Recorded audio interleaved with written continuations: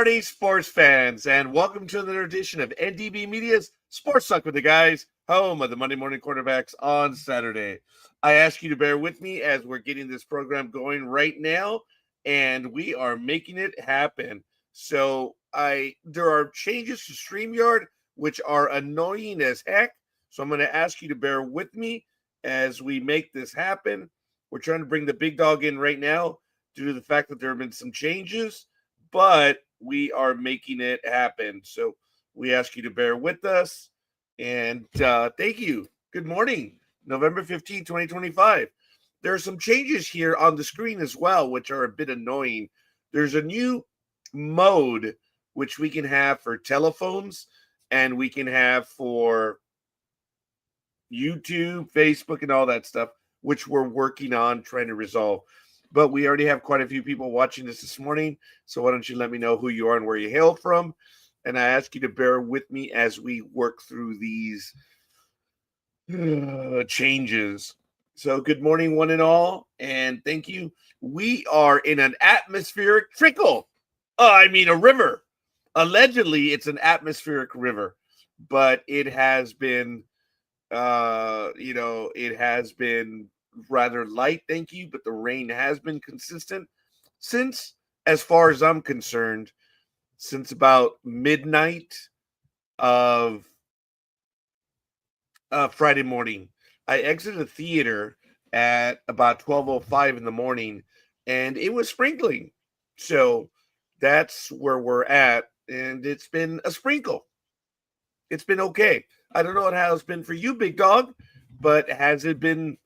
It's been raining, of course, but I believe right now it is not raining. It was raining pretty steadily since it started yesterday. And there says 70% chance after 7 a.m. Okay, big dog, I Yes, need sir. you to exit again. I have that echo again from you, Oh, and I need to let me come back in. try the audio then. Okay.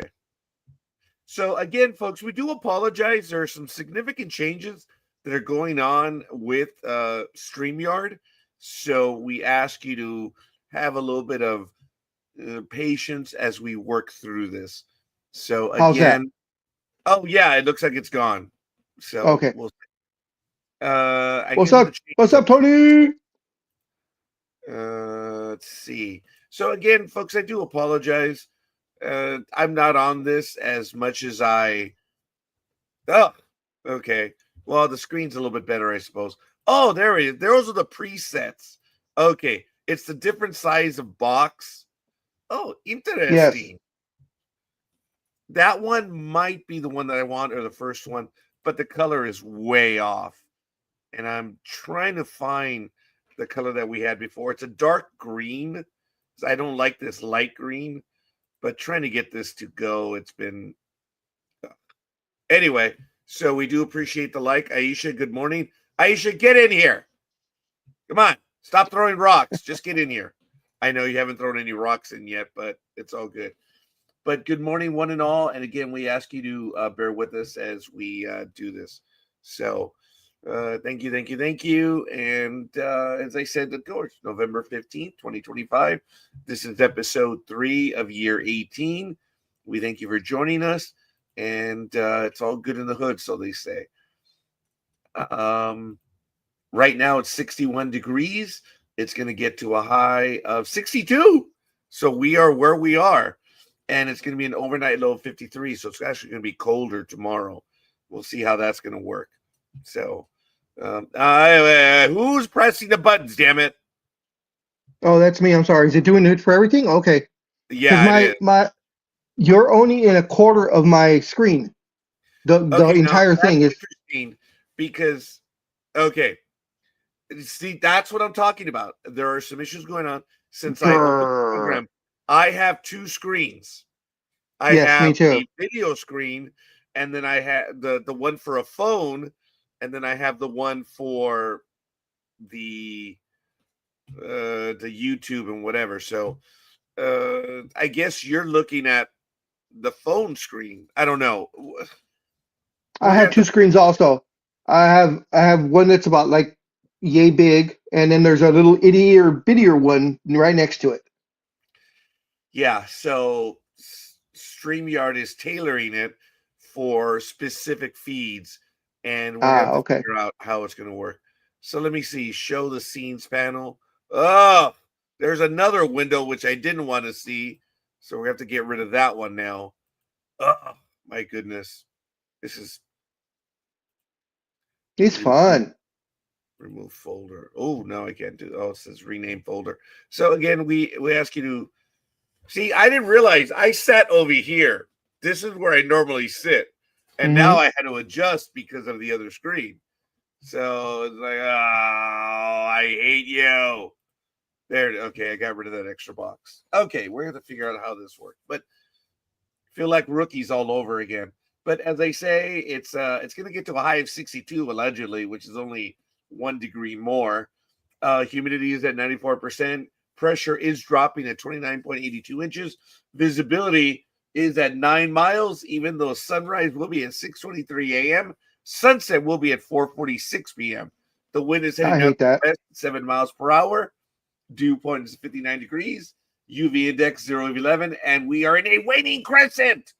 What was that big dog about hating the sunset at 4:46? Yes, I hate it when it's by the time it's not even 5:30 and it's pitch black already. I hate that. Why is that, big dog? Why does Doustis hatest that it gets so dark early? Because when I used to be able to do stuff, or actually do stuff, I like it when it gets dark around 7:30, 8 o'clock at night. I hear you. So, Tony, are you on your phone? Or yeah, this is important. I guess we have to check and see how we're being seen right now. He says it looks like a phone screen, and that's what I have. I have the phone screen, and then I have a regular screen. So Yeah, I've got a same here, except mine is only, like I said, it's only like the third of the size that I'm used to. Yeah, it's going to be a bit frustrating. So let me see what's going on with Sports Talk with the guys. Oh, he's driving. Yeah. So NDB Media has 2 screens, guys. This is crazy. Check it out. If I do a search, this is going to be absolutely horrible. Hopefully I don't kick the big dog out. But look at this. NDB Media has 2. Look at that. And this one over here. So both formats are being broadcast. Yes. So you have to find the one that's appropriate for you. Thank you, Michael. Yes. And I see it clearly right here. So it's the one that is best for you.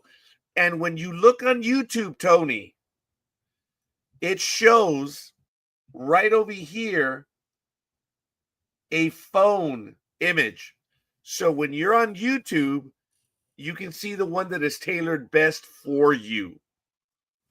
So, like I said, I did a search for NDB Media, and I see this one here, and then I see this one, but there's an indicator of a phone right there. So it is what it is.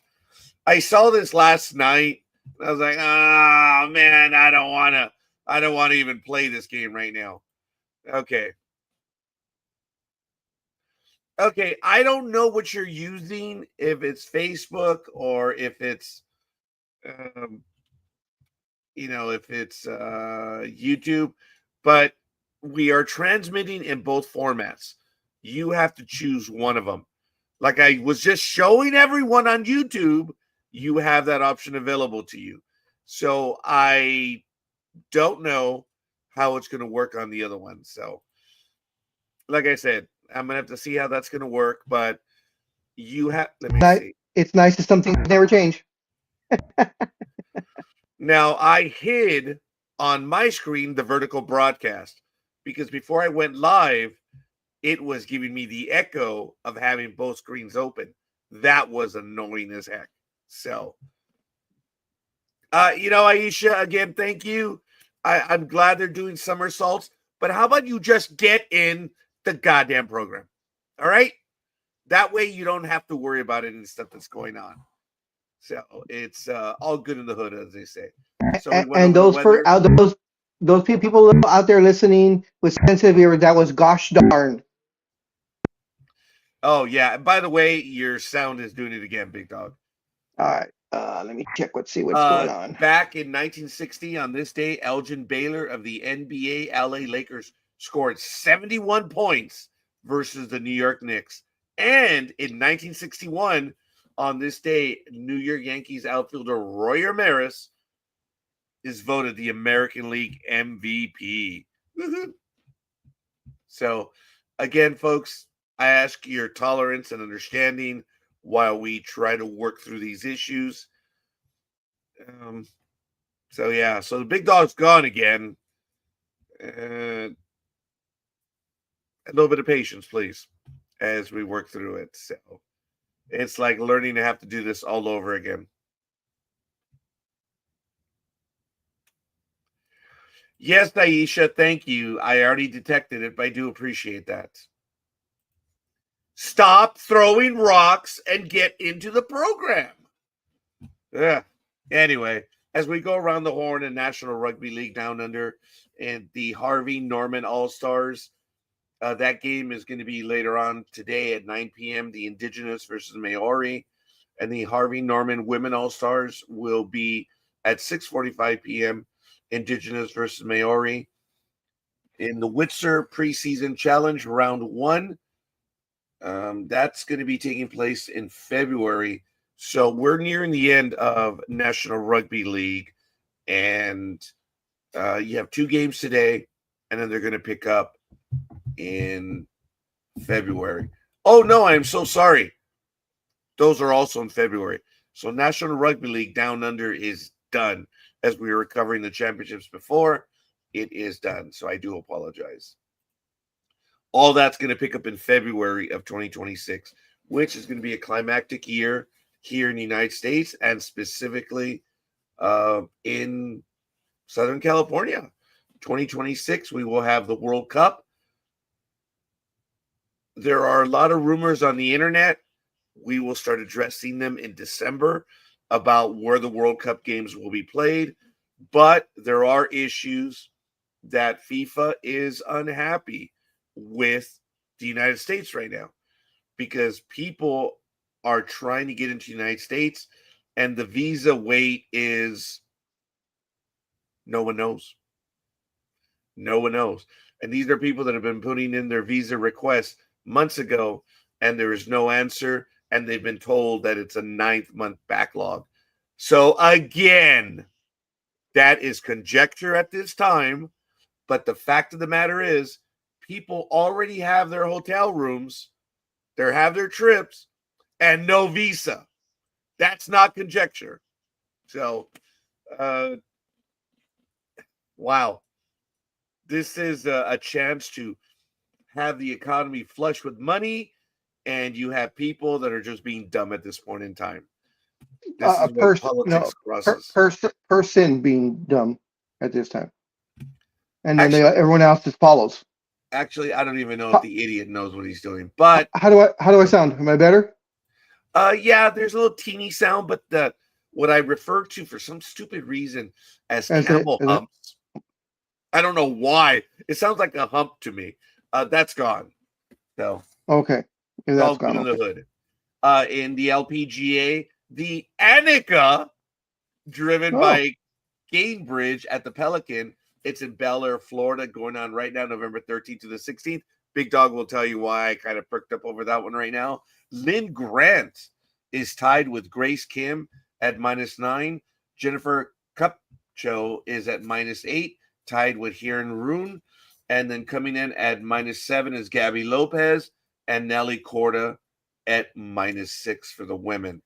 So what is it for Florida? Why can't they come up with their own city names? I mean, would they have to copy us for everything? There's a Hollywood, Florida. Now I hear you just said there's a Bel Air, Florida. The hell? Yeah, they're crazy. They do. They have to copy us for everything, and but they kill a lot more tourists than we do. So, oh yes, we're a lot better off than that. So. That was no. That for the PGA, We have the Assistant PGA Professional Championship going on right now in Port St. Lucie, Florida. Taking a quick look at the leaderboard for the men's. Sandra, I'm going to butcher this last name, Changija, is -6. Tied for second, there's 4 people: Adam Fisher, Michael Belcar, Evan Wortgau, and Dalton Bartlett are -5. And then you have Zach Barbin at -3. And tied for 7th, John Wiegand and Zach Oakley. And that's the assistant PGA. So, hey, it is what it is, big dog. I butchered the last name. It was of Indian descent. And I did not get that one correct. My apologies to the guy who's in the lead. Oh, sorry. So what's going on in basketball, homie Claus? A whole lot. Yeah, there's a whole lot. Actually, in all of sports right now, there's a lot of gambling going on, baby. Yeah, there is. Yeah, we got those pictures from was it Tampa Bay or Miami? I believe it was Tampa Bay, correct? The first 2 were Cleveland. Oh, I have Miami. Yeah. Anyways, I said the first 2 were from Cleveland. I don't know where the others are from, but go ahead, please. So before we get into that one, just anybody out there that has YouTube TV should be happy now because it's early. Come on, give me a second. Yep, Disney and YouTube TV have reached a new deal to bring channels such as ABC and ESPN back to the Google-owned live streaming platform, which this happened yesterday, ending a blackout for customers that has lasted over 2 weeks. It says, quote, as part of the new deal, Disney's full suite of networks and stations, including ESPN and ABC, have already begun to be restored to YouTube TV subscribers, the Walt Disney Company said in a statement. YouTube TV confirmed the return of Disney content on its platform, noting that subscribers should see channels back over the course of the day. This was as yesterday. And it apologized for the disruption and thanked the customers for patience as we negotiated on the new on their behalf. So of course, as we all know, whenever they do that, it was all about the money. And that's it. And this has been a Disney tactic for decades. Oh, yes. Yes. We've been on the air for 18 years, and I know we've discussed this time and time again. I remember when we were discussing the carriage fees, and folks, once again, Sports Talk with the Guys had it right back then. When we were discussing the carriage fee numbers, we were told that we had it wrong. And I myself got it right when we were talking about the $5.50 carriage fee. This was 10, 15 years ago. Yep. And what I'm talking about is, for those of you that remember and you had cable, there was a basic, there might have been a mid-row or mid-tier, or you jumped straight up to premium. You obviously had to pay extra for premium service, whether it was a tier or a specific channel. Well, basic cable kept going up and up and up every year because Disney was demanding huge amounts for each channel, but they wanted all packaged. If you wanted the Disney Cartoon Channel or Disney XD, whatever it was, you had to take everything together. And that's the way they jammed cables, the cable services. And alone, I remember when we were talking about that one time when they were off air for over a month and a half, that we had paid the price at between $5 and $6 just for ESPN alone. Yeah. And everyone in the blogosphere was saying we got it wrong. Turns out that we were the only ones that got it right. What a shock. But anyway, what that meant was that you had your basic price that each channel was charging, but Disney was charging that much more. And that's why basic cable was just shooting up. And it did every however many years. And they weren't the only ones that were doing it, but Disney was one of the more aggressive ones. Hey, yes. It is what it is. We're relitigating things, but what a shock that it was what 3-4 days. No, it was a week, right? According to the article, it had been over 2 weeks. 2 weeks. Over 2 weeks. So I don't watch ESPN anymore, and you all know why. So I don't have. I was a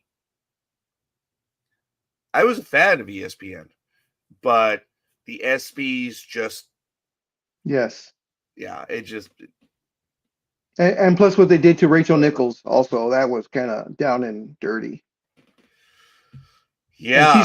she's finally starting to flourish. I'm happy for her. She has her own or she's on on the morning show or something or other on the other channel that she's now on. And I think she has a podcast also. So, but it's good to see her doing that. But on to other basketball news. This is something Scorekeeper and I knew what was going to happen the second the trade was made last year, and that shook the entire NBA to its core when the Lakers traded oft injured Anthony Davis, a LA fan favorite, but nonetheless injured, very, very injury prone, and a bench guy to Dallas for Luka Doncic. As we all said, he's a generational type of player. And we found the little the insides of this, that it turned out it sounded like it was a sweetheart deal because, of course, Nico Harrison and our GM in LA knew each other since their college days. Of course, Nico Harrison said this was a great deal. Luka, is not a true leader. He's chubby. He's lazy. He's this. He's that. You know, Anthony Davis is going to help us to the championship, get back to the championship. And of course, 2 games later, I think Anthony Davis got hurt and was out for most of the rest of the season.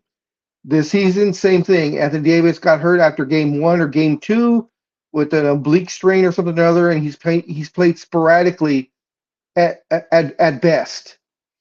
Well, the hammer finally came down. Nico Harrison was fired as the GM, and we all saw it coming. He was already on thin ice. And the way the Mavericks have started, they're one of the worst teams in the NBA right now. I believe they're like 4-13 or something or other, 3-12. They're playing very, very badly. Kyrie Irving, who seemed to get rid of his demons once he came to Dallas, has been hurt. I believe he blew an Achilles tendon, so he's not going to come back till maybe February if they're lucky. My personal opinion is if they're not in the playoff hunt, they're going to keep him out the entire year, because why risk it? He is older. He's trying to come back from one of the hardest injuries to come back from, so he should stay out. Cooper Flag, who they're pegging their entire future on, he's playing okay. He's not playing great. He's not playing bad. He's a rookie, and it shows.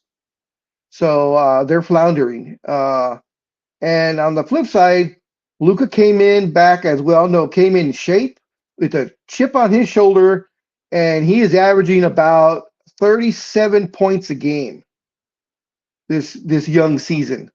So he is out for blood, so to speak, and I think he's going to show, I guess, Nico Harrison, which it doesn't matter anymore because he was interviewed and asked about the firing. He says what happens in Dallas doesn't matter to him anymore. He's now a Los Angeles Laker. So the inner workings of other teams don't matter to him. All he wants to do is win. As a side note, I don't know if Big Dog remembers, but Mark Cuban. Oh God, he was so pissed. He says, because there was a joke about him still being in charge or not, and this is how ignorant people were, and it is what it is. But he said, "Dude, that deal did not happen under my watch." He said clearly that would not have happened. I truly believe him. Yeah. Yeah. He had some say in drafting Nico Doncic. Luka Doncic, yes, yeah, because he was the Oh owner. my God, they all look alike. They all sound alike. Scorekeeper is mixing them, and I may have just thrown my life away on that one. So, So anyway, yeah, well, of course, Mark Cuban was the owner when Luka got, excuse me, got drafted. I think it was like 2 years later that Mark Cuban sold the majority of the team to the new owners. I think Cuban still has a small percentage, maybe about five, no more than 10%. So he doesn't really have any voting power or say so, but he's still getting some money from them, of course. But yeah, he was livid when he heard about the trade. And it's showing that of course it's all the trade is all on the Lakers side completely. So, but over the uh, years that I've yep. been a Laker fan from the '70s, I don't remember the '70s very much, but into the '80s, obviously, uh, Showtime. the Lakers have ripped the NBA off time and time again. And a lot of it was the former GM just schnooker. I mean, getting the best Yes. out of everyone. But again, what a bonehead. What a bonehead to have done this. Look, folks, it's a lot easier. And I, being older now, the reason why I don't jump to conclusions is because as a young man, I jumped to conclusions all the time. So I don't do that anymore. And I've just learned to just shut up and wait. Don't join the rabble in throwing whatever Yep. rocks there are. And this trade is not even a year old, and it is already blown up in their face so badly. Look, Mr. Davis, really, really good player, but now it's starting to be Yeah. when he's healthy. And Yep. what can you say badly about him? He doesn't have a mouth on him. He doesn't show up other people. He's actually a good guy. But as happens, he's even big dog's not. I mean, he's not a He's not a bad guy. It's just that he's not a he mouthy SOB. yeah, and he's just his. I mean, it could be because he's so. I mean, he's. I say he's thin, but of course he weighs like 240, 250 pounds. But of course he's 7 feet tall. So his frame. He has a thin frame. So unfortunately, and he's not built He, for being under the basket. Yes, sir. he's 7'1" and 240. No, 6'11", 6'11". Oh, then that's perfect. I am 5'11" at 240. So he is thin. I have to pack it in, baby. Folks, Oh, that's funny. I can't make any look. There's nothing else I can do. I am changing everything. I am having issues, obviously health issues. I have gained weight. I hit 250 and I snapped. Did you guys ever see the programs of the people that were 700 pounds and hmm then they're like, okay, I'm now gonna have that surgery. 650 didn't bother you. 450 didn't bother you. 300. So I always wondered. This is an old story. Big Dog's already like, I've already heard this crap before. But I always said, what is the number that's going to trigger me? And my trigger, okay, was 250. 250 was your Oh, trigger. he remembers. So 250 I'm was your in paranoia 250 right now. 250 was your realization that oh shit, I gotta do Yeah, something. it's like because Big Dog and I have had this conversation. We were like, dude, what is the number that like for us, for you, for me? What's that number? Because these people have 700, 650, 800, 900. What is my number? I got to 250 and I snapped. And I am there right now. I have had a lot of physical ailments and I know it. And I'm not using that as an excuse. I know where I'm at. I showed you guys the video last week of me throwing the axes. Yeah. I almost blocked the video when I threw the axe. And I get it. And I'm self-conscious of it, of course, but I am at a point where I've got to change this. But oh my God. So what we have to do is I have to hang out with you a little more often, and so this way you won't feel as heavy. You're funny. You're funny. Dude, forgive me. You lost a lot of weight, dude. You Yes, did yes, I too. have. You did. And I never really thought of you as overweight because you're taller than I am. You've Yeah, always been tall. The only thing and that I have over the and big dog is yeah, yeah, look at that. The legs, I baby. I hold my weight very well, so to speak. Because whenever I tell people how much I weigh, when someone were to ask me like, "You weigh that much?" He goes, "It doesn't. You don't look like it." And I'm like, "Oh, okay. Trust me, I do." Well, compared to Anthony Davis, I pack it in, baby. So um, there's ever yeah. practice, I get to play with Anthony Davis, and when practice ends, that would be my line. Okay, guys, pack it in. What the hell? So, folks, I am making it clear I am overweight. I mean, flat out, I am, and I've got to work on it. I but you all know I have a bad heel, my right heel. It's very difficult at times. I'm unable to walk. Well, my daughter has this thing that she purchased. It's like a metal running track or something, which she has in Uh-huh. her room. Well, I entered her room on Tuesday or Wednesday, and it was around 5 p.m. So it was dark. And as I walked in, I was about to say, "Hey, Mika," and I And you wasn't hit wearing it. shoes. And thank God it was a glancing blow, because had I gotten it straight full on, I probably would have broken it. All I know is that I have a bruise that is still that big. It's not black, it's purple, and it hurts. So on my foot, I have the heel Ow. above the heel right there. The Ow. bruise is there, and then of course my heel when I slipped and fell in I was going to say Las Vegas, no, up in Alaska. I have eternal memory of Alaska. I feel it every day, baby. Anyway, so right now my steps, I was doing 10,000 steps a day. I'm like at 2,000. So I'm like, okay, all right. Hopefully, this is a minor setback. I got to get back out there. I was actually talking to my classmate yesterday and I asked him, what time you going? Because he does 3 miles a day. Damn. Pretty good. So, yeah. And I was like, okay, I know he gets up early. And I was thinking of just driving over to meet him. And he said, oh, I go and walk at like 9:30. I'm like, that messes up my breakfast time. So I don't know. I don't know. So much for commitment, right? Well, Man. it doesn't help if you walk your 3 miles and then you go get pancakes and scrambled eggs and bacon Well, I would want to go to breakfast and first, but and one cup of coffee. uh oh guys, I don't Big Dog, I don't even finish the one cup of coffee anymore. Okay, there you go. I made the change, folks. Now I know it's a bit of a joke, but I did have a breakdown a month and a half ago. I felt It like the happens. movie It happens. Flight.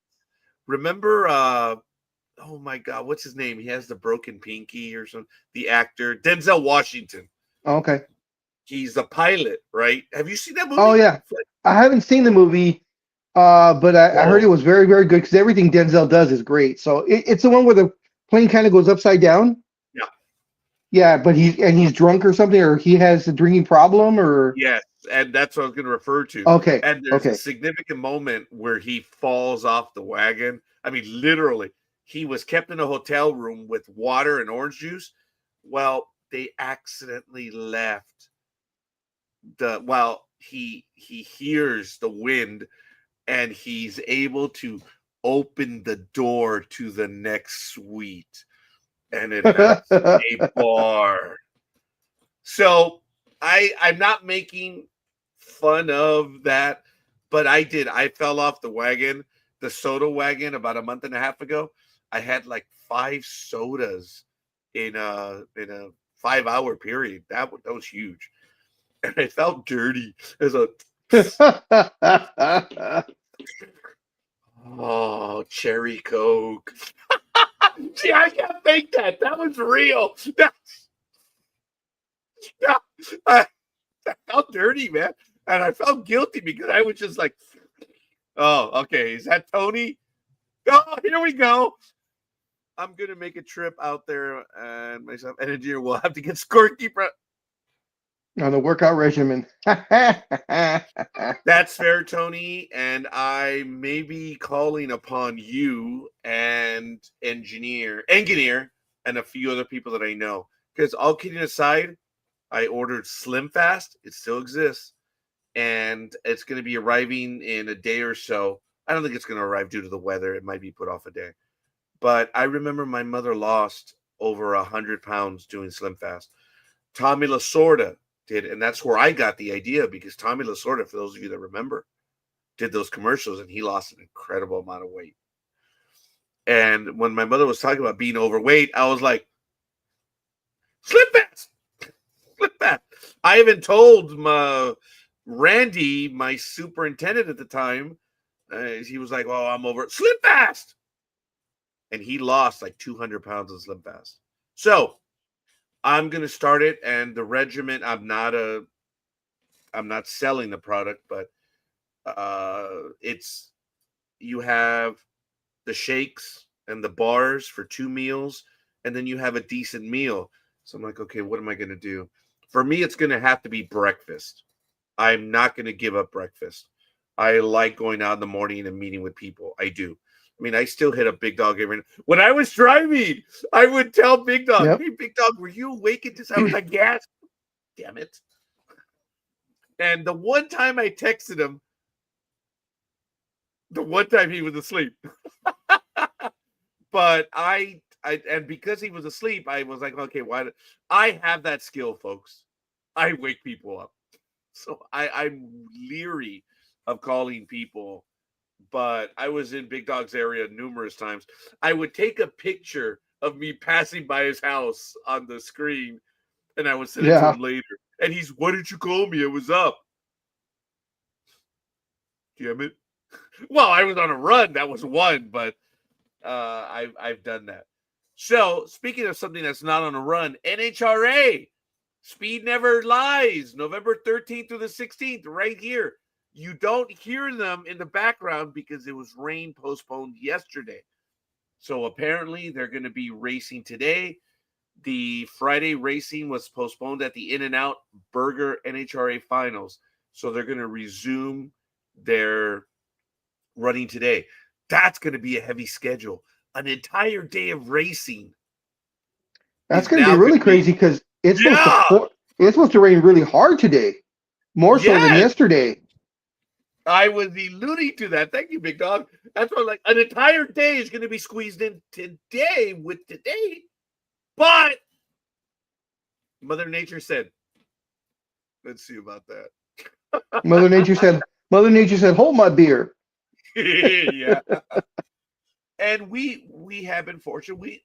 Big Dog and I are old enough to know that we're being immature when we're talking about the weather in general, but in Southern California, this atmospheric river, I mean, folks, there's so much water in the app. I'm not going to nerd you out on the geography stuff, but a week in advance, they were already telling the communities, don't play this game, people, get out. You remember those notices that were issued this week? There will be flooding. It's going to be nasty. Go. 4 days in advance, civil authorities tell you to move. Like, oh shit. Sorry. No, I was good. Okay, there you go. I was gonna say you keep leaning the other way, and the little one, you only get a half half face. Now you're a full face. You keep leaning this. This is what you keep doing like that. Yeah, I'm sorry. Like I said, folks, I've done this program for years, and this is my spot. That's my spot. And you're gone. There you go. I've always been gone, but professionally.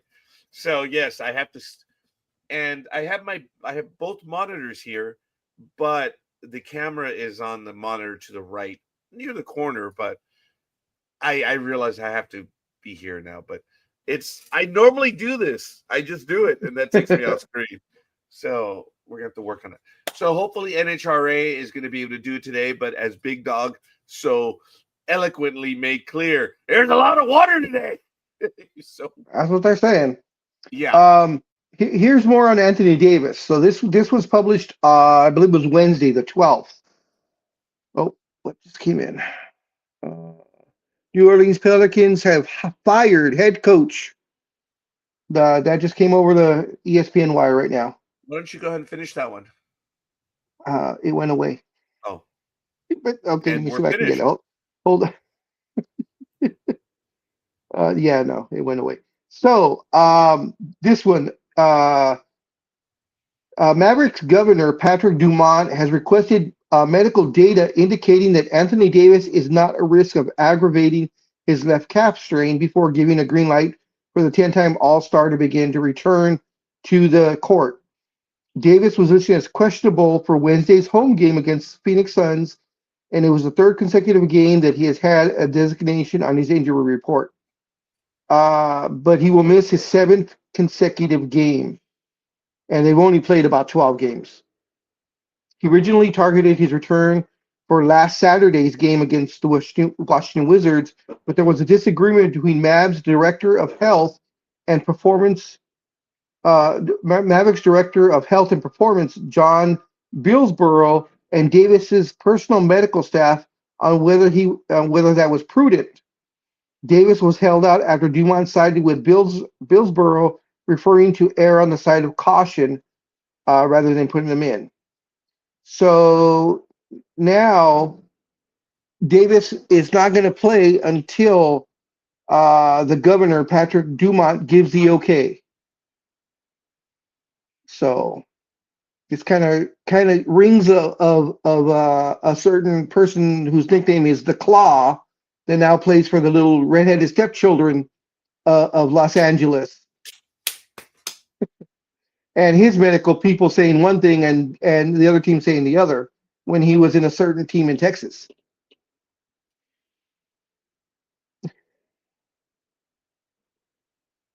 So yeah. In other news, the Clippers, Bradley Beal, the Clipper luck is starting to turn back to San Diego because Bradley Beal is now out for the season.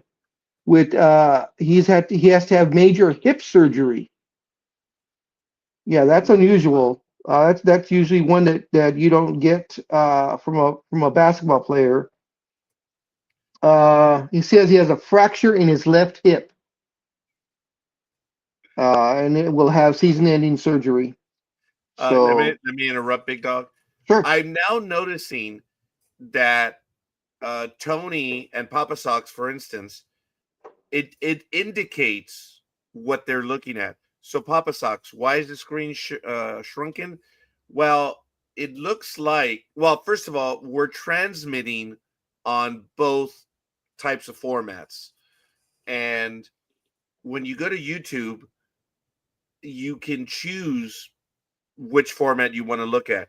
And this format that you're looking, the shrunken screen, is the one that's good for cell phones, which, ugh. And then you have the regular screen. And it looks like you're looking at the cell phone screen, Papa Sox, as well as Tony is. So, you better transmit hookers. Yeah, we're trying. That was good. I like it. But good morning, Papa Sox. So I'm dying, folks. I have to tell you, I'm gonna be a jerk right now. Big Dog, Yeah. I'm taking a look at it right now. What's that? That may be the newest member of the Oh. fleet right there. Now, since it's so long, Yeah. that's what she said.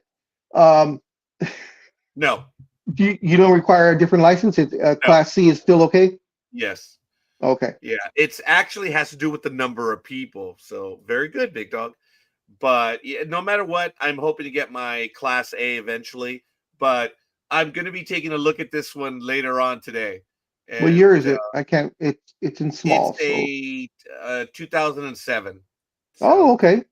I'm going to take a look It's at not it. too I'm bad. just dying. So, hey, good morning, Matt. What's up, Matt? So at about 10:30, once the program is over, I'm going to be taking a look at it.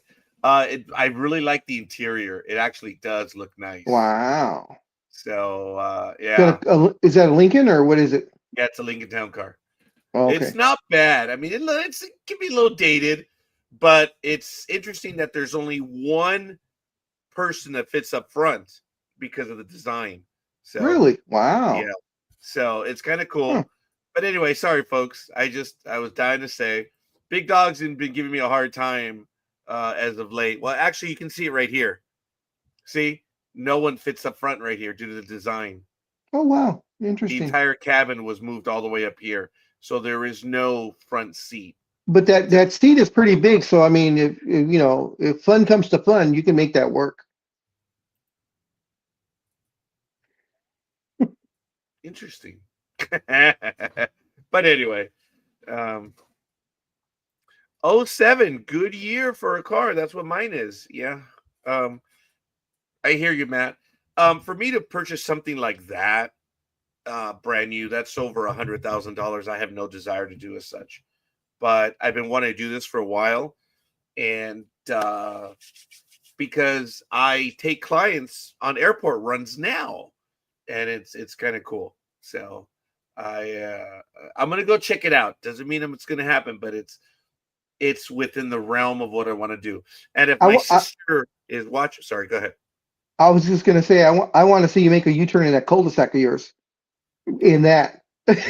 Oh, hell no, No, that's not that gonna no. happen. Yeah, that ain't gonna I think happen. it You goes in. gotta back up. You gotta back in or back out, one or the other. I mean, I'd have to go on the curb halfway. Excuse me. That's funny. I don't even think I'd be able to take it into a driveway because it's pretty No. big. I Yeah. mean, I could bring the limo into the cul-de-sac, but I have to back up. Yeah. Yeah. It's a normal, regular sized cul-de-sac, but there is very much parking right here. But anyway, I am excited over it, folks. I'm going to take a look at it today. It does look nice. So it's funny, 5 years ago, I'm like, okay, what's the monthly? And right now I'm like, who cares? Okay, that's not being a dick. Okay, sorry. I'm excited about it. But if my sister Rose is watching, I wanted to let her know that she was looking to get a fifth wheel, but you also need a truck for the fifth wheel. And I was like, there's a Suburban not too far from us. It's about a 2013 that I'm also going to take a look at too, which has the tow hitch. I'm really excited about that. So, Rose, put up or shut up. Just kidding, Rose. Just kidding. So anyway, we have a few more minutes before we get to the football. I Yep. have almost all the games set up. So before we go back to the big dog, I want to go over some of the upcoming birthdays in the universe right here. Today, Anthony Wynn, happy birthday.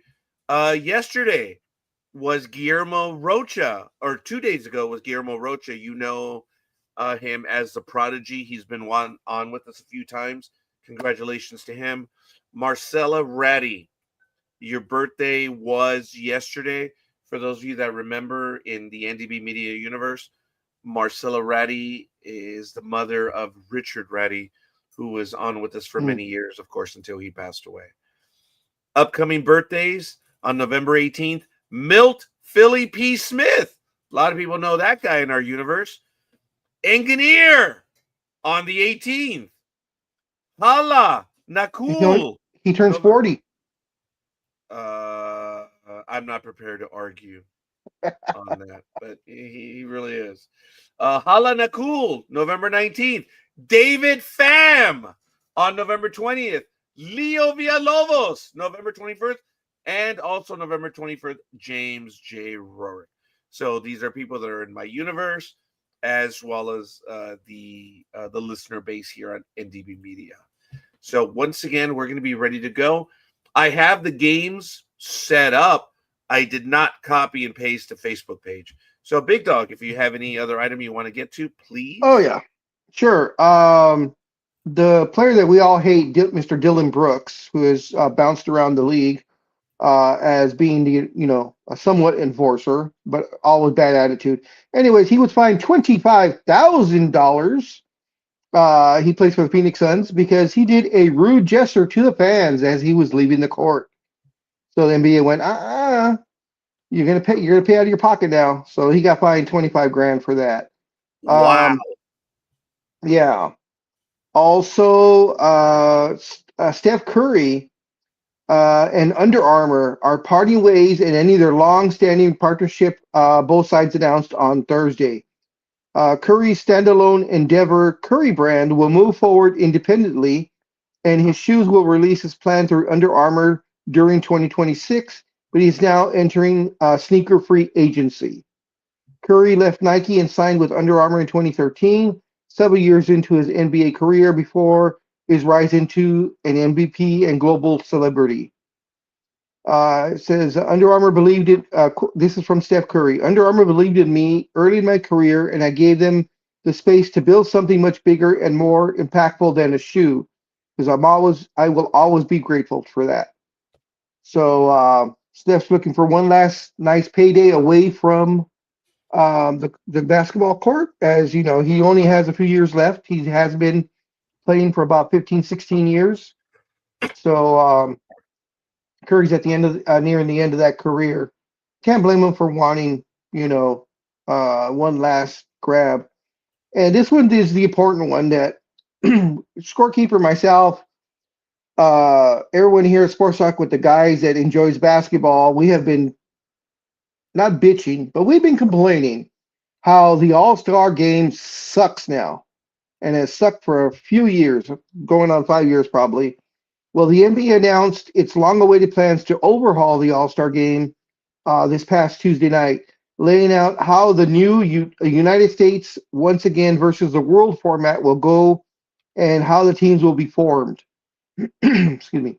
Beyond the obvious change, going to a three-team format featuring eight-man rosters, two of which will be made up of American players and a third team international selections. And there will be a couple of changes on how those players are selected. The basics: 5 starters and 7 reserves from each conference, with a combination of fans, media, and players voting for the starters and the coaches picking the reserves remains unchanged. What is different, though, is there will no longer be any positional requirements.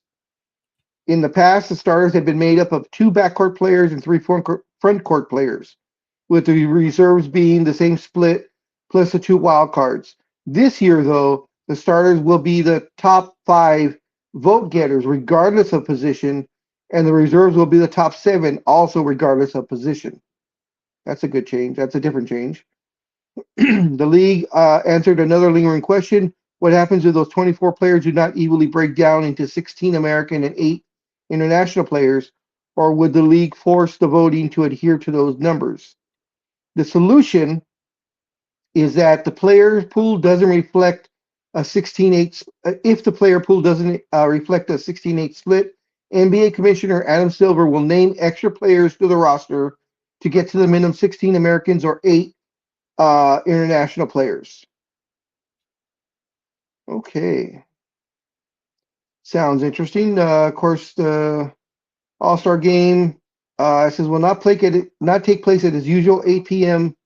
Eastern time start time, as it is regularly in the past, but instead will be a 5 p.m. Eastern time, 2 p.m. Pacific time, and will come on the heels of the Team USA hockey game. Ooh, I don't know about that. This year's All-Star Game weekend will be here in Los Angeles at the Intuit Dome, the home of the redheaded stepchildren. What do you think of the format so far, sir? Nope. Yeah, it doesn't sound. It's folks. Look, the NBA is at fault. The Yes. NBA players are at fault. They don't take it for what it was supposed to be. It was supposed to be competition, and they just don't take it seriously. This is what you do: you get elected to the NBA game, you get a bonus. If you win, you get a bonus. You make it worth their while that they want to compete.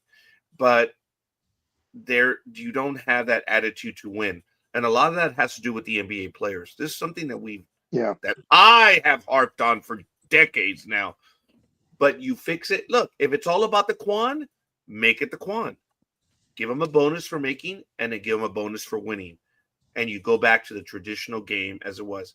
All these different formats, all these different plans. Okay, great. I'm not talking about the league plan. I'm talking about the All-Star game. Make it what it was before. Put the pride back in it. Oh my God, that might be political. But anyway, same thing for Major League Baseball. You get a bonus for winning. You get a bonus for being named. This whole thing that now it matters. Stupid baseball. You make it, but again, that's a whole endemic other issue. And I'm sorry. Speedy, I went too long on that. I'm sorry. I should have gone to you a little sooner, but good morning, La Tortuga. I mean, Speedy. Speedy! Good morning, and Big Dog, you're upside down for me. You were fine. Oh, really? Yeah. Huh. Okay. Is he upside down again? Yeah. Just on his screen because it's not with us. Speedy, I don't know how your computer is translating. I would like to know how it translates because he's, and I have to be careful when I say this, he's normal. Okay. Oh, God. The video Yeah. screen is Yeah. normal. Every time a waiter comes over to the table and says, "Are you guys? Yeah, right? Are you fine?" We are now fighting to see who answers first. Before I always caught him, but now he's caught up and he's gotten me a couple of times. Well, there's a whole bunch of things that we do, and we haven't gone on in a while, Big Dog. And Yeah. speaking of good things and glad tidings, young lady, NorCal girl, Yep. how are you? I Queen am of the fine. herd. Queen of the Yeah. herd. I'm fine except for my eyes. I've What's had wrong such with a your bad- eyes? Oh, So I how had the some- hell'd you get here? I flew on my broom like I should. Oh, I'm getting emotional. Oh, thank you. Anyway, I do apologize. No, What happened to your right. eyes? Did an udder hit you in the eye or something or what? No, it's an allergic. It's an allergic reaction. And it's just been really bad. So I've had a hard time like looking at anything with a lit screen. I'm gonna get so much shit for this. Did something shoot you in the eye that caused the allergic reaction? Because I hear that. No, Because I hear that stings. So I was not doing jumping jacks. And if you're talking about something else, no, I have a tight hand on that.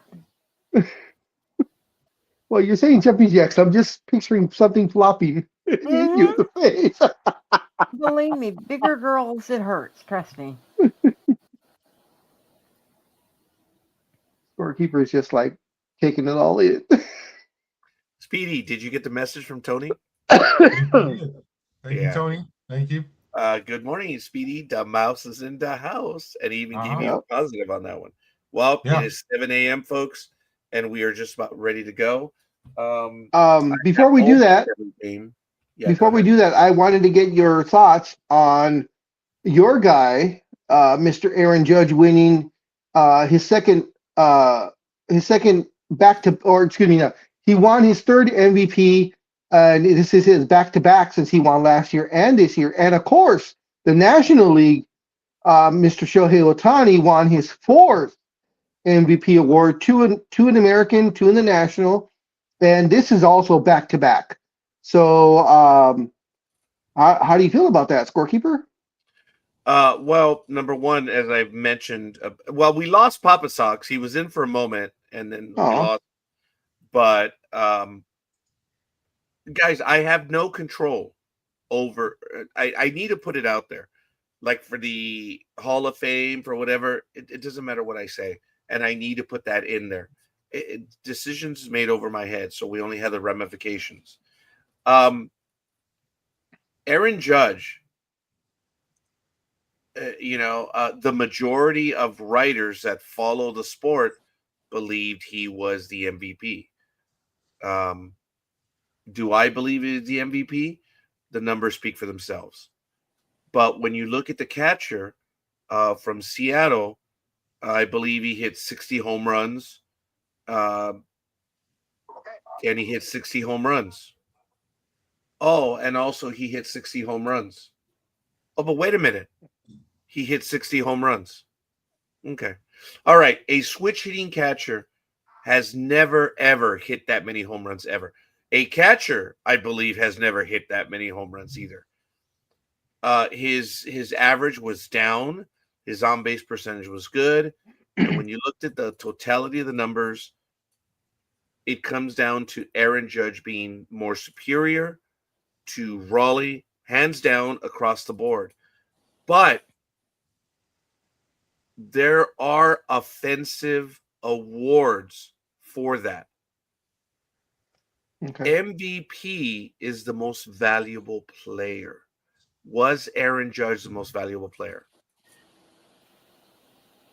To the Yankees, I don't even think he was the most valuable player. I mean, well, yeah, but he was a big part of the team.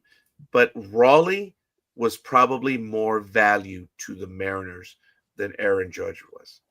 Okay. So that would land him winning the MVP. But I'm going to go all a-hole on everyone and say the voters have voted. And your feelings on Ohtani? I haven't looked at the MVP numbers, but Mr. Ohtani winning 2 in a row twice in 2 different leagues, I don't think that has ever been done in the history of baseball. Also, just to let you know, voters have voted. So just to let you know, since I know it kind of digs into you, Ohtani's MVP award was.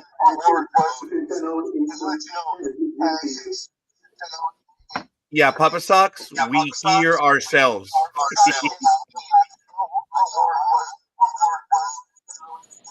So I'm going to mute you while you work that one out. So go ahead, Big Dog. Ohtani's vote, it was unanimous. Oh, I know how much you hate that. Well, I take that back. You don't hate it, but I know it bothers you when people said, "Oh, it should have been unanimous," and blah blah blah blah blah. No, it's a majority vote, people. That's the way it works. It's going to shut everyone up that it was unanimous. It was 100%. Where's that from? Come on, NorCal girl. Come on, Speedy. Where's that from? I don't know. It was Phyllis Diller. It's he's too young. Matt is too young for Phyllis Diller. Matt is too young for Phyllis Diller. Anime girl, Papa Sox. You guys know what I'm quoting, don't you? Speaking of which, good morning, anime girl. Konnichiwa. We're off again with the echo. Okay, the echo's back. Papa Sox, we still hear the echo from you. But Konnichiwa Big Dog. If you look underneath my name, that's what it says in Japanese. Oh, okay. I thought you were cussing us out in Japanese. Sorry. Well, I thought about it, but hey. You should. No one will know. Yep. Good morning, Gridiron Girl. Oh, good morning. What's up, Gig? Morning, Dig. Hey, everybody. Morning, NorCal girl. Morning, it's NorCal girl. absolutely awesome, guys, that we have so many people that are going to be in on the program. This is really going to screw it up now. I'm going to go to the screen, which has remained open. And here it is all set up, the games. Before I'm going to give the assignments now. Hopefully Papa Sox is ready to go on it. If he wants to do a game, we need to know. But I'm going to start with well, no. Actually, Okay. You're going to do all the stuff. Sorry. You're going to catch us up as to where we are. I apologize, Big Dog. I should have gone to you, but I was going to go. No. I was thinking of his name. What the hell's your name, Speedy? Oh, it's Speedy. Tortuga.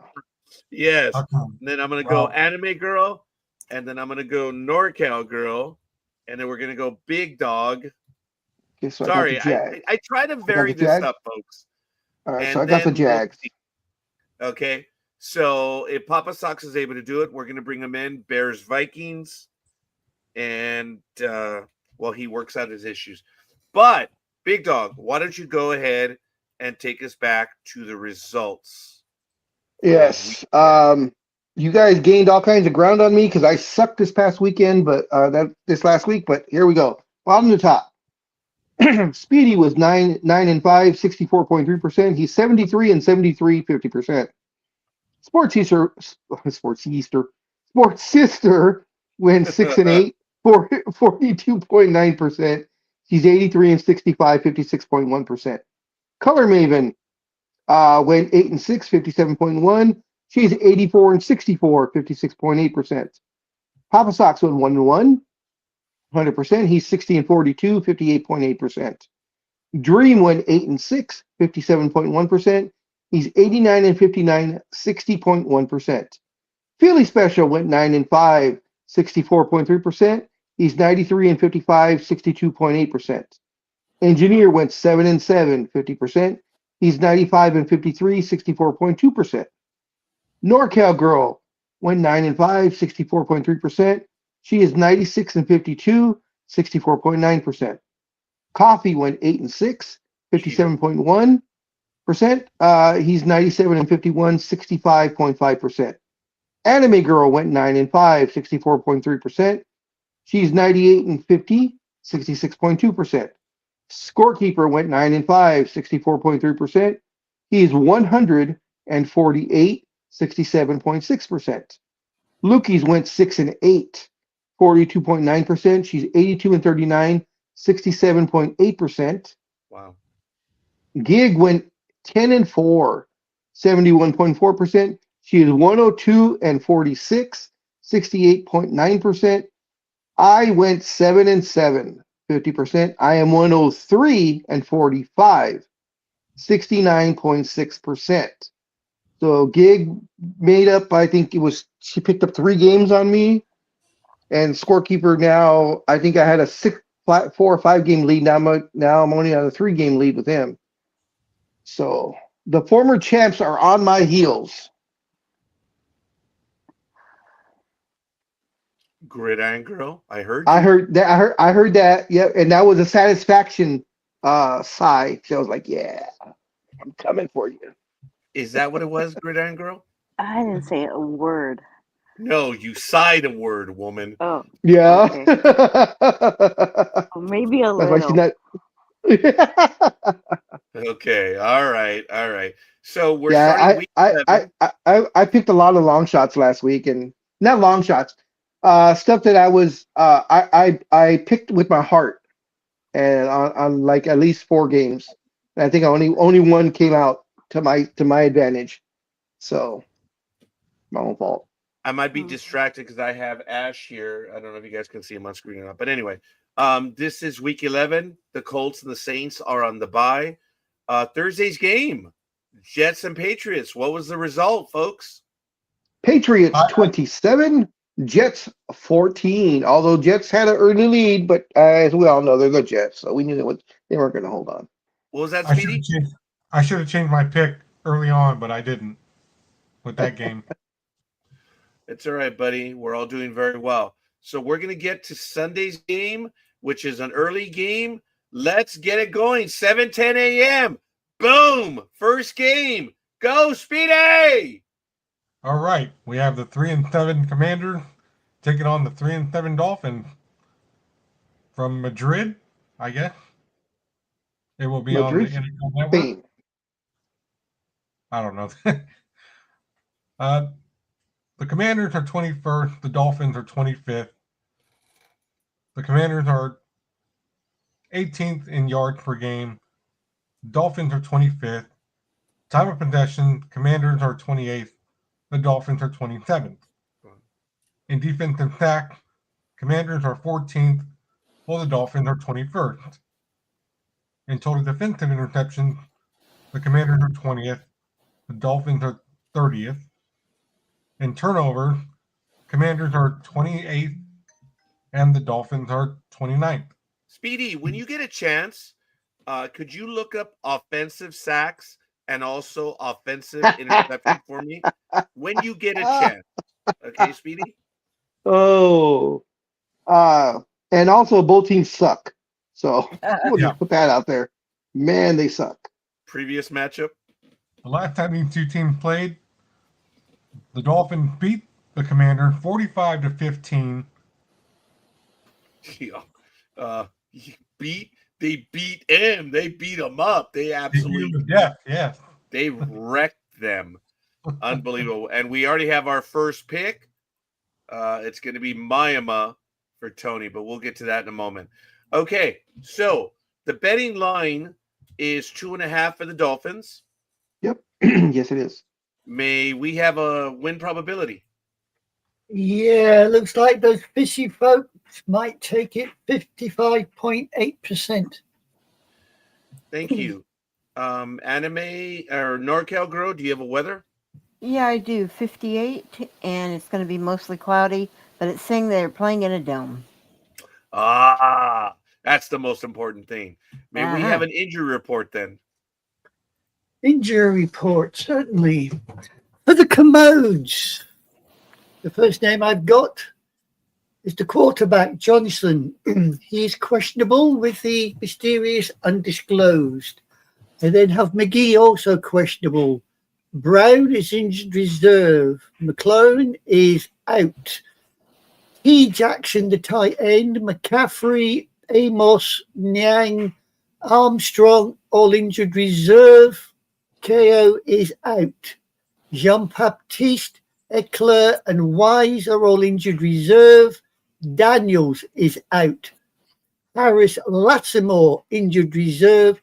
Stinnett is questionable.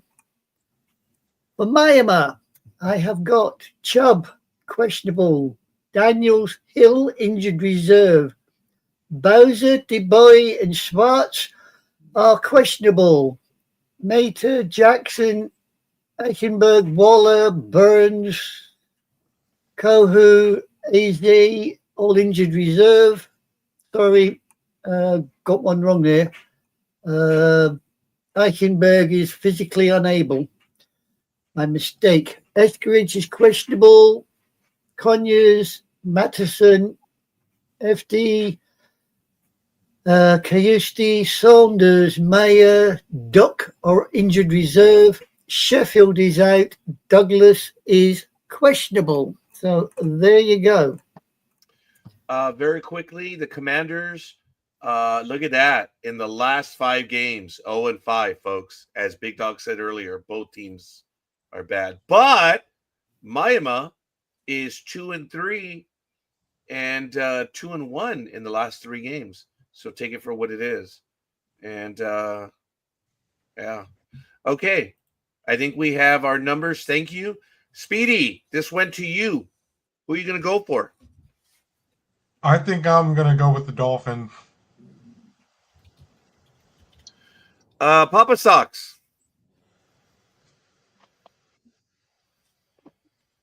Yes. Who are you going for? Commanders or the Dolphins? The Commanders. Oh, really? Okay. I like it. Okay. Who would be next? NorCal Girl, you have the Dolphins. I imagine you're staying with them. Okay. Yeah, I'm staying with the Dolphins. Sorry. Hopefully they'll bring in some fishy food. All right. Fair enough. Anime Girl. Oh, Jesus H. Christ. Yes. I said Jesus H. Christ, not Big Dog with the fleas. No, I am seated. I am seated next to the Almighty. I'm on the his right hand, so that's why. Anyway, I'm not even going to go there with that one. She doesn't All I know. will say to you is camels. She doesn't know. Camels is all I will say.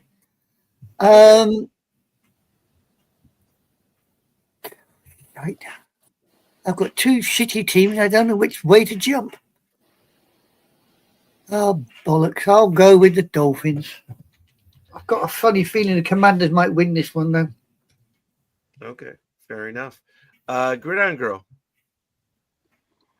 I'll be taking Miami. All right. Yeah. That's ballsy, Papa Sox, but no, I don't see it. I'm gonna go with Dolphins. Big Dog. Man, I'm gonna say the Dolphins. They played last week. They decided they were the Super Bowl contenders again because they played way past their actual way they've been performing all year. So hopefully they can carry that on. Yeah, somebody said something similar about the Titanic staying afloat. That didn't happen. True. By the way, I'm laughing at the private chat. I appreciate that, Papa Sox. Papa Sox. Unfortunately, there's been a change to StreamYard, and right now we have two screens. One of them is the phone screen, and one is the regular screen. And we're going to be working through the issues. This just started yesterday, so yeah. I'm not a smelly sock. I wear them. Come on, Papa Sox.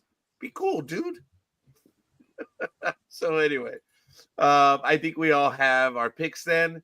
And Gridiron Girl, please, is this big enough for you? I'll do it. Never mind. For Yeah, don't votes. leave those don't leave those softballs there for me. Come on. Yeah, I know. Commanders, we have Papa Sox. And for Miami, we have Cafe, we have NorCal Girl, Sports Sister, the Philly Special, Anime Girl, me, Scorekeeper, Me, and the Big Dog. me. Oh, I guess we're all okay now because we're on YouTube. So it's all good. Now remember, Papa Sox, when you go to YouTube, if you look up Sports Talk with the Guys or NDB Media, you're going to get the choice of two screens now. So that might help out a little bit. And yes, Tony, it is what it is. First game in. Anime Girl, let's go. Beg your pardon? This is something you wish me to do? Oh, yeah, right. We have the 5-5 Carolina Panthers taking on the 3-6, really, Atlanta Falcons, and they're doing it at the Mercedes-Benz Stadium. Scores on the doors, points per game. Panthers are 28th, the Falcons are 27th. Ooh, picnicky. And 4 yards per game, Panthers are 27th, while the Falcons are 16th. Say what? Possession per game, Panthers are 11th, while the Falcons are 21st. Defensive sacks, Panthers are 26th, the Falcons are 5th. Interceptions, Panthers are 12th, while the Falcons are 7th. And turnover differential, Panthers are 26th, while the Falcons are 5th. Last time these two decided to knock heads was September this year, and the Panthers completely whitewalled the Falcons 30-0. Makes you wonder who the hell showed up on the game. Yeah, no kidding. In the last 5 games, the Panthers are 3-2. The Falcons are 1-4. Wow. All right. Good morning. Always happy. Oh, I believe that might be Engineer. He may be in the house. Okay. So for this game, the Falcons are -3.5 for the betting line. Yes. Win probability, please. Well, somebody somewhere thinks that they're going to win because they've got the Falcons at 63.6%. Wow. Okay. May we have a weather report for this? Yes, you are in the house. Good morning, Engineer. May we have a weather report? Yes, it'll be 67 degrees and clear. And Engineer, if you wanted to write what it is going to be in a dome. I have 68 and partially cloudy in a dome. A good dome. The dome. You don't do it as well as Jay does. Sorry. Oh, I know. I wow. try. Okay. Well, let it be known that the Engineer is much better at dome calling than anyone else. Okay. Well, so much for education. May I have an injury report, please?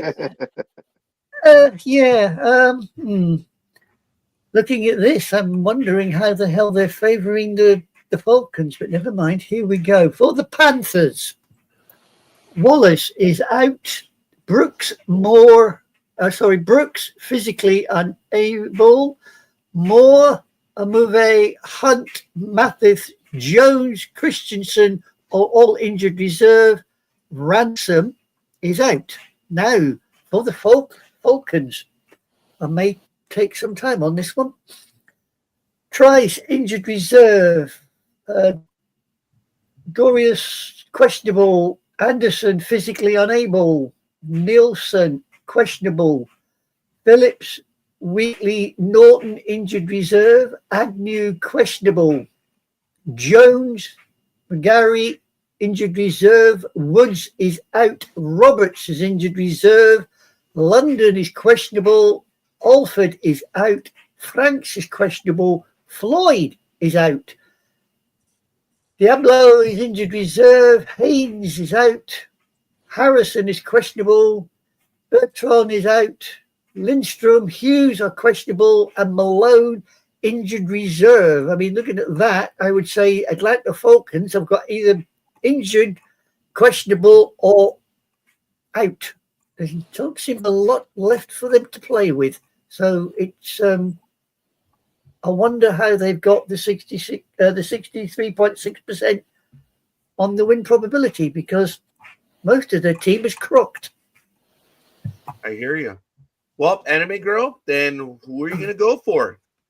Well, I'm going to jump on the side of the Panthers. I'm going to go with the 5-5 Panthers. I don't think the 3-6 Falcons will do it this time. Speedy. I'm going to go with the Falcons. Sorry, Anime Girl, but I see them winning. It's all right. You go for the Falcons. I've got more chance with the Panthers. Yay! Philly is going for the Dirty Birds on this one, with his eyes closed. Papa Sox. May I have the Panthers, please? Ooh. But the God, I love that voice. Yeah. Barry White never sounded so cool. Oh, I know. Yep. Gridiron Girl. I'll be taking the Dirty Birds as well. 23-20. Ooh. So she's taking the win, but not covering. Taking the win, but not covering the spread. Okay. Oh, Exactly. I ain't betting this one. Oh, very good. Okay. I'm going to take this one as 2017, but I'm going with them for that one. So, Big Dog. No, NorCal Girl. Sorry. I'll stick with Falcons. Oh, wow. The atmospheric river has arrived. I don't know if you guys can hear in the background. It is coming down. Oh, yeah, just Sorry. past us. Oh, yeah. Yes. Gridiron Girl and I are only, what are we, about 10, 12 minutes apart from each other? Yes. Yeah, Big Dog and I are about, depends how we fight, right, Big Dog? About 20 minutes? About 20 minutes. Yeah. So we're actually, the three of us are actually within 40 minutes of each other, I suppose. Yeah, well, if you buy that new car that you're thinking about buying, you can walk there, because all you got to do is get in the front door and walk out the back door. Oh, that was funny. I like that. Okay. Big Dog, what's it going to be? I am also going to take the Dirty Birds. Cool. Here's me thinking that you had the kahunas to step outside the blooming box. What a letdown. No, right. I think I know the Panthers have won 3 out of the last 5, and the Falcons have lost 4 out of their last 5. But Yeah, they're due. I think they're due. They're at home, so that there's a lot to say about home cooking and sleeping in your own bed. Yeah, but that injury list, Big Dog, that injury list. I mean, come on, man. Any bloody longer, and they'll be asking the reserves to come out of the reserves to play. As a matter of fact, Engineer says that he has to depart. Jay, thank you for stopping in, young man. Appreciate it. And hopefully it's all good in the hood. Later, Jay. Later, Jay. Hi, Jay. He's off to do my fans. Or OnlyFans, or whatever you call it. His feet pictures for his OnlyFans account. Oh, for the love of He's God. off to do them. All right. Gridiron Girl, you're up, please. By the way, you guys can keep the rain over there, please. Thank you. No, send it here. Did We Speedy, will, Speedy. oh, yeah, okay. All righty. So for the Panthers, we have Sports Sister, Anime Girl, and Papa Socks. And for the Falcons, or the Dirty Birds, we have Cafe, NorCal Girl, The Philly Special, me, 2320, Scorekeeper, 2017, Big Dog, and Big Dog. Arf. That's it. Okay, guys, we're doing well. NorCal Girl, you're up, and we've got 2 games in. We are going Alrighty, and blowing. Sorry, NorCal Girl. That's okay. We've got the 6-3 Tampa Bay Bucks versus the 6-3 Buffalo Bills. Okay. Points per game. It looks like the Bucks are 11th, the Bills are 6th. Yardage per game. Bucks are 17th, Bills are 2nd. Time of possession per game. The Bucks are 9th, and the Bills are 2nd. Total defensive sacks. Bucks are 10th, and the I got something in my mouth. Hang on. And What I'm she sorry said. about that. No, something flew in my mouth. I apologize. Shut up. And anyways, the Bills are 11th. Total differential interceptions. The Bucks are 7th, and the Bills are 15th. Total turnovers. The Bucks are 2nd, and the Bills are 12th. Last time these guys played was October 26th of 2003, and the Bills took it 24-18. Well, taking a look at this, the Buccaneers did have a bye in week 9, but they're 2-2 in the last 5 weeks otherwise. And the Bills are also had a bye in week 7. They're 2-2, but they got clocked by Miami. Granted, they were on the road. I need to switch, so I'm going to take Kathy to work. So put me down for the hairy balls, and I'll join you back when I can in a Understood, couple of minutes. Big Dog. And I'll have to take over that game. Okay, so Big Dog's going to take that one. Okay, so for the betting line, the Bills are -5.5. Win probability, please. The hairy cows are going to walk it 68.8%. NorCal Girl? It's going to be very, very chilly at 35 degrees with massive snow showers.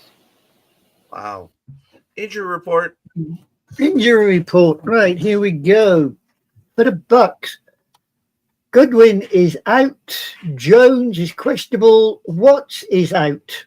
We then have Walker, Roberts, McMillan, and Kift all injured reserve. Reddick is out. Wisdom, Cansey, Munch and Evans are injured reserve. Irving, Jones are both out. Haggard is questionable. Bredson and McClellan are both out. For the hairy ones, Hocht is injured reserve. Rogers, Thompson are questionable. Jackson is injured reserve. Kincaid is out. Bass injured reserve. Lewis is questionable. Rapt, Grable, Carter all injured reserve. Johnson is questionable. Oliver Owens injured reserve. C. Johnson, the punter, is questionable with all things with his foot. Strong, Saunders, Hamlin are injured reserve, and Mathis is out. So there you go. Okay, thank you for that. NorCal Girl? Oh, I hate this. Absolutely hate this. I'm going to stay with the Bulls. The Bills. But I have basketball on the brain for some strange reason. Yeah, I don't like the fact that it's the Bills against the Bucks because they're playing about equally as far as I'm concerned. But I'm going to stick with the Bills. Thank you. Anime Girl? Well, Jesus H. I will go with the hairy cows. I mean, the Bucks are good, but no, I'll stick with the hairy cows. Philly is going with the hairy cows, allegedly. So, Speedy, what's it going to be? I will go with the Bill. Oh, okay, Speedy. Oh, that's it. Everybody change. Other side. No, congratulations, Speedy. All right. I thought you were going to go Buccaneers. So you got me on that one. Papa Sucks. Tampa Bay, please. All right. But of course. Gridiron Girl. Oh, you're echo. Yeah, we It's still gone. hear it. It's gone. Okay.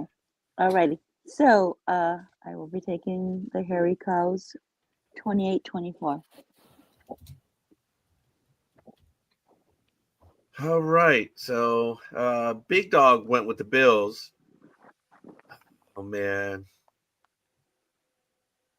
68.8%. Yeah, the number. I don't know. This might be one where scorekeeper might say, I don't know. But I'm going to go with this one. And I like that score, Gridiron Girl. But if they're going to win, it's probably going to be closer to 28-21. That's just what I'd say, because that's stupid. All right. We've got everyone in. Gridiron Girl, please. Sure. Hold on. Okay. Okay, for the Tampa Bay Buccaneers, we have Papa Socks. And for the Buffalo Bills, we have Cafe, NorCal Girl, Sports Sister, Big Dog, Anime Girl, The Philly Special, me, 28-24, and Scorekeeper, 28-21. Excellent. So we've got that one out of the way. Next game, Jaguars Commanders was to the Big Dog, but I messed up and he's driving. So we had the 7-3 Chargers visiting the 5-4 Jacksonville Jaguars. This is on Sunday at 10 a.m. It is on CBS. It's going to be at Jacksonville, Florida at Everbank Stadium. I remember driving around that stadium. It's big. Anyway, looking at the numbers, points per game, the Chargers are 13th and the Jaguars are 18th. In yards per game, wow, the Chargers are 8th and the Jaguars are 19th. In possession, the Chargers are a league best at 33 minutes and 35 seconds. And the Jaguars are not too shabby fourth at 32-10. In total sacks, the Chargers are 5th overall with 29. Jaguars are 30th with 12. In interceptions, Chargers are 5th with 9, but the Jaguars are 2nd with 12. So that takes us to turnover differential. The Jaguars are +8, putting them in 2nd. Chargers are -1, leaving them in 17th. Last time these two teams played, yep, we remember this one. Jacksonville 31-30 over the Chargers. And the Chargers are 4-1 in the last 5 weeks, whereas the Jaguars are 1-4, but they had a bye in week 8. Now, was that offensive interceptions or defensive interceptions?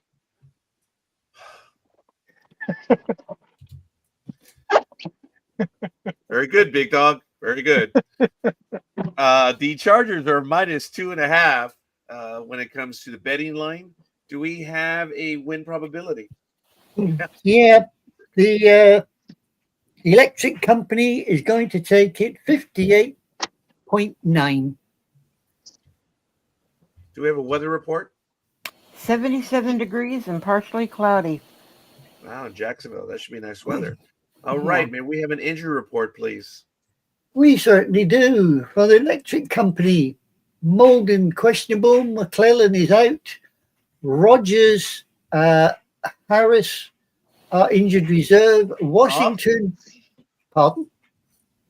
I apologize. Go ahead. Oh, so I thought you were going to say something. I Washington, said, because of my name, Rogers. Sorry, go on. Yeah. Washington's physically unable. Obonia, Fuga, Slater, injured reserve. Johnson, the wide receiver, is questionable. Olakun and Colson, injured reserve. Gadsden, still. Lambert Smith, questionable. Alt, Hampton, injured reserve. Matlock, questionable. Haskins, injured reserve. Hart, questionable. Bloody hell, who's playing for the Chargers? Right. For the Jags, we have Hodges, physically unable. Dixon, Lane, and Thomas are questionable. Long is out. Ransom, McLeod, Hunter, Cephas are all injured reserve. Harrison is out. Murray, Strange, injured reserve. And Lewis is out. So there you go. Thank you. Okay. So there we have it for this game. Look, the Jaguars are at home. That's good, but the Chargers are the best team in regarding these two. So scorekeeper thinks it's going to be more of a it's not going to be a blowout, but this one's going to be 31-21 Chargers over Jaguars. NorCal girl. Oh, I'll do the Chargers. Wow. Okay, but is that your choice? That's a pretty bold Yeah. statement there. Okay, I'm Well- glad. I don't do married men, so they'd have to rule out about half the team. We don't know if half the team's married. We'll have to ask Gridiron Girl for that. That's your team, woman. Are you asking me a question? No, it's okay. We'll go on. Philly's taking the Chargers. Anime Girl. I apologize, Gridiron Girl. Anime Girl. I'm going to take the electric company as well. Okay. And then we have Speedy. I think I'll take the Chargers too, because I wasn't going to go with the Jag, but I don't see it. Thank you, Speedy. Papa Sox. Yeah, I think the Chargers take care of the ball. Yep. Thank you, Papa Sox. Yeah, these guys are dominating offensively, at least. Big Dog. Oh, no, I'm sorry. Gridiron Girl. I will be taking the Bolts 30-20. Wow, which is literally off by one. So interesting. All right, Big Dog. Well, much as I love the Jaguars, they're like my second favorite team now. But I believe the Chargers are just they're just too strong. Are they really your second best team? They're my dark horse team. Let's put it that way. Oh, okay. All right, sounds interesting. Gridiron Girl, regale us, please. Alrighty, for the Chargers, we have Cafe, we have NorCal Girl, we have Sports Sister, we have Scorekeeper 30-21, we have The Philly Special, Anime Girl, Speedy, Papa Sox, me, 30-20, and Big Dog. Oh. And for the Jaguars, we have nobody. Uh-oh. Okay. You know that means trouble, guys. Yeah, that's what please. happened. Not this game, please. Ooh, okay.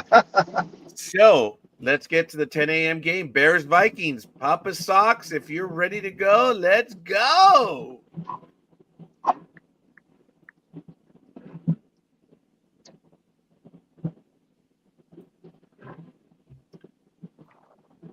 My apologies for the dead air.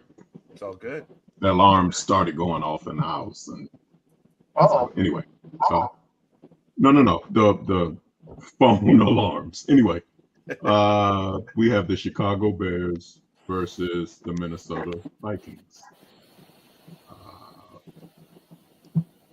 Okay, the Bears in points per game are 7th, the Vikings 21st. In yards per game, the Bears are 3rd, the Vikings are 24th. In time of possession per game, the Bears are 10th, the Vikings are 26th. In total sacks, the Bears are 18th, the Vikings are 12th. In defensive interceptions, the Bears are 1st, and the Vikings are 28th. And in total turnover differential, the Bears are 1st, and the Vikings are 29th.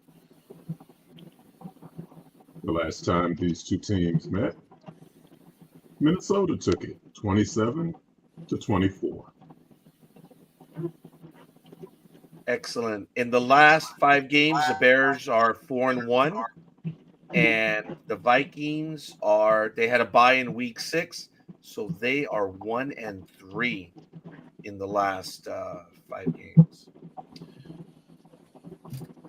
Okay, the betting line is the Vikings -2.5. Do we have a win probability? Yeah, the horny ones are going to squeak past with a 57.7% chance. Weather? You have a brisk walk at 43 degrees with crystal clear skies as you walk from your car to the dome. All right. I'm sorry for that delay. Injuries. Right. For the Bears, we have Johnson and Jones are both injured reserve. Briscoe Williams, questionable. Turner Gordon, injured reserve. Edwards Walker are both out. Amagaji, Hatkins, and Smith are injured reserve. Carlton, questionable. Oh, bloody hell, another A to Z. Hobie Biangbu, or whatever his name is, he's injured reserve. And Stromberg is out. Bloody hell. Where do they find these people? Right. For the horny ones, Moore injured reserve. Bartholomew physically unable. Corell, Nelson, Odoa, Chandler, and Kelly injured reserve. Murphy questionable. Greenard is out. Wentz, who is a quarterback, is injured reserve. There you go. Excellent. Okay, so Papa Socks. Yes, sir. I'm going to go with Minnesota closes the deal. Ooh, that would I know they're at home. Do you have any feeling or insight why? Just curious. No, they're at home, and it's a coin toss for me right now. So I Okay. think they close. I don't think the Bears do. Got it. Appreciate that, Papa And it's Socks. a dome, right? Yes. Is it a dome? Yes. It is a dome? Yeah. Okay, then I blame it on the dome. Oh my God! And I listen to Milli Vanilli, so next time I'm going to hear it, blame it on the dome. Oh man, that was good. All right, so Gridiron Girl. Oh, I'll be taking the Vikings, please. Okay, Big Dog. Well, this may be the one where she catches me.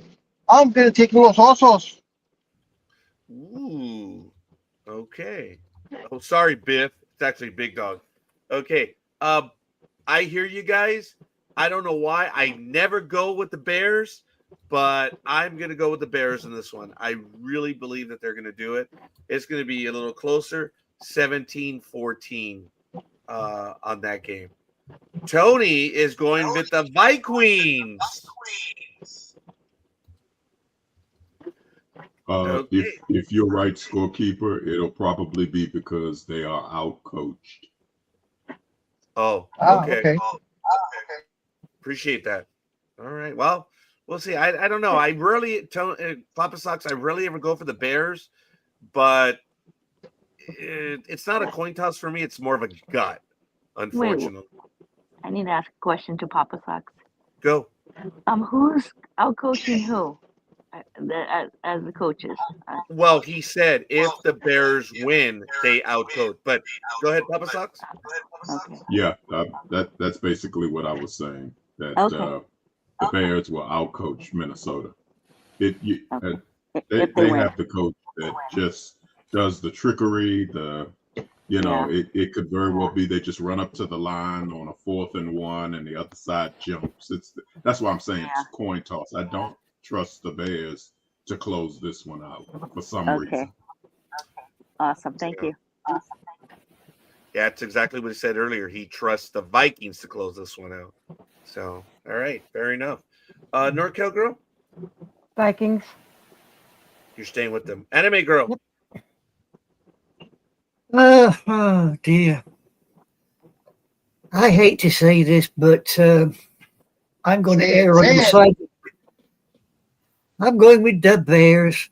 Yeah, there we go. I reckon it could be a 14-7 game. Oh, I think this is the first time she calls it. 14-7. All right. I like it. Speedy. Yeah, I think finally the Bears will let that Bear fear wake up and win. That's it.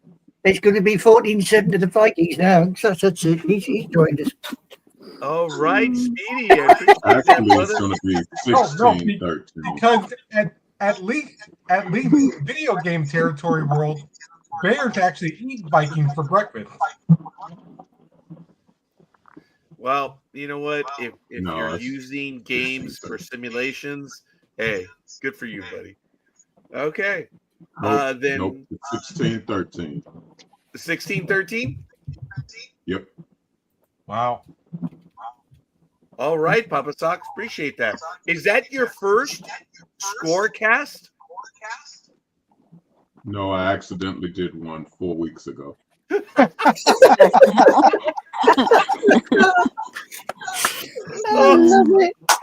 that was great. I'm gonna have to save that moment. 7:48 a.m. All right, I like it. The Gridiron Girl, do what you do, please. Okay. So for the Bears, we have Sports Sister, Big Dog, Scorekeeper 17-14, Anime Girl 14-7, and Speedy. And for the Queens, we have Cafe, we have NorCal Girl, we have Papa Sox 16-13, and we have Gig, and I'm saying 27-23. And last but definitely not least is the Philly Special. Oh, and I apologize. Billy did put in a score of 24-23. 24-23. Vikings or Bears? Queens. Ah, And that is all. Thank you. that is all. Okay, so for the next round, guys, same thing. Speedy, then Anime Girl, and then NorCal Girl. I don't know who is saying that. I don't know who's whispering in my ear. I heard Big that Dog. too. Yeah, maybe it's that spectral entity. You can put me back in. I should be back after NorCal Girl. I should be back before then. Okay, so Big Dog, 4:30. and then we'll go with Papa Sox. So that is cool. So that's for the next 5 games, guys. Oh, oops, sorry. That wasn't even dyslexic. That was bad. Okay. That was bad. Speedy! Packers, Giants, brother. Let's go. All right. We have the 3-1 Packers taking on the 2-8 Giants from East Rutherford MetLife Stadium on Fox. 3-1. Wait. They're not 3-1. That's what it says here. 5-3-1. Oh, There you go. Yeah. 5-3-1. Okay. Remember they tied that one game 40-40? Yes, against the Cowgirls, the Cow Turds. Yep. Gridiron Girl, is that the game that we went to go see? Yes. That was a good game, though. I'm sorry. So it was Gig's fault. Yes. It was the curse of Gig. Thank you. Go All ahead, right. Speedy. The Packers are 15th. The Giants are 24th. Yards per game, the Packers are 12th. The Giants are 14th. Time of possession for the Packers are 13th. For the Giants, it's 17th. Defensive sack for the Packers is 14th. For the Giants, it's 18th. Next one, the Packers are 28th. The Giants are 26th. For turnover, the Packers are 17th, and the Giants are 20th.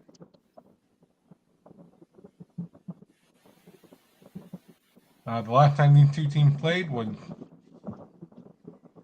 the Giants beat them 24-22.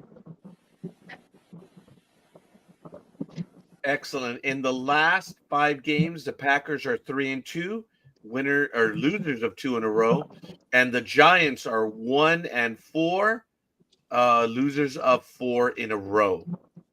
So It'll soon be 5. yeah.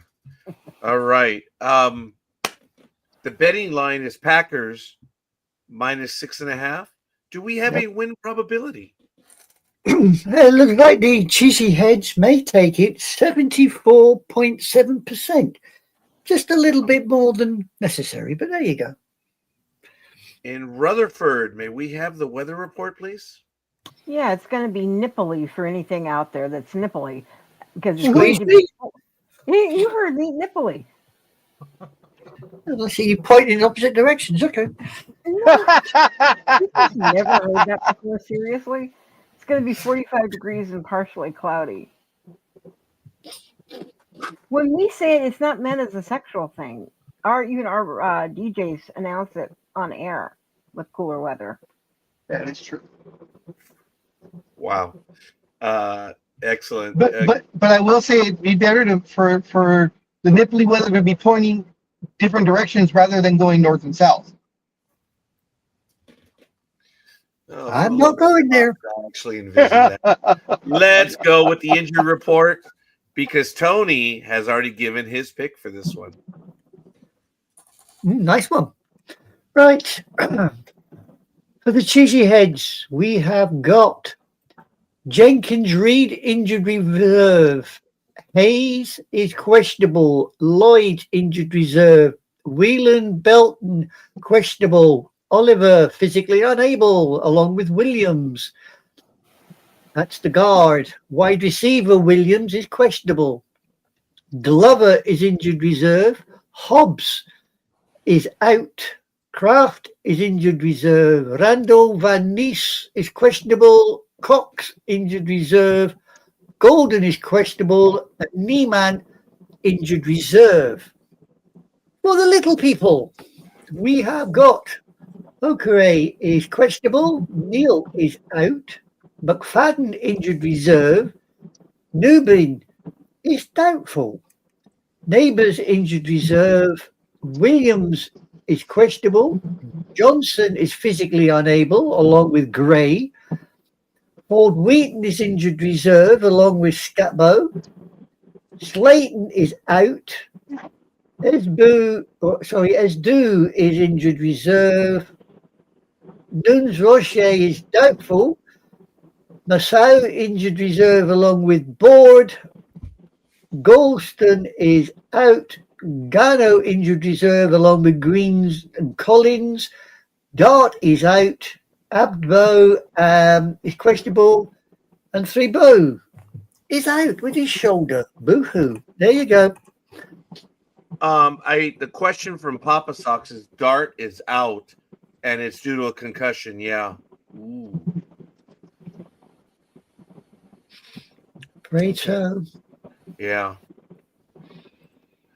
Okay. Sorry about that, folks. Yeah, Dart is out with concussion, definitely.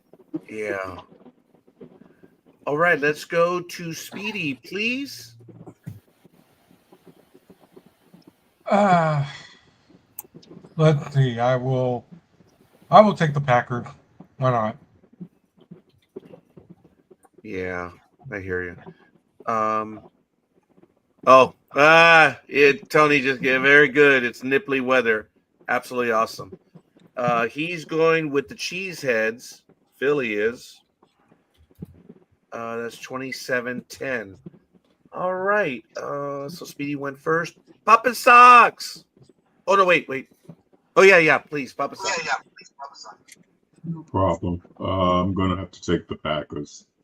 The Giants' magic is gone right now. Yeah. They're bad. All right, thank you. Go down, girl. I will be taking the Fudge Packers 28-17. Wow. I'm sorry. What was the score again, please? 28-17. Big Dog. I will take the nachos.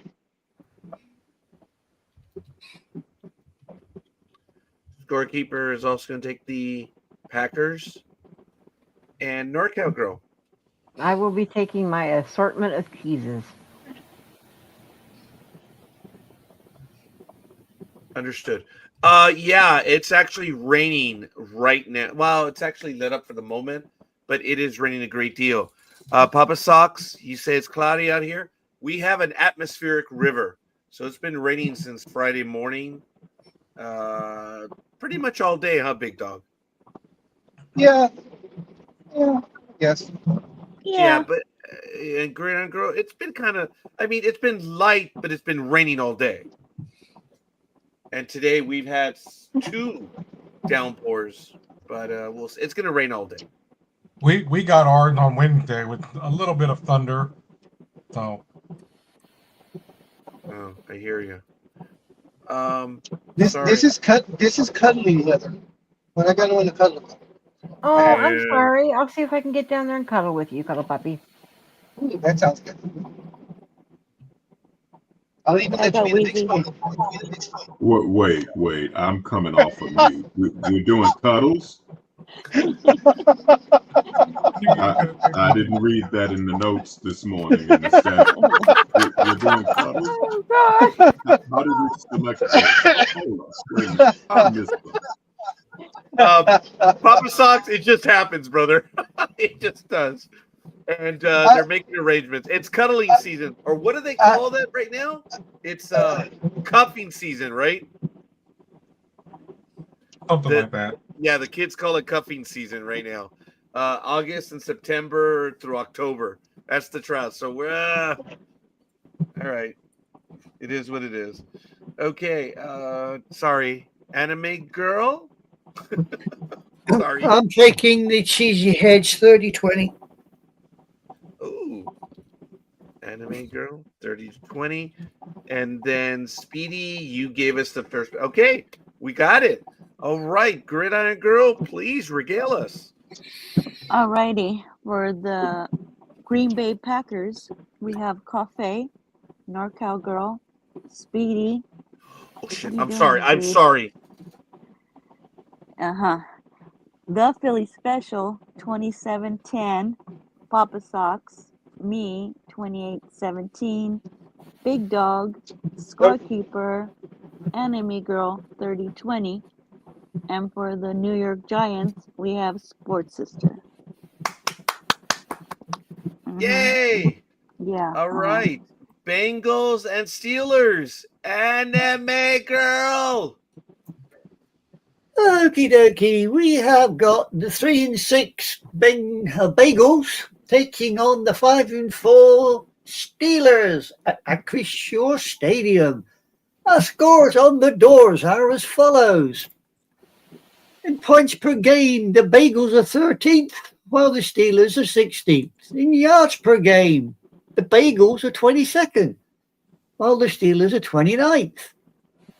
Possession per game, the Bagels are dead last, 32nd. But then again, the Steelers aren't far off, they're 31st. In sacks, the Bagels are 29th, while the Steelers, well, would you look at that, they're second. In interceptions, the Bagels are 7th, while the Steelers are also 7th. In turnovers, the Bagels are 26th, while the Steelers are 4th. The last time these two decided to knock heads was in October of this year, and the Bagels decided to edge out the Steelers 33-31.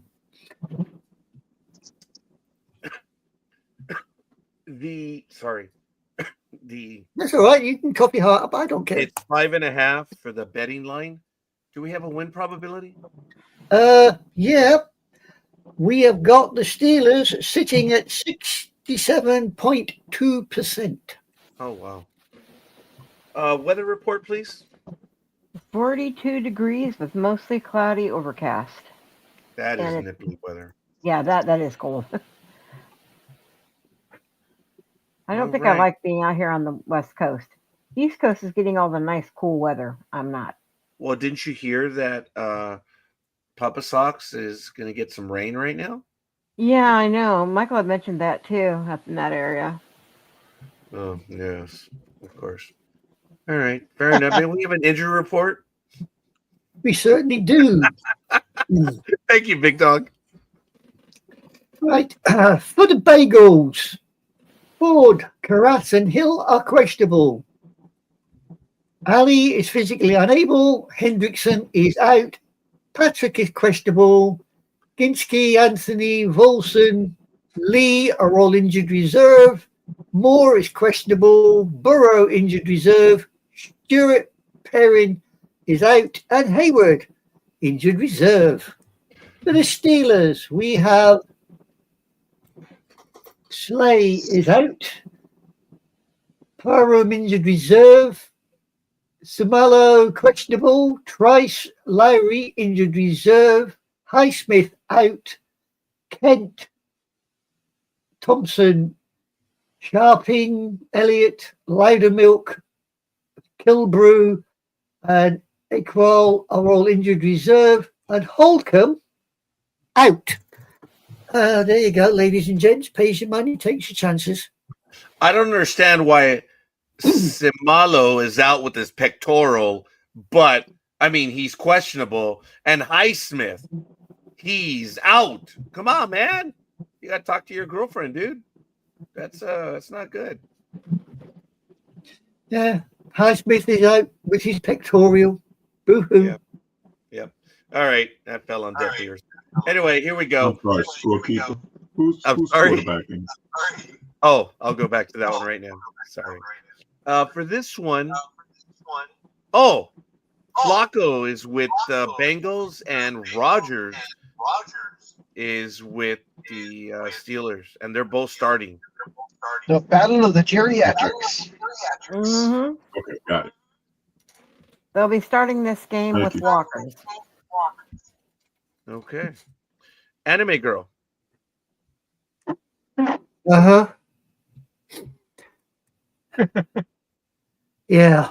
Do I take a bagel or do I just hammer in and nailed in the wall? Oh dear. I hate to say this. I'm going to have to go with. Tinfoil. Yeah, I'll go with tinfoil, man. Even though Flacco's got better numbers, I'll go with the Steelers. I think they'll take it. Be a close game, though. La Tortuga. You're muted, Speedy. Okay. Papa Socks. You're muted too. No. My normal pick would have been the Steelers, but I just don't trust them right now. And now that you say Flacco's still playing, yeah, I'm gonna go with the Bengals. Yeah. That's definitely an upset. Steelers are at home. I think they're gonna score more points, to be honest with you. Oh, okay. All right. Philly says it's the Steelers 27, the Bagels 23. Okay, I like it. Speedy, are you back? Yeah. I'm going to go with the Steelers.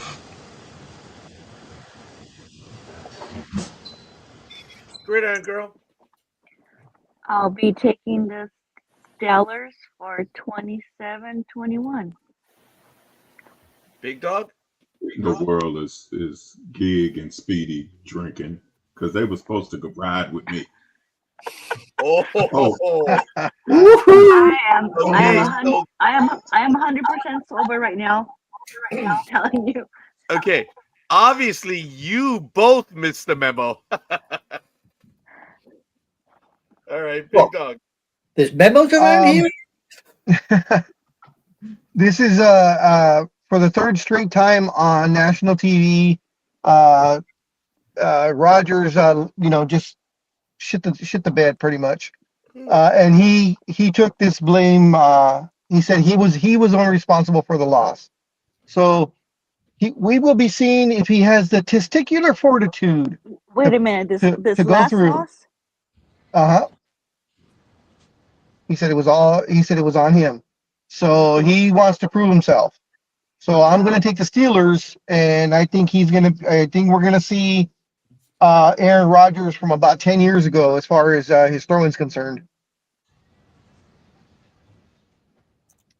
Okay, what the hell are you on? Me? Yeah, What do you mean?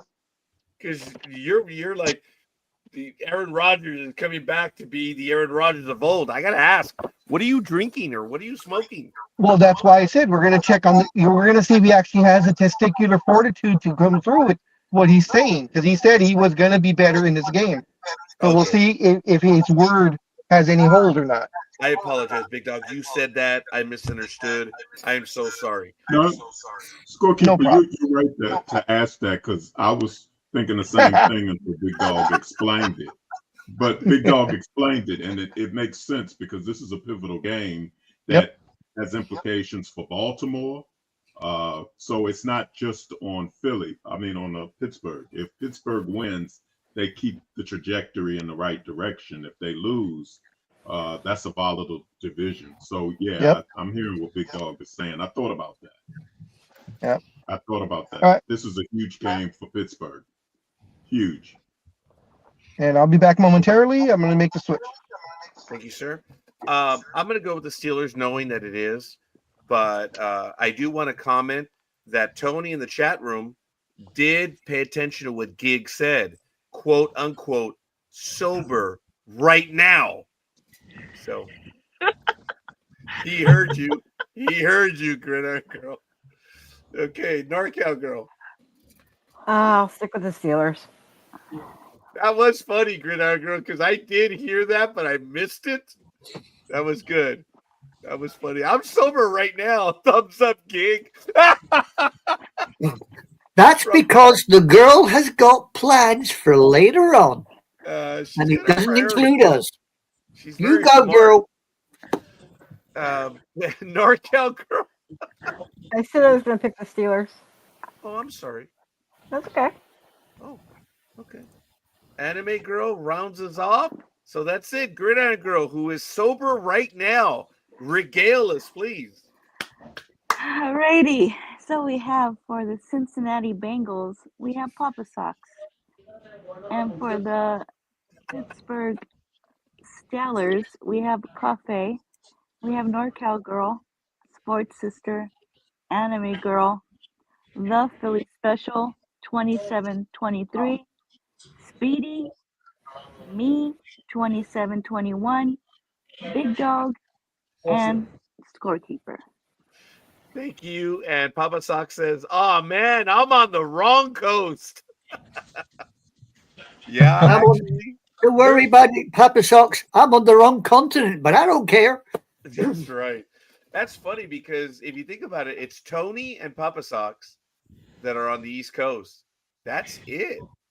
Everyone else is on the West Coast. Wow. Well, myself, Gridiron Girl, Big Dog, and Speedy and NorCal Girl. Actually, we're in 5 of us are in California. Yeah. What you don't know is that Speedy, Gig, and I got together and we had formed an alliance, and we were all going to bet a certain way.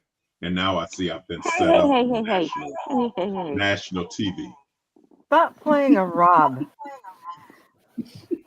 Hey, let me tell you, Tony or Papa Socks already said this twice, and both of you remained silent. So the silence was deafening. It is what it is. So it's all good. I'm just not gonna entertain that.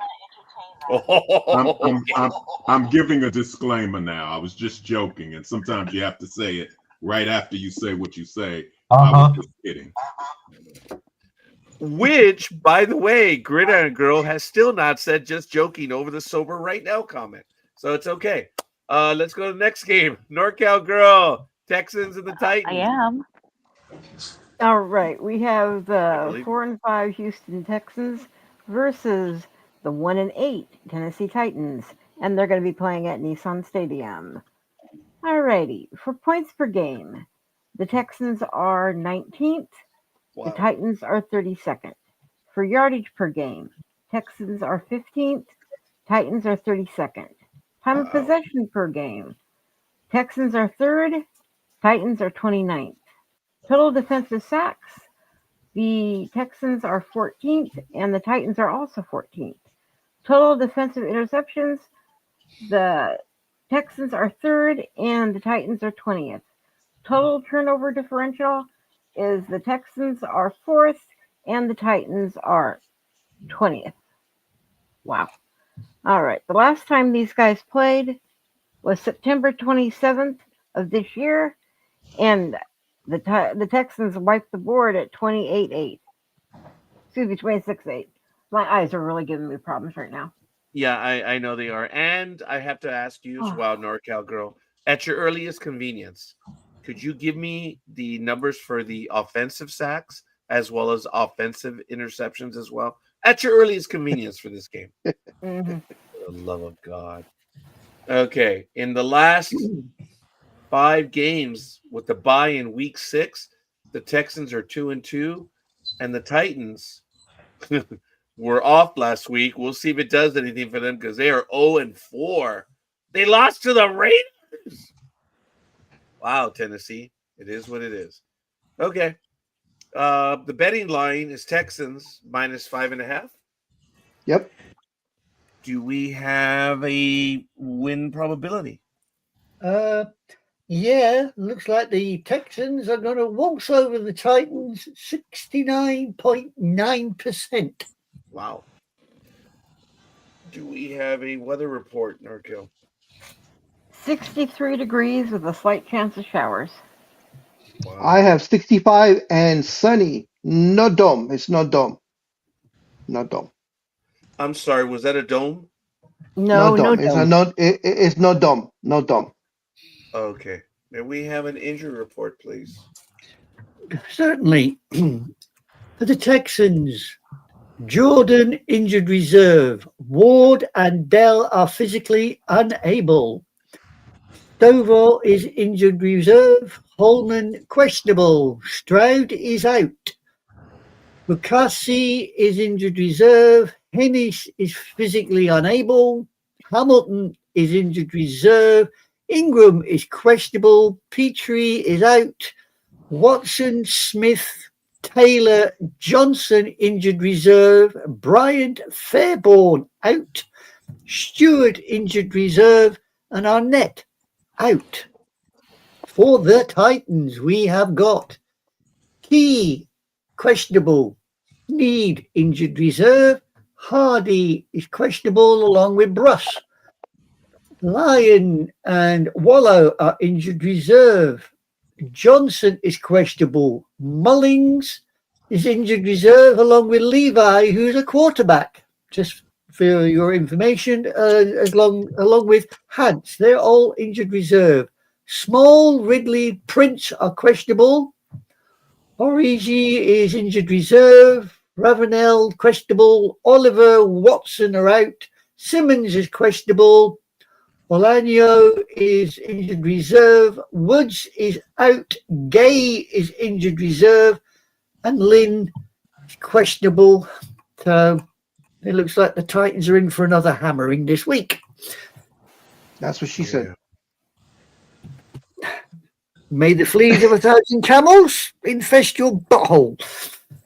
Wow. NorCal girl. I think I'm going to stick with the Texans. Thank you. Anime girl. Yeah, I'll go with the Texans. I'm not going to give the Titans a second glance. Philly is taking the Texans. Thank you for that. Speedy. I'm also going to go with the Texans. Papa Sox? Yeah, Texans have a chance to become second in their division with the win, or tie for second in their division. I think they They take it too. Gridiron girl. I too will be taking the Texans. Getting nervous here. Big dog. Los Tejanos. Uh-oh. We have an upset in the works. Gridiron girl. What about you? Oh, thank you. You see, I don't do it deliberately. I'm just old. Scorekeeper, we'll take the Texans. This one, I'm looking at a colossal one. 28-7. Oh, Yeah, it's gonna be a blowout. Guys, did you look at Thank those you. numbers? Thank you, scorekeeper. You didn't pause, so you didn't give me a chance to get that shot in there. So thank you for that. Oh, that was unintentional. Sorry. I'll see I if I know. can do it better next. No. Look, they're 32nd, and 29th, man, in yards, points, and time of possession. I mean, they're bad. So, hey, NorCal girl, did you come up with the offensive sacks and offensive interceptions yet? Oh, she's not talking to me now. All Go right. on, I dare you. I dare you to say it, no, Cargill, because I would. Gridiron girl, did you give the recap? No, because you keep on fiddling with your fiddle. Well, no one else will fiddle with it, so he's got to have. Gee, he's got to fiddle with something. He's got nothing else to fiddle with. Anyone else? Tony? Tony's trying to keep on the road from laughing so hard. Dude, he's probably swerving on the road right now. Highway my Patrol's probably sitting behind Tony thinking, what the hell is that guy on? Dude, okay, Gridiron girl. I will cease my fiddling for you. All right. For the Texans, we have Cafe, NorCal Girl, Sports Sister, Anime Girl, The Philly Special, Papa Socks, me, Big Dog, Oh. and Scorekeeper 28-7. And for the Mighty Titans, we have nobody. Speedy, you didn't go for the Titans on this one. No, I didn't. It was more rhetorical than anything else. But all right, yes, because don't you always remember the Titans? Yes, I do, but not He this week. He Wow. forgot about him this time. Yeah, he Yeah, did. something like that. Okay, well, fair enough. Let's go. Big Dog, you're up. All right, we have the 6-4 San Francisco 49ers heading to Arizona to take on the 3-6 Cardinals. It will be, of course, in Glendale, Arizona at State Farm Stadium. In the comparables, points per game, the Niners are 23rd, the Cardinals are 20th. Yards per game, the Niners are 11th, and the Cardinals are 21st. Time of possession, the Niners are 15th, the Cardinals are 8th. In total sacks, San Francisco is 30th with 12. The Cardinals are 25th with 18.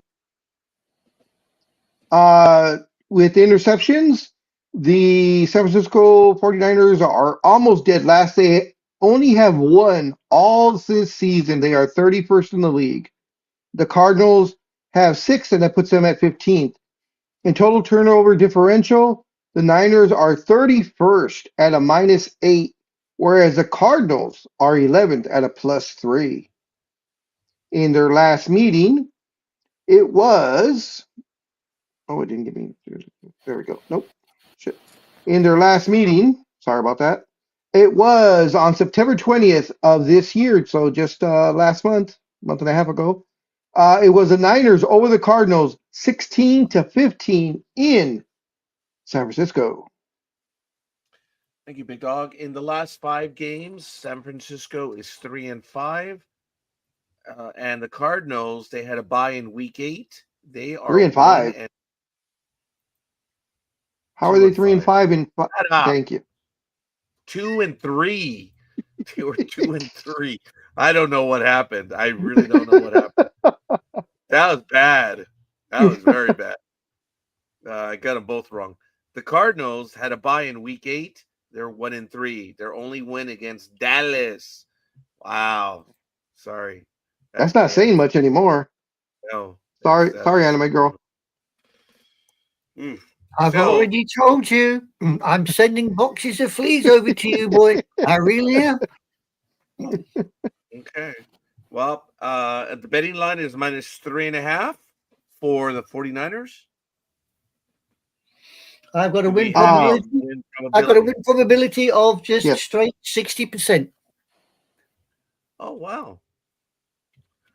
Why, thank you. So, I need a weather report, please. It should be 71 degrees with a slight chance of showers. I have I have 71 degrees and cloudy. It's a dome. Yeah, as you walk from the car to the dome, yeah. Also, what I want to mention is now we all know that Mac Jones has been their quarterback and they've been winning pretty much every time he plays. The word is that Brock Purdy is expected to return and start for the game tomorrow. He's still probable. He's only probable, but they're expecting him to be the starter tomorrow. So just want to add that in there for you guys. Yeah, Tony a few minutes ago commented, sorry, NorCal Girl, that the 49ers win in Purdy's return. NorCal Girl, go. Sorry. I was going to say, I hope somebody decides to step on Purdy's toe and pull him out longer, because we've had much better luck with Jones. Big time. That's funny. May we have the injury report, please? Yeah, here we go. In the Niners, we have got Jackson injured reserve. Ayuk is physically unable. Lenar is questionable. Jackson, Tomlinson, Taylor, Gross-Matos, Cowling, Williams, Bossa, Taylor, the running back, Robinson, and Warner are all injured reserve. No Purdy on the list, just to let you know. For the Cardinalians, we have got Jones, injured reserve. Ojolari is physically unable. With that name, I'm not surprised. Connor is injured reserve. Blackson is out. Gilkin, Benson injured reserve. Johnson out. Nolan questionable. Russell, Thomas injured reserve. Harrison is out. Blunt, Sen, Connor injured reserve. Hernandez is questionable. Raymond, Collier, Jones injured reserve. Beecham questionable. Volek is injured reserve. Wilson is out. Fehoka injured reserve. Robinson questionable. Murray injured reserve. And then we have Taylor, Demerson, Browning, and Williams all out. So who the hell's playing for the Cardinals is anyone's guess.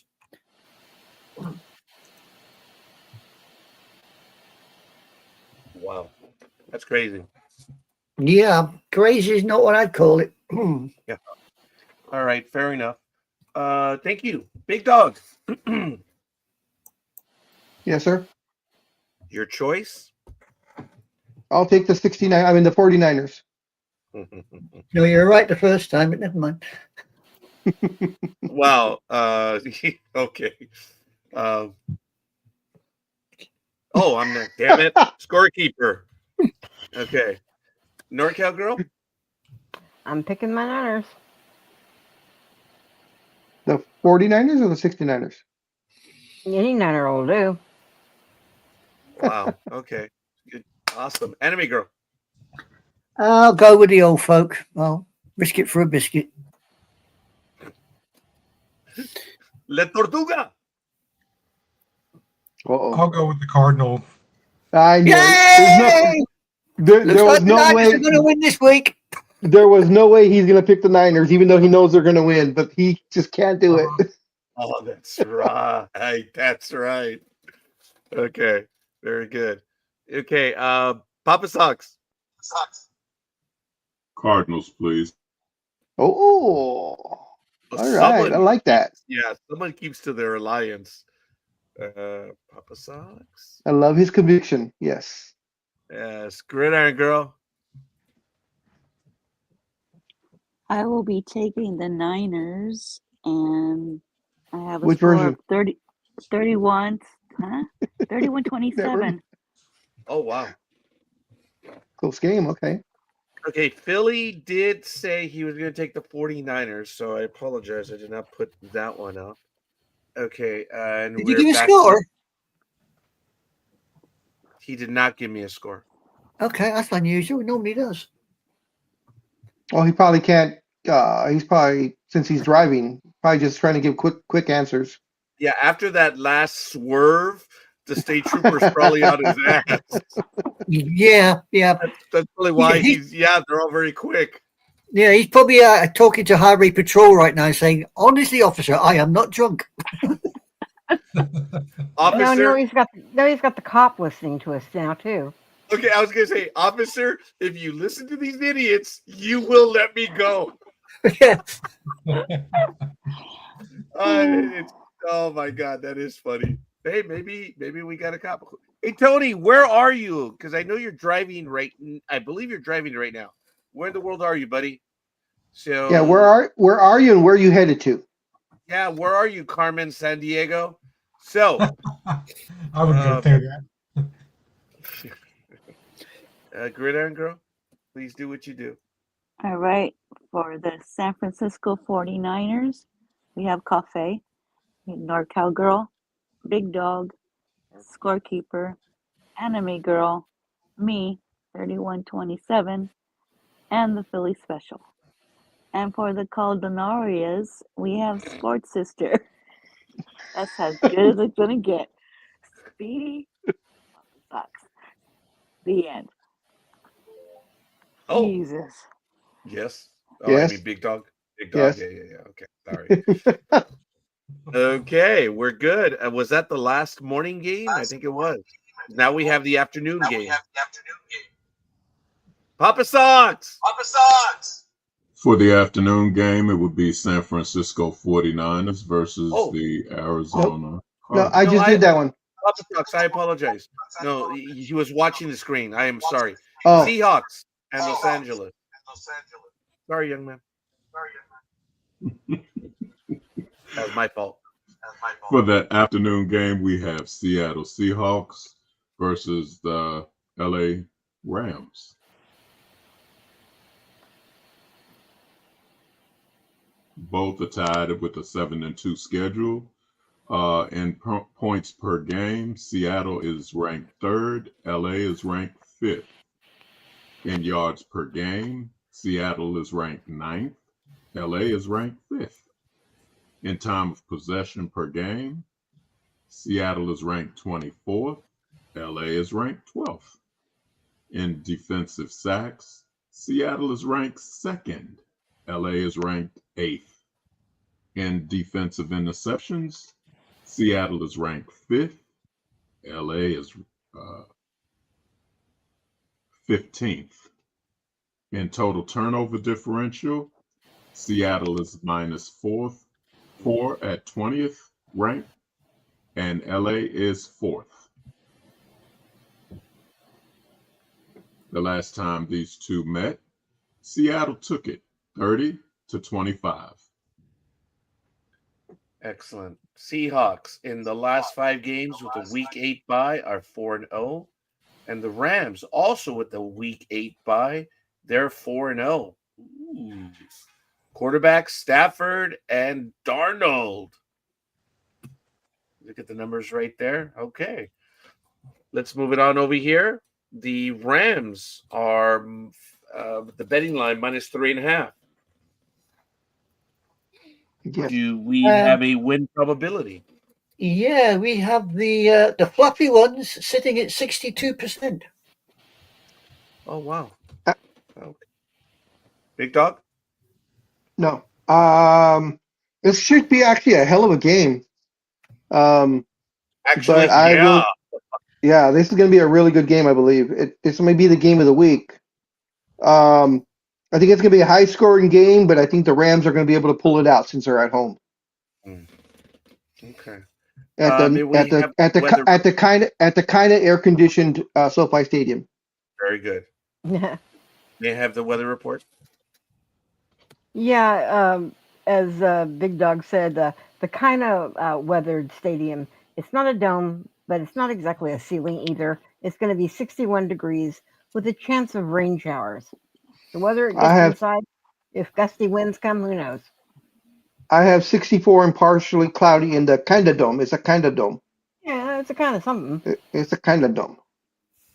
You know, guys, we're kind of blessed. We have several big games this week. You have the Sunday night game, Lions Eagles 6-3, 7-2. You have this game 7-2, and we're looking at the game earlier, which is Buccaneers Bills, both tied at 6-3, and then we have the international game, Commanders Dolphins 3-7.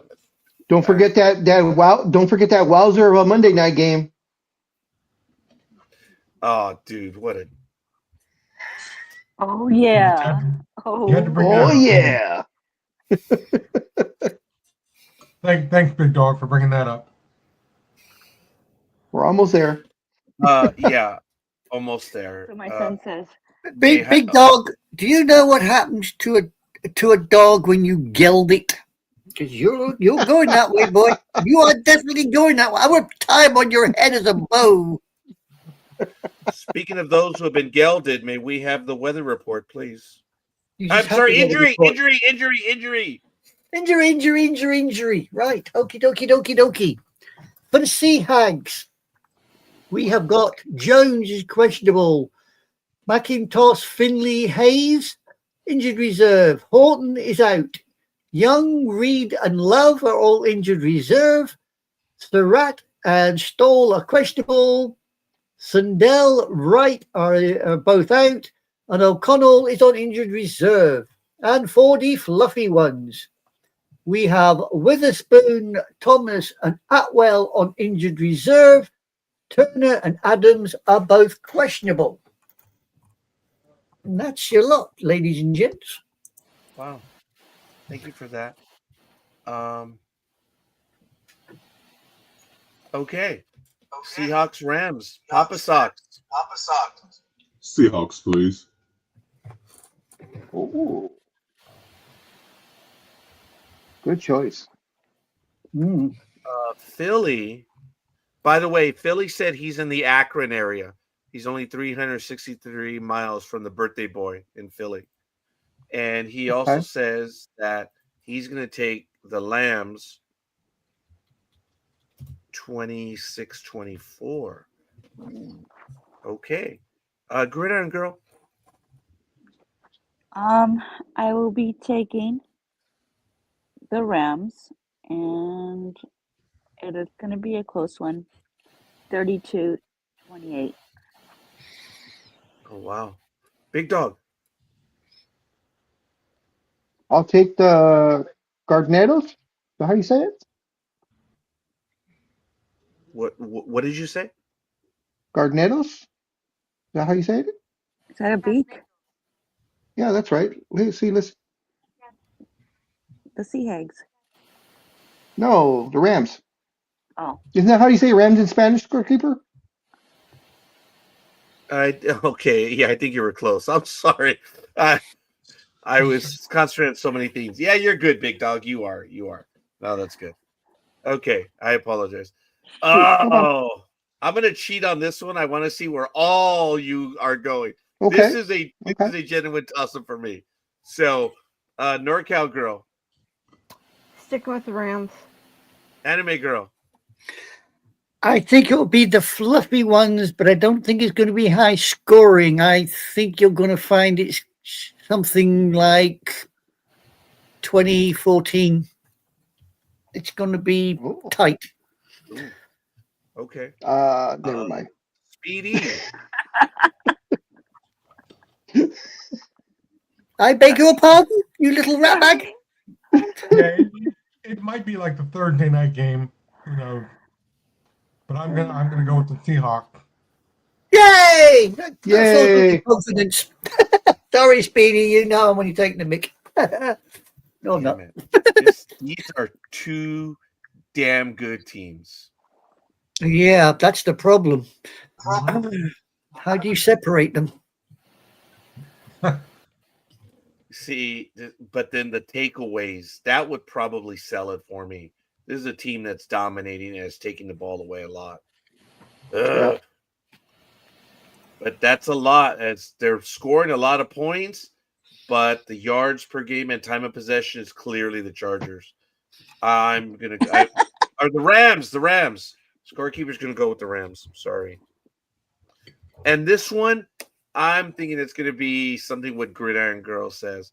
I'm looking at 31-28. So this is going to be an entertaining game. It's going to be a lot of scoring on this one. Okay. Hey guys, I'm gonna have to interrupt. I need to go. My eyes are hurting me so bad. I need to go do something with them again. So I'm sorry I have to bail. But NorCal Girl, thank you for staying with us for as long as you did. Hope you feel better. Oh, so do I. So okay, take care. Thank All you right, for take it easy. All right, we have NorCal Girls. So what we're gonna do is we're back around the horn. We're gonna go with Speedy, but Gridiron Girl needs to do the recap. What she does. Yes. For the Sea Hags, we have Sports Sister, Papa Socks, and Speedy. And for the fluffy ones, we have Cafe, NorCal Girl, Philly Special, we have 2624, me, 3228, Big Dog, Anime Girl 2014, and Scorekeeper 3128. That is If all. NorCal Girl is still here, Papa Socks says you hope you feel better. And if not, I should be able to get her. Someone will get her the message. So I hope she does feel better. Thank you for that, Gridiron Girl. So it's going to be Speedy, Anime Girl, Big Dog. And then Papa Socks will. So what? No, I'm just confirming what I have. Oh, understood. Papa Socks will finish up on Monday night. Okay, we're good. Let's go. Spade Day! Ravens and Browns. Not too long ago, this would have been a marquee game. Wow. Why do I not have that one? I thought I did. Ravens and Browns, right? Yeah. Yeah, Right. there it is. There you go. It's loading. Thank you, La Tortuga. It's going slower than me, though. Indeed. All right, we have the 4-5 Ravens taking on the 2-7 Bears from Huntington Bank Field. The game will be on CBS. The Ravens, are 10th. The Browns are 29th. Yards per game, the Ravens are 20th. The Bengals are 31st. Sorry. The Browns. Yeah, that's what I said. You said bagels. Well, and earlier you said Bears too, so yeah, it's okay. he hasn't gotten the team yet. Yeah, it's babysitters. That'll get it going. Babysitters. Matt doesn't cuss. No, never. So where was I at? Time of possession. You're on time of possession. Okay, time of possession for the Ravens. They're 22nd. The other team is 18th. That was funny. Oh, the yard total sacks are for the Ravens are 30th. For the other lot. Yeah, they're 8th. All the interceptions are 20th for the Ravens and 12th for the Browns. And then total turnovers for the Ravens are 15th. and 14th for the Browns.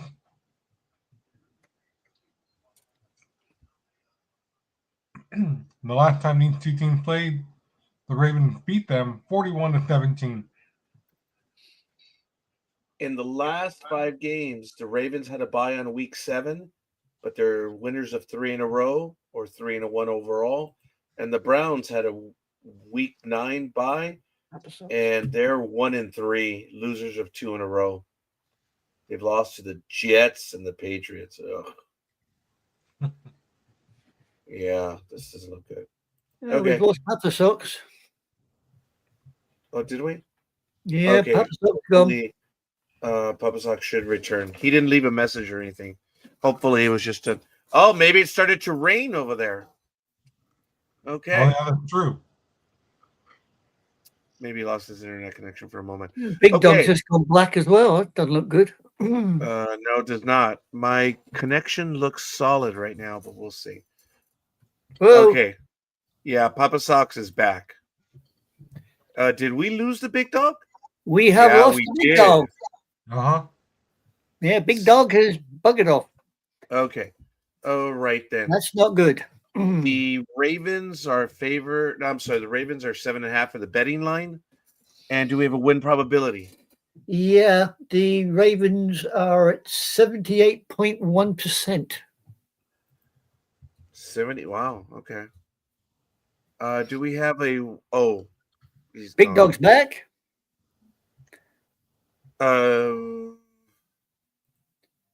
Is he back? Big Dog? He's back. I There he is. guess I guess there was a glitch in the matrix or something. Yeah. Same What? thing with Papa Socks. We lost you both at the same time. Yeah. All right. Do we Sound have a is weather very- report? Yes. It will be 42 and partially cloudy as they play in Huntington Bank Field in Cleveland, Ohio, which of course is no dome. It's no dome. May we have a injury report, please? Certainly can. For the Ravens, we have Isaac is injured reserve. Hartley Johnson are questionable. Washington physically unable. Cone Longerbeam injured reserve. Matthew and Rush questionable. Wade Balderbalk injured reserve. Humphrey is out. Washington, the defensive linesman, and Robinson are injured reserve. Higgins, Bateman, Hill are all out. Green is questionable. And for, as our Speedy would say, the other lot, that other team, you have Emerson Jones, injured reserve. Watson, physically unable. Wright is out. Ozohu Komora, physically unable. With a name like that, I'm not surprised. Swain is questionable. Osborne, Watson, Reed, Carter, injured reserve. Williams and Collins are questionable. There you go. Thank you. All right, Speedy. La Tortuga. Who are you going for? I will go with. I think I'm going to go with the Browns. Even though they're at home? Yeah, good. Okay, good job, buddy. All right, Papa's Gridiron Girl.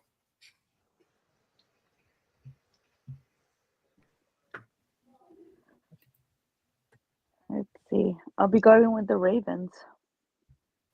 Philly says Ravens Wow. 23, Baby Shitters 9. Okay. Papa Socks. Ravens, please. Oh yeah, What the definitely.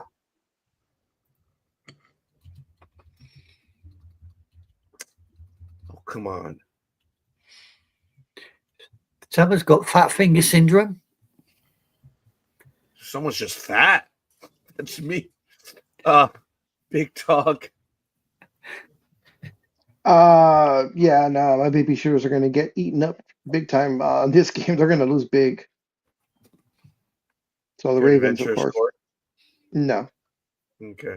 Scorekeeper says ditto.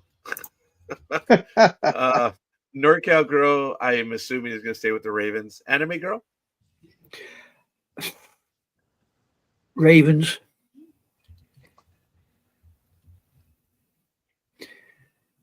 All right, Gridiron girl, please do what you do. All right. So for the Ravens, we have Cafe, NorCal Girl, Sports Sister, The Philly Special, 28-9, me, Huh? Papa Socks, Big Dog, Perfect. Scorekeeper, and Anime Girl.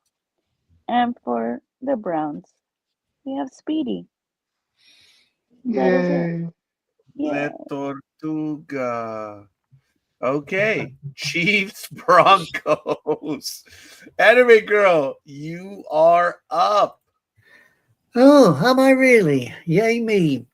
Right, we have got the 5-4 Chiefs taking on the 8-2 Broncos at Empower Field, Mile High. Scores on the doors. We have got the points per game. KC are 9th, while the Bronx are 17th. In yards per game, the KC is 7th, while the Bronx are 13th. Time of possession, KC are sitting 6th, while Bronx are sitting 20th. In defensive sacks, oh, look at that, completely switched around. KC are 21st, while the Bronx are 1st. Wow. In interceptions, KC is 15th, while Bronx are 20th.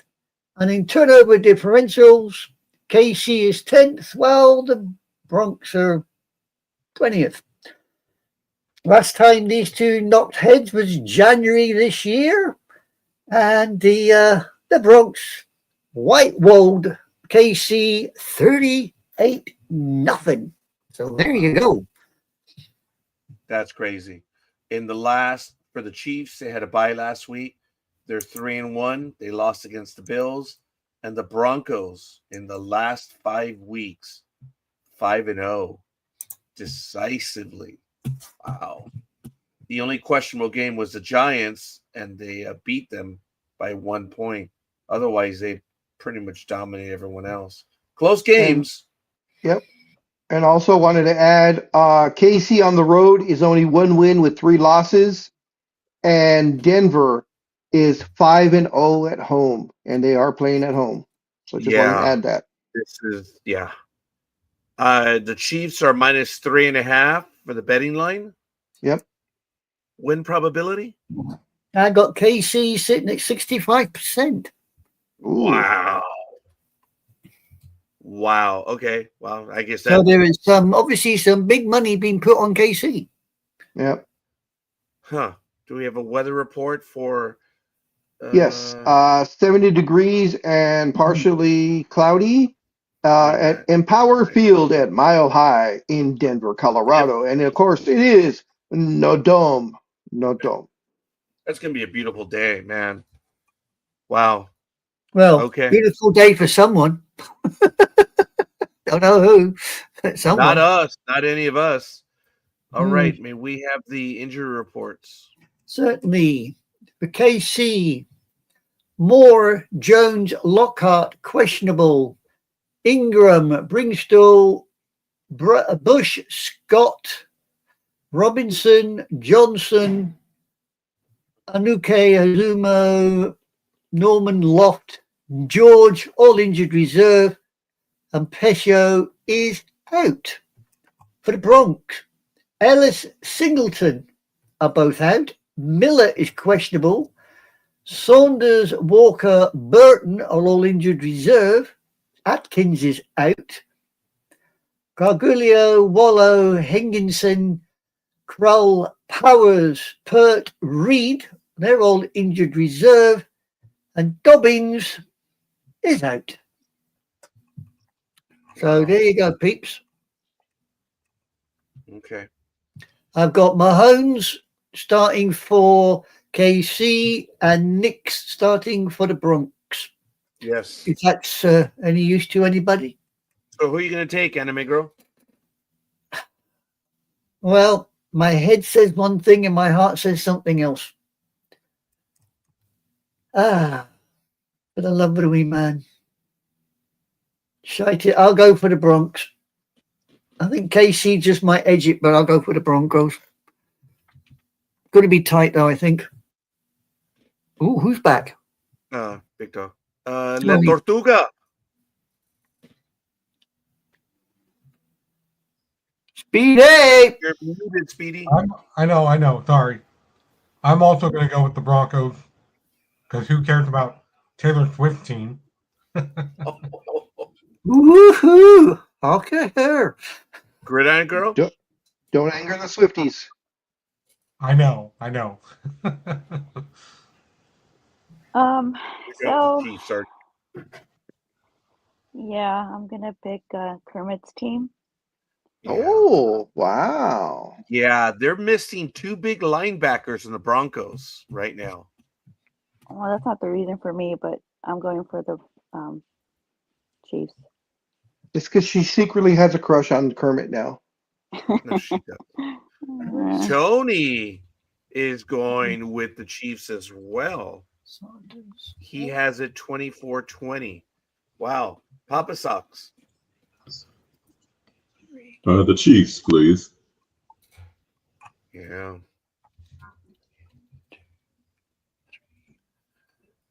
Big dog? Much as I think this is going to be it's going to be an awesome game. But I think the Chiefs are going to pull it out because they need it way more than the Broncos do.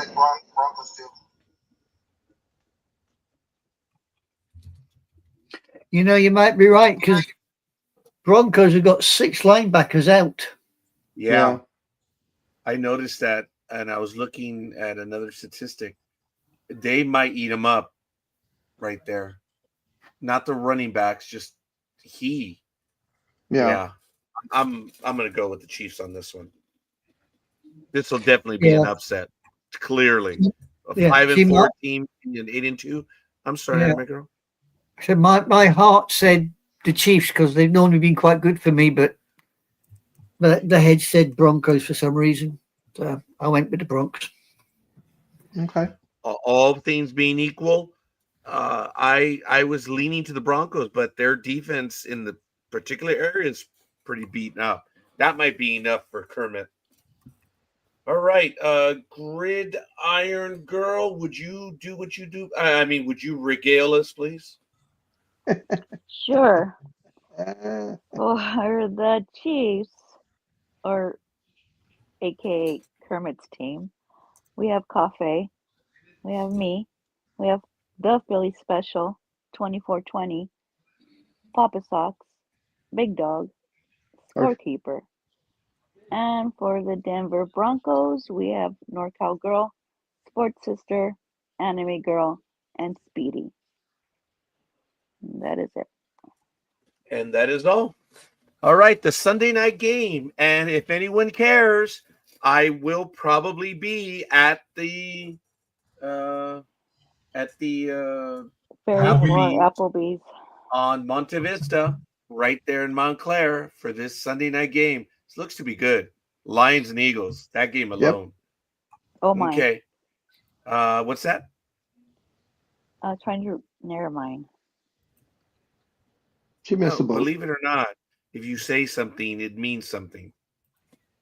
I was the little thing you said, it reminded me of the Wizard of Oz, so I said, oh, okay. Never mind. That's all right. It's all good. Okay. Detroit, Philadelphia. Big dog. Yeah. We have the 6-3 Detroit Lions heading over to Philadelphia to take on the 7-2 Eagles. Of course, it'll be at Lincoln Financial Field Stadium in, of course, the city of Philadelphia. In the comparables, points per game, the Lions are second. The Eagles are 12th. Yards per game, the Lions are 6th. The Eagles are 23rd. Time of possession, the Lions are 5th. The Eagles are 19th. Total sacks, the Lions are 4th. The Eagles are the Eagles are 24th. In interceptions, the Lions are 8th and the Eagles are 20th. In turnover differential, the Lions are a +6, and that puts them at 4th in the league. The Eagles are not too far behind. They are a +5, and that puts them 8th in the league. And in their last game, oh, come on. There we go. In their last game, which was on September 10th, 2022, it was the Eagles 38, the Lions 35 in Detroit, Michigan. Yeah. The Lions had a bye on week 8, but they're 2-2 in the last 4. The Eagles had a bye in week 9, and they lost against the Giants, but they're winners of 3 in a row right now. They've been, wow. Okay. The Lions are -2.5 on this one. No, it should be the Eagles. I'm sorry. Yeah, I have it. Sorry, I have it as no, Eagles. you get it right. Eagles 2.5. Yeah. May we have a win probability, please? Well, shock horror, I've got a win probability of the Dodos at only 57%. Wow. May we have a weather report, please? Yes, as the crescent moon will be rising, it will be 44 degrees on the field, and of course there is no dome. It's no dome. Wow, that was almost poetic. Jeez. All right, may we have an injury report? Certainly. For the Lions, we have Robertson questionable, Davenport injured reserve, Rodriguez physically unable, Rakestraw, Dorsey injured reserve, Omokazui physically unable. Bloody no, a name like that, not surprised. Decker questionable, Frazier physically unable, Vaki is questionable, Arnold is out, Jackson, Robshaw, Jones, and Sawstall injured reserve. Laporta is out. Turner injured reserve. Joseph out. Zestra injured reserve, along with Reed, Cunningham, and Manu, and Mahogany. Sewell is questionable, along with Sailors and Wright. For the Dodos, we have got Carter and Steen questionable, Van Suren, Wilson, Hilton, Lampkin, Ujori, I think that's what you call it, Williams, Okaru, bloody Nora, Hewitt and Eaps, all injured reserve. Good God, no wonder these people are injured reserve with names like that. They can hardly stay them, let alone bloody play with them. Carry on.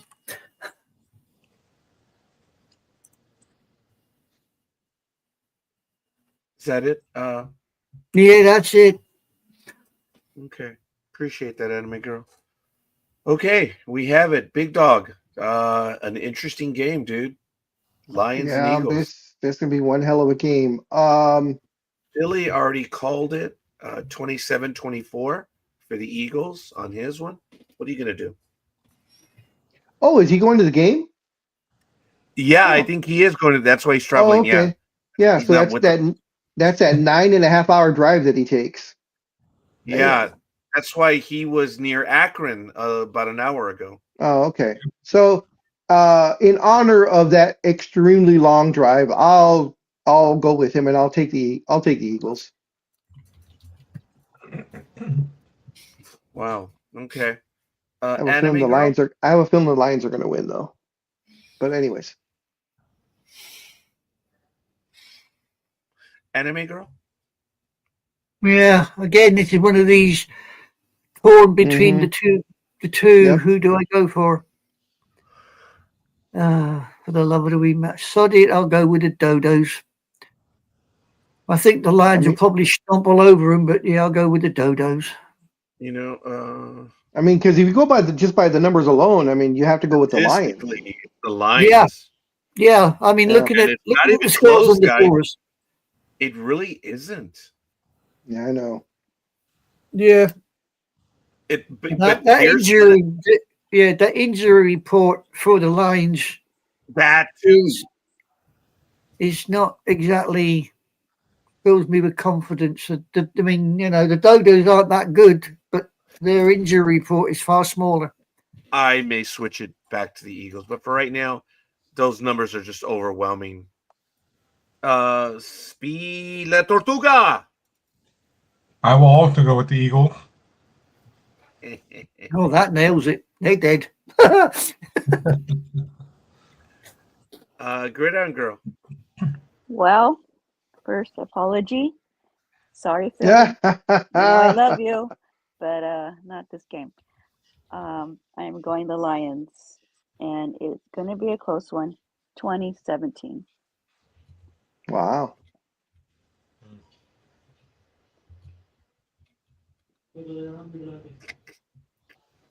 Oh, just no, to no. be No, just it to would be be facetious, is that scorekeeper? yes. Actually, 18. I don't see them hitting that many field goals. Yeah, it'd be 17 as well. Just to be facetious.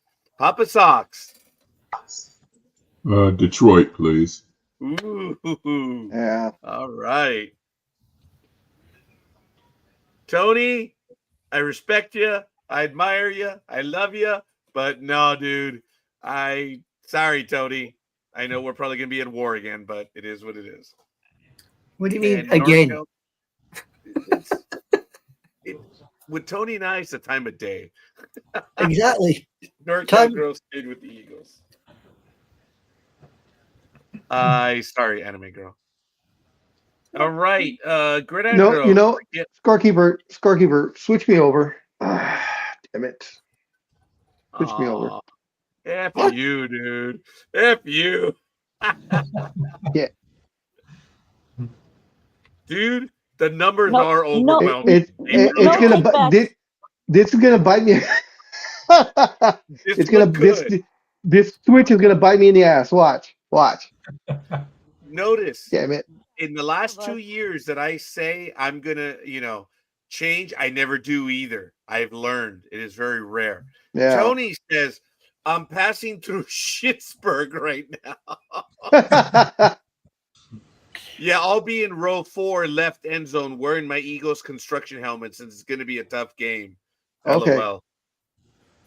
But it's actually pronounced Sheberg, but it's Schittsburg. I love it. I love it. Okay, Gridiron Girl, please. So for the Detroit Lions, we have scorekeeper 21-17, me 2017, Papa Sox, and Big Dog. We thought we snookered him, huh, Gridiron Girl? Uh-huh. So for the Eagles, we have Cafe, NorCal Girl, The Philly Special, 27-24, Anime Girl, and Speedy. Okay, this is a good split. It's a good split. Almost half and half. Yeah, there was another one where It we had a would've. good split earlier. Oh, Bears and Vikings. Yeah, remember that one, guy? Bears and Vikings was a good split as well. Yeah. I love you, Cake. Oh, dude, not when it comes to picking, dude. If there's one thing I've learned with this woman, jeez. I did learn something about Gridiron Girl in the last week, that she heard or saw or was in the presence of every Dodger game all year. Good for her. Yeah. But Papa Sox, you're up. Sober? Okay, can you hear me? Yes. Yep. Okay. This is a fiery matchup between the Dallas Cowboys and the Las Vegas Raiders. Dallas Cowboys are 3-5-1. The Las Vegas Raiders are 2-7. Yeah. The game of the losers. In points per game, Dallas is ranked 4th. The Raiders are ranked 31st. In yards per game, Dallas is 4th. The Raiders are 30th. In time of possession per game, Dallas is 16th. The Raiders are 25th. In defensive sacks, Dallas is 21st. The Raiders are 25th. In total interceptions, Dallas is ranked 26th. Raiders are 15th.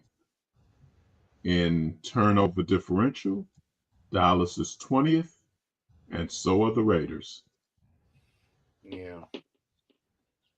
Last time these two teams met, the Raiders won 36-33. Tony says Back that to that's you in the okay. booth. If you thank you, that's okay. Most predicted the Eagles would lose at Tampa, at KC, and at Green Bay, and we won. So it's all good in the hood, he says. All right. Well, looking at this, the Cowboys had a bye last week, and they were Scorekeeper. That was just Tony's nice, and excuse my French to anybody out there, but that was Tony's way of saying "fuck you all." Oh wow. Tony, do you wish to confirm or deny? The He's laughing. Cowboys are 1-3, and yeah, we'll see what the cop says. And the Raiders had a bye in week 8, and they're losers of 3 in a row, and they won last against Tennessee. Good God! All right, the Cowboys are minus 3.5 on the betting line. Shock horror. Blue Star Boys are actually sitting at 62.3%. We have a weather report. Yeah, whether anybody's in shop or not. It'll be 58 degrees and cloudy for this evening game, of course, at Allegiant Stadium in Las Vegas. And of course, this is a dome. It's got a dome. It's a dome. It's real. It's a beautiful dome. Yeah, it's a beautiful stadium. Papa Sock says, Tony's right until he's not.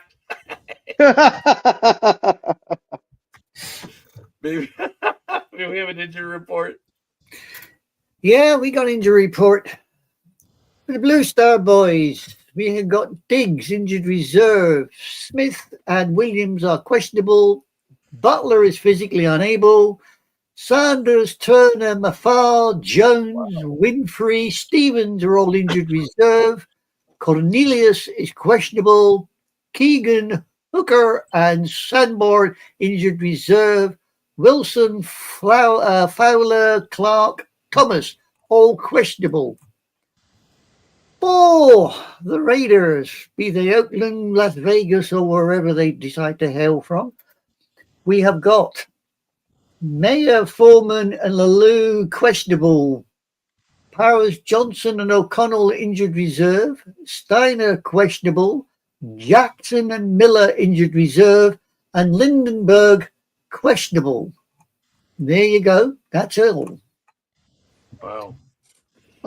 Just to let you guys know, of course, the quarterbacks, Dak Prescott is 228 of 329 with 17 touchdowns, 6 interceptions with 2,319 yards.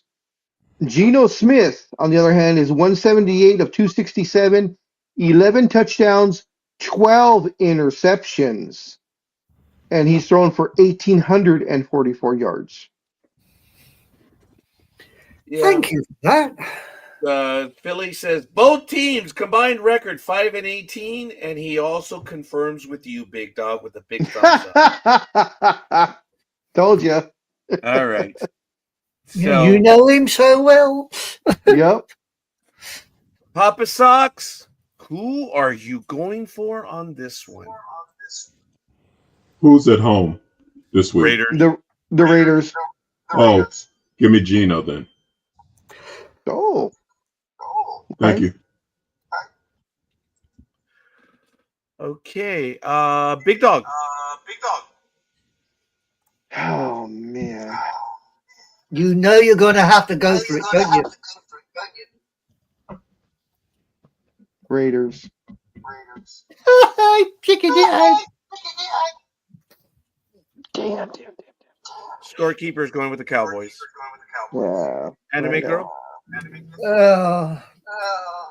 As I said, a game of losers. I mean, it's not even worth worrying about. But Blue Star Boys.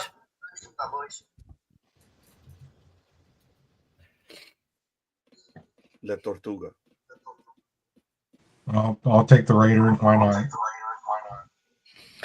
Yeah, in this game, Speedy, I don't think it's going to matter who Blair wins or loses. Exactly. It does matter. And Speedy says it in the same disgust as that's in my voice too. Tony says the Cow Turds are going to win 30-24. That's a lot of points for the Raiders. Gridiron Girl? Oh my God, is she going to go for the Raiders? Hell no. No. Cowboys 24-20. So Gig, do you make fun of your son for following the Raiders? Oh, I course she don't does. dare. I just give him support.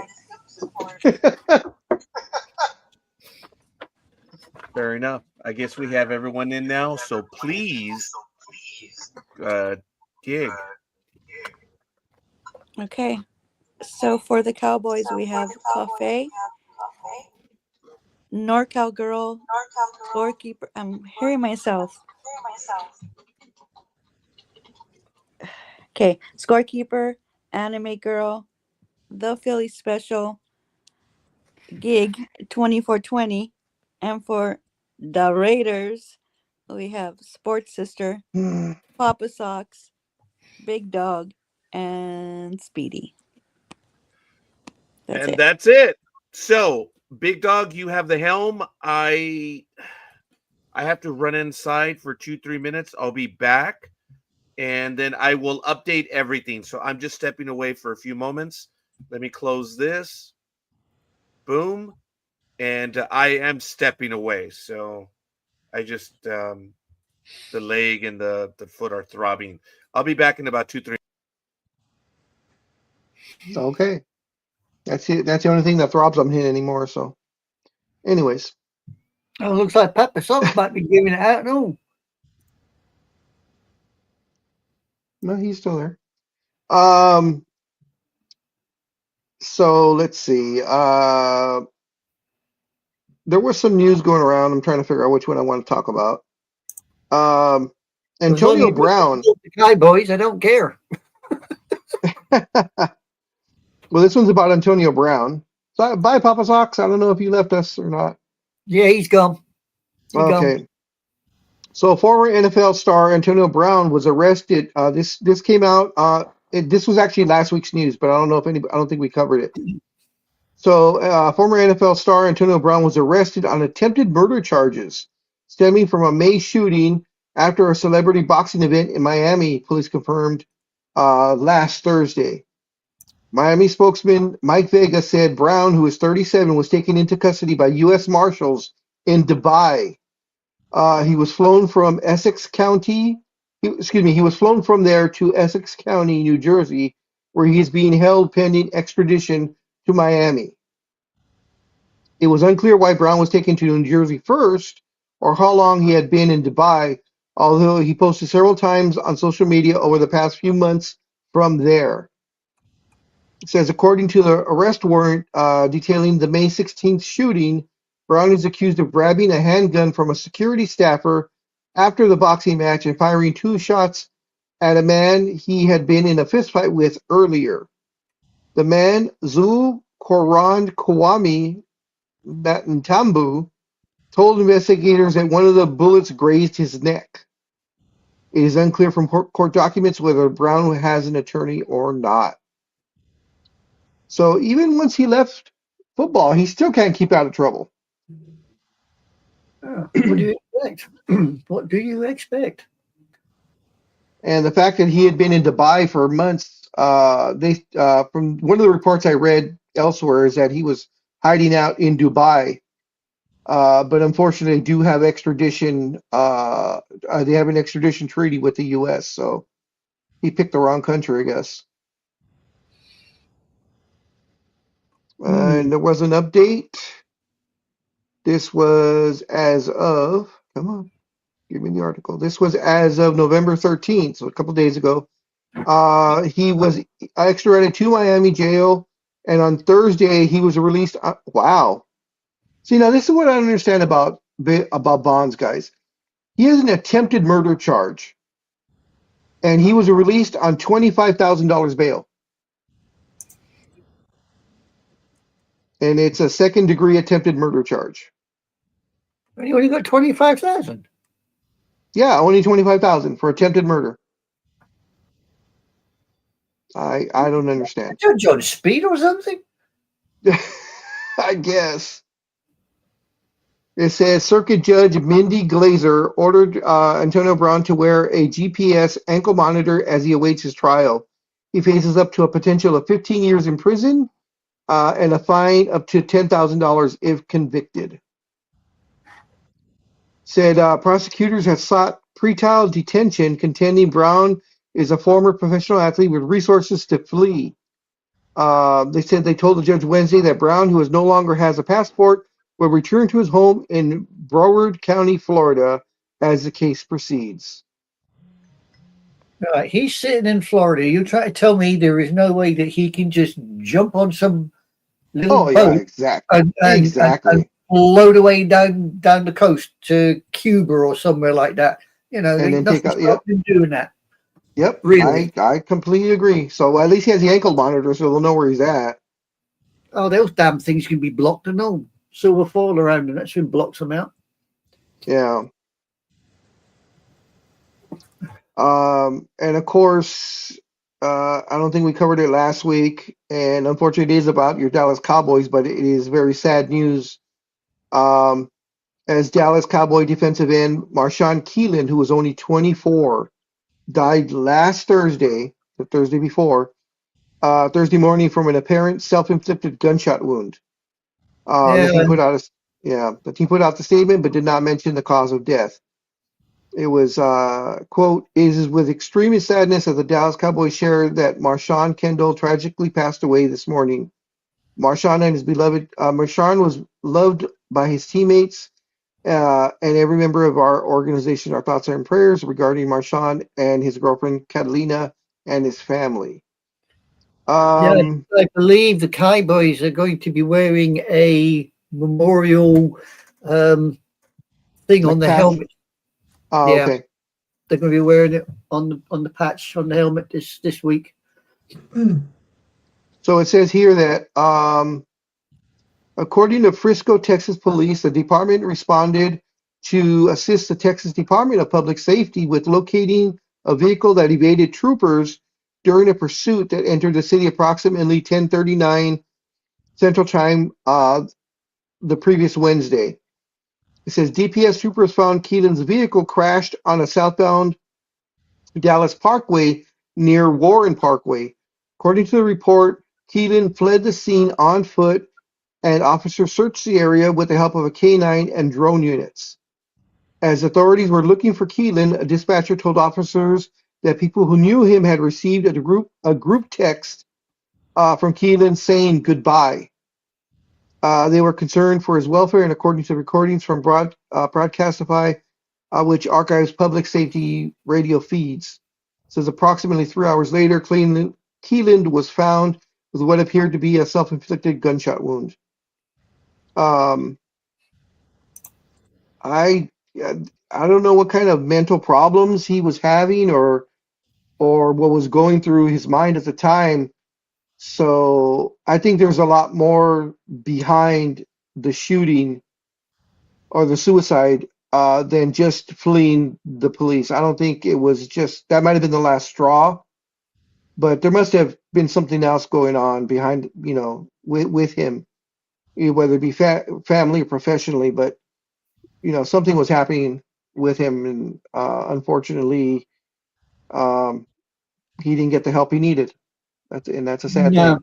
No, I mean, A lot of people will turn around and say it's a coward's way out, but to take that final step, believe you me, that ain't no coward's way out. You're Yeah. standing on the precipice, and as far as you're concerned, there is nowhere to go. No. The man was definitely troubled. Yes. No, my sympathies to his family and his teammates.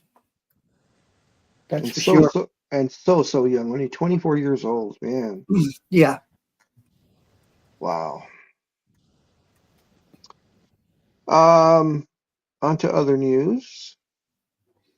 We have reports from former NFL quarterback Bernie Kosar.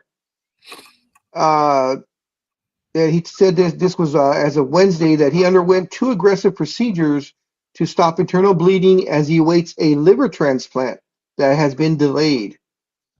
Says in a video posted on X, the former quarterback said that he was set to get a liver transplant this past weekend, but he was held off because the donor organ was infected.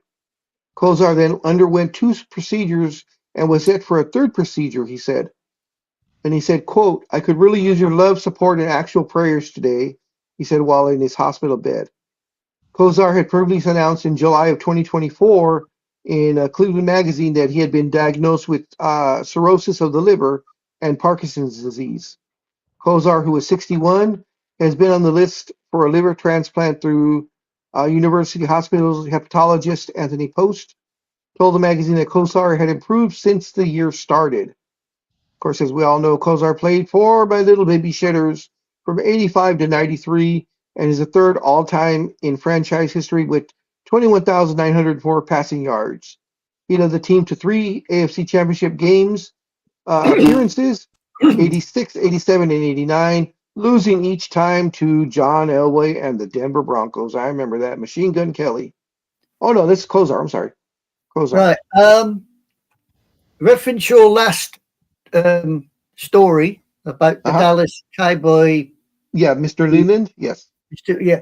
I don't know if anybody's aware of this, but the Cowboys have just announced that his girlfriend is pregnant with their first child. Oh, wow. Just 1 week after he removed himself, his girlfriend, Catalina Manchera, is expecting their first child. Wow. So the Cowboys have decided to help out. They've started the Neelan Memorial Fund where they can give help and support to Catalina. So there you go. I don't know if anybody was aware of that. So there you go. No, I hadn't seen that one. No, and the Cowboys will honour Neelan for the remainder of the season by wearing memorial decals on their helmets. Additionally, the team will sport special T-shirts for at least the next couple of games. Okay. So there you go. Pre-game moment of silence and a video tribute will be done at the Raiders and the Eagles. Oh, apparently. Raiders and Eagles. Okay. Huh. You feeling a little better, scorekeeper, now that you got up and walked around a little? Yeah, I did. And I'm updating Lukey's picks. Yeah. Don't know if you're aware of this, but this Neelan thing. Neelan crashed his car at around 10:33 p.m. on November the 6th after evading a traffic stop in Frisco. He then ran from the scene and was found dead at 1:31 a.m. from a self-inflicted gunshot. Yeah. Police said he had previously expressed suicidal thoughts. That's too bad. Yeah. But as you rightly proposed there, Big Dog, I think there was a damn sight more to that than just that evade. Yeah, definitely. There's a damn sight more to it. And I'd be interested to, I don't know if they'll ever release it, but who did he express those feelings to? Because those people whoever it was, person or people, should have went to the Cowboys or the NFL and said, "Hey, you know, you guys have the means and the monetary means to get this kid help." You know, they should have. That's what I'm saying. I don't know who was told that or if it was actually true or not, but someone should have said something to get him some help. Well, yeah, but then again, it depends on whether or not the person he told believed him. Yeah, that's true too. Yeah.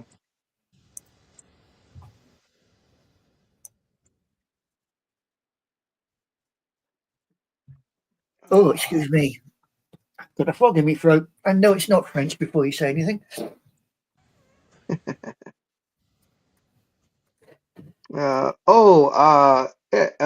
the LA front, is Geek still with us? Yes, I believe Geek's still with us. Yes, she is. She's just on mute. So the proposal to build a gondola that would go from downtown LA to Dodger Stadium has hit turbulence again this week when the city council voted overwhelmingly to urge transportation officials to ground the project. The estimated $500 million aerial tramway would connect fans between the stadium, about a mile away from Union Station, the heart of Los Angeles' rail system. Supporters say the gondola would help fans of the back-to-back World Series champions avoid nightmarish traffic, but critics worry that it would do little to keep cars off the road. In a 12-1 vote, City Council members on Wednesday approved a resolution to advise LA County Metropolitan Transportation Authority to kill the project. Major Karen Bass must sign off for it to take effect, and the mayor had previously voted in favor of the project as a Metro board member. Her office didn't immediately reply to emails on Thursday asking if she will okay the council's resolution. A full council vote to approve the project is expected next year, but this week's action is a sign that developers could face an uphill battle of getting it built. The ultimate goal, of course, is to get people from Metro buses and trains at Union Station from there glide through the sky to the ballpark. That is a tough proposition in sprawling, car-centric Los Angeles, where many people live in areas far beyond the bus and rail networks. Scorekeeper, I know this is near and dear to you, as you like to hear those type of things that whenever it has to do with Metro and so on and so forth. What is your feeling on this latest endeavor or news? 5,000 people an hour. That's what this is supposed to move. And if you look at the time the game opens, this thing is designed. Okay, let's back up. Who's the one who's doing this? It's the parking lot attendant, the former owner of the Dodgers, who Mr. still McCourt. owns McCourt, who still owns a significant portion of the parking lot. Oh wow, coming down hard right now. Sorry. Anyway, it's only going to remove 5,000 parking stalls. Oh, wait a minute. What does that mean? That means that Dodger Stadium will be able to remove 5,000 parking stalls, which is an incredible amount of land, and would allow McCourt and the Dodgers to develop land right around it. Right now, they cannot remove it due to the city council regulations of 56,000 fans and a certain amount of parking stalls. I believe it's 14,000 or whatever. If they're able to get this gondola to go, they could conceivably remove 5,000 parking stalls. And if anyone knows, that's a lot of land. So this gondola, which is skyrocketing in price to well over $1 billion now, what is the endeavor? Because right now, the Dodger Stadium Express is free with your Dodger ticket, and it works. The gondola will be free with your Dodger ticket. It's an endeavor to build on Dodger Stadium land. That's it. So, I like the idea of having a gondola. in its purest sense of the form. It's going to be a stop at Union Station, a stop at Alameda, and a stop at the base of, in the parking lot of Dodger Stadium. Is it worth it? Yes. But the trade-off is there's going to be housing and retail done on the Dodger Stadium lot. Do we really want that? Scorekeeper, I do not. do you know if they've ever talked about, or if it would even be allowed for them to do a parking structure rather than just the flat parking that they have now, just open land? Have they ever talked about doing a parking structure of, like, say, 5 or 6 stories? That's a good question. I don't know that part of it, because I did think about that, but yeah, I don't know what the regulations are in that area. Yeah. So okay. Why don't they just putting a build an parking underground? structure for anyone who's been, sorry, Speedy, go ahead. So why don't they just build an underground garage? Well, either way, whether it's an underground garage or a parking structure, it's the same thing. If anyone who's been to Dodger Stadium, and I have, for a playoff game, it's ridiculous. Even though all 5 exits are now open again, when they close Scott Street to be a friendly neighbor to the neighborhood, it's open again. So the 5 exits. So why can't you get out of Dodger Stadium like you used to? It's because of the design. Frank McCourt, sorry, he's effed it all up. He has. It's sad because Big Dog and I could sarcastically say, what time? Game time 7:35?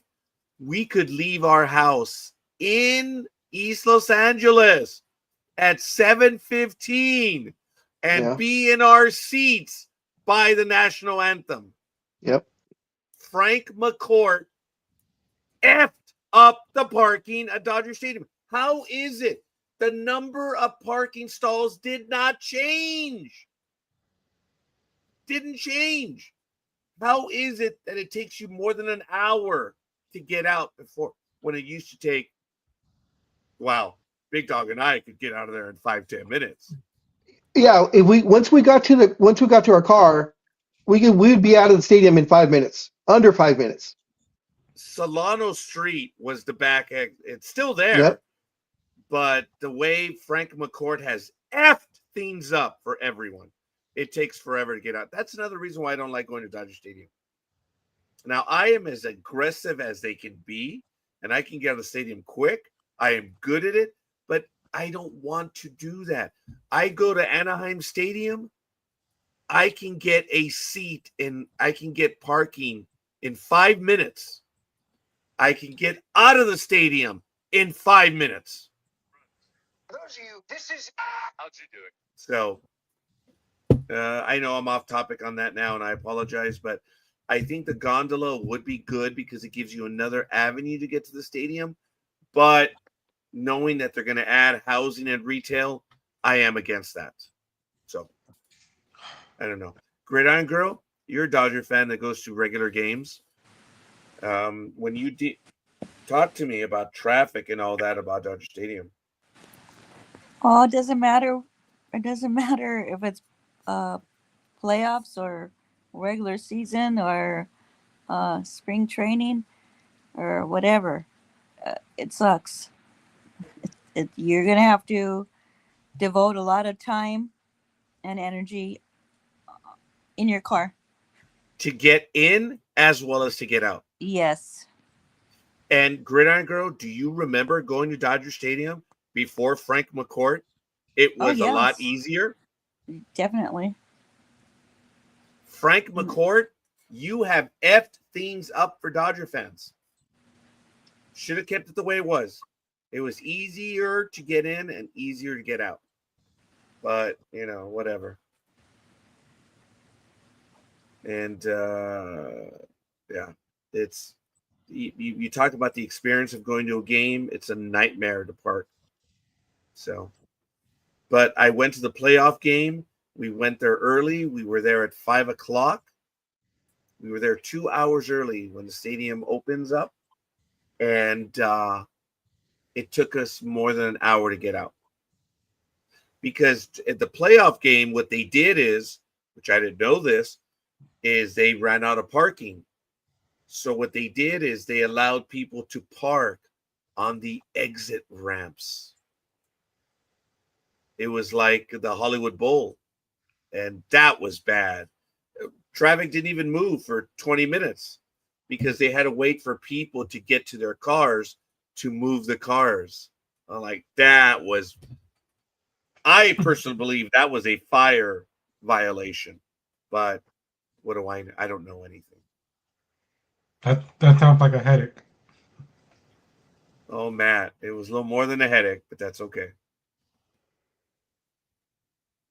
I like going to a game that I can experience and get in and out quickly. And sorry, Anaheim Stadium is ridiculously easy. And this is when they sell out, there's 45,000 fans there. I can get in 5 minutes and get out in 5 minutes. It's crazy. And they have fewer exits than Dodger Stadium does.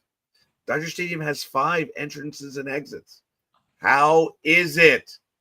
Thank you, Frank McCourt, for effing things up. But the games that I went to Dodger Stadium this last year it was fun, of course, but it's a hassle to get in and out. Of the changes, Gridiron Girl, that they've done to the stadium itself, what do you think to the stadium? Not the parking and all that, but the stadium. Oh, I love it. I love it. I love the outfield pavilion, the restaurants and whatnot. Pretty cool. A lot of people don't know this, but Dodger Stadium, for up until maybe 10 years ago, I might be off by a few years, the pavilions were segmented off from the rest of the stadium. You went into the pavilion, you went out. But now, for those of you that know and don't know, there's a grand concourse that goes all the way around. So you can go around the entire stadium now, which is really kind of cool. It's really neat. I've done it. I think they learned that from Anaheim Stadium when Anaheim Stadium decided to connect behind when they closed it off and they made the rock formation. Remember the same thing? It was the same way too. You could only go so far. Right. You could still go right. But it was still part of the stadium. Yeah. In Anaheim, but they made it go all the way around. You are correct. Yeah, exactly. Yeah. There was a point where you're like, oh, I want to go that section over there. Got to go all the way around. Yep. And it's really kind of cool what they have at Anaheim too. But what they've done with Dodgers, it's like they got the idea of Anaheim, and the Dodgers did a much better job. Oh, of course. It's ridiculous. But Dodger Stadium looks nice. It really does. It's a nice experience once you get there. But man, like Gridiron Girl said, you will invest time in your car, and it sucks, man. It sucks. So, Gridiron Girl, are you going to try and make opening day where they raise the new banner and probably give away a replica ring? I will try. I don't know if it's in the daytime. I'm in trouble, so I gotta play hooky. Well, we'll write you a doctor's excuse. Awesome. Let's do it. Yeah, actually, I might be able to get away with writing you a doctor's excuse. Yeah, because your doctor's coming. Yeah, there you go. Legally. By the way, if you guys can head over to the Facebook page and I already see if did. it did update. Yes, it updated. Yes, I checked. Good job.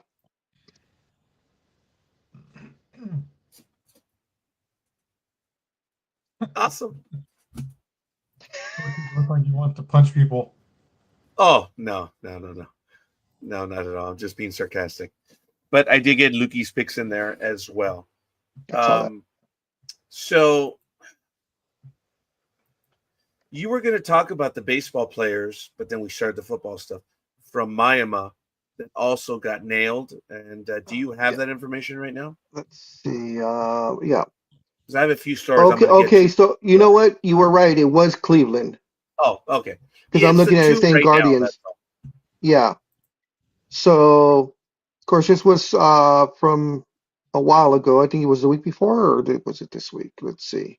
Well, no, it was in June or July when it first happened, Yeah, but it but was they are, last week when yeah, they last week. were. So Cleveland Guardian pitchers Emmanuel Clase, I guess, and Luis Ortiz were charged with fraud, conspiracy, and bribery stemming from an alleged scheme to rig individual pitches that led to gamblers winning hundreds of thousands of dollars, according to the indictment unsealed by the federal prosecutors last Sunday. Ortiz, who is 26, was arrested last Sunday morning in Boston and will appear in court on Monday, which he already did and pleaded not guilty. Prosecutors for the Eastern District of New York, the Brooklyn-based United States Attorney's Office had levied similar charges against NBA players Terry Rozier and multiple coaches in late October. Said the indictment that class arranged with a bettor. What's that? Close enough. Okay. Arranged with the bettor as early as May of 2023 to throw specific pitches for balls so the gambler could place prop bets and profit. Ortiz, prosecutors say, joined the scheme in June of 2025, and between the two, the gamblers won at least $450,000 wagering on the pitches, while Clase and Ortiz were given kickbacks for their participation. Says the both pitchers could face up to 20 years in prison for wire fraud conspiracy, 20 years for honest services wire fraud conspiracy, and 20 years for money laundering conspiracy, and 5 years for the conspiracy to influence sports betting by bribery, according to the prosecutors. Yes, they in deep shit. Yeah, they are, and that's it. So, and apparently they're not the only ones. Yes, So, this is now that the NBA, when that happened, the indictments on that one, that just opened up the can of worms. But I did want to get to this before real quick. Scorekeeper, do you know who Jackie Bradley Jr. is? Or was? Or no, is. are you talking about the baseball player? Yes, sir. Yes, sir. Huh. All right. So, of course, he was an 11-year major leaguer and a 2018 World Series champion. Jackie Bradley Jr. is now the first pick in the inaugural Banana Ball player draft, which was done that past Thursday night, and in making him the first former major league player to commit to participate full time with Bananas Ball. So he was drafted by the Indianapolis Clowns, as now there only used to be the two teams. It was the Savannah Bananas and their version of the Washington Generals. They now have four teams playing now, and I believe they're expanding two more teams. So it'll be a total of 6 teams in total, and they're starting their barnstorming tour again in 2026. Okay. Figures it'd be a Wow. Boston Red Sox, they would do that. You're funny.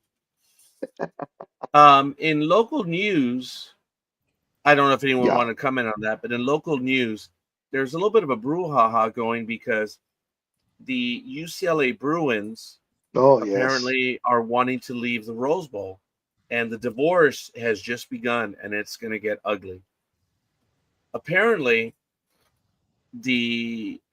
a judge has denied the Rose Bowl's request for a restraining order, but suggested it could seek an injunction blocking UCLA from inking a deal with SoFi Stadium. So, as many know, USC plays at the Coliseum, and this happened about 9 or 10 years ago, where USC got pretty much control of the Coliseum to do what they wanted to do, even though it's a quasi-county, city, and state agency. It's those commissions. USC got control. The Rose Bowl has been home to UCLA from time immemorial. Yep. Well, all of a sudden, they were looking at the new kid on the block, SoFi Stadium, and UCLA said they want to play at SoFi Stadium. And the Rose Bowl, which is in Pasadena, is suing them to block the move. So a judge denied the Rose Bowl's request for a restraining order, but he suggested it could seek an injunction blocking UCLA from inking a deal with SoFi Stadium. So this was in the Los Angeles Times, and it basically says the Los Angeles County Superior Court on Wednesday denied a request from the Rose Bowl operating company and the city of Pasadena seeking a temporary restraining order in their attempt to keep UCLA football games at the Rose Bowl, saying these entities had not demonstrated an emergency that would necessitate such an action. Judge James C. Chalfant said previous cases in which the New York Yankees, New York Jets, and Minnesota Twins were barred from moving games did not apply to this situation because those teams were scheduled to play in a matter of days or weeks. And UCLA's next scheduled game at the Rose Bowl after its home season finale against Washington on November 22nd isn't until the fall of 2026. So the legal remedy that was done here was the Rose Bowl said, hey, we need you to stop this. Judge said, due to case law, there's merit, but they're not playing next week. Yeah. Go back and try it again. That's what this legal maneuver was. The judge also said there was no indication that the Rose Bowl or Pasadena would suffer imminent financial harm because a contract to construct the field level club on one end zone had not been signed. The legal saga is far from over. Chalfant suggested the plaintiff's attorneys seek discovery information regarding the school's discussions with SoFi Stadium and file a motion for preliminary injunction. My question is, where's the deal? Is there a deal? How can, if there's no deal in place, I understand that they're still arguing over the end zone job. Yeah. There's no deal. There's no deal. So, I think it's more the fact that they don't even want them talking to them or to even try to negotiate a deal. And my other question is, how long is the contract that they're under with the Rose Bowl? UCLA, thank you, Big Dog. I had as you were asking me that, I moved down. UCLA has played its home football games at the Rose Bowl since 1982. Not time immemorial, but I had figured they were like in the 50s and 40s, but I was wrong. For Gen Zers, that's time immemorial. Yeah, I don't even think they know what that means on the calendar. Exactly. That's funny. In 2014, Janet Napolitano, president of the University of California System, signed a long-term lease amendment that did not include an opt-out clause in exchange for the stadium committing to make nearly $200 million in improvements through the issue of public bonds. When the judge asked attorneys representing UCLA if they intended to terminate the agreement, they shook their heads in denial. Yeah. But Moebi accused UCLA of participating in a shell game in which it had furtively explored options for moving to SoFi Stadium. So what I said 2 minutes ago was wrong. Is there is there an agreement? Yes, there is. I think it's just one of those ploys that we always hear about when, so many teams have been dangling Las Vegas or even LA when they say we want to move, and that's just so they get their stadium to get improvements done. And so they're threatening to move, and of course, when you look at the Rose Bowl, which is an iconic historical landmark that's been there forever, and you see the nice shiny toy, now it's in SoFi Stadium. They have all the bells and whistles there, so of course, where would you want to play? A place that's been around, for almost 100 years, or are you going to play in the place that's got all the new bells and whistles and I bet you all the back rooms and the locker rooms and everything are all state of the art. Whereas the Rose Bowl has to upgrade to get close to what SoFi already has. So the deal was $200 million in improvements, and the one item has not been finished yet. So the judge was like, all right, calm down. You're not going to play a game in a week. So go back and talk about it. UCLA says the relationship with the stadium and hence the city is breaking down. Doesn't matter. If they're meeting their end of the deal, then that's it. And further, big dog, to even take this, well, I think I'm stuttering now, but to take this a step further, if what they're building is not ready right now, you're not going to play a game right now. Nice try. And I think that's what the judge told him. I said, hey, all right. Look, they were playing games in a few days. You're not, homie. Yeah. So I think it's a fair judgment, or no, a fair ruling in this case. That's when a lawyer goes, objection. Yeah. Well, there was the moment where the judge asked him, "Are you intending to move?" And the attorneys were like, "No." So, but did they say yes? It said they shook their heads. So, I don't know. I don't know if you guys had a chance to discuss this story. This was on Apple News. It was on ESPN, so I don't know. Go ahead. Before you switch over, since you had the computer right in front of you, UCLA to the Rose Bowl is how many miles, and UCLA to SoFi is how many miles? Oh, I didn't think about that one. Oh, UCLA to SoFi is like minutes. That's pretty good, big dog. Let me go over there right now. I didn't have Google Maps open as I normally do. It's probably like 3 minutes. No, it's not that close. No, but it's close. It is. It really is. I'm going to do the math right now, but I want to show you what Big Dog just asked me, folks, just by eyeballing it. Check it out. Okay. Just by eyeballing this. This is, this is UCLA right here. SoFi Stadium is right here. You can even see it. So I'm eyeballing 10 miles. Okay. Here's UCLA to the Rose Bowl, which is over here. And I believe that's it right there. So let's do it this way. UCLA. I want directions. Here we go. SoFi Stadium. UCLA to SoFi is 13 miles. Takes 22 minutes. There it is. Yeah, I've got it right now. Very good, big dog. And then UCLA to the Rose Bowl. I said 10 miles. It's 13. So and then UCLA to the Rose Bowl is 26.2 miles. Yeah, look at it.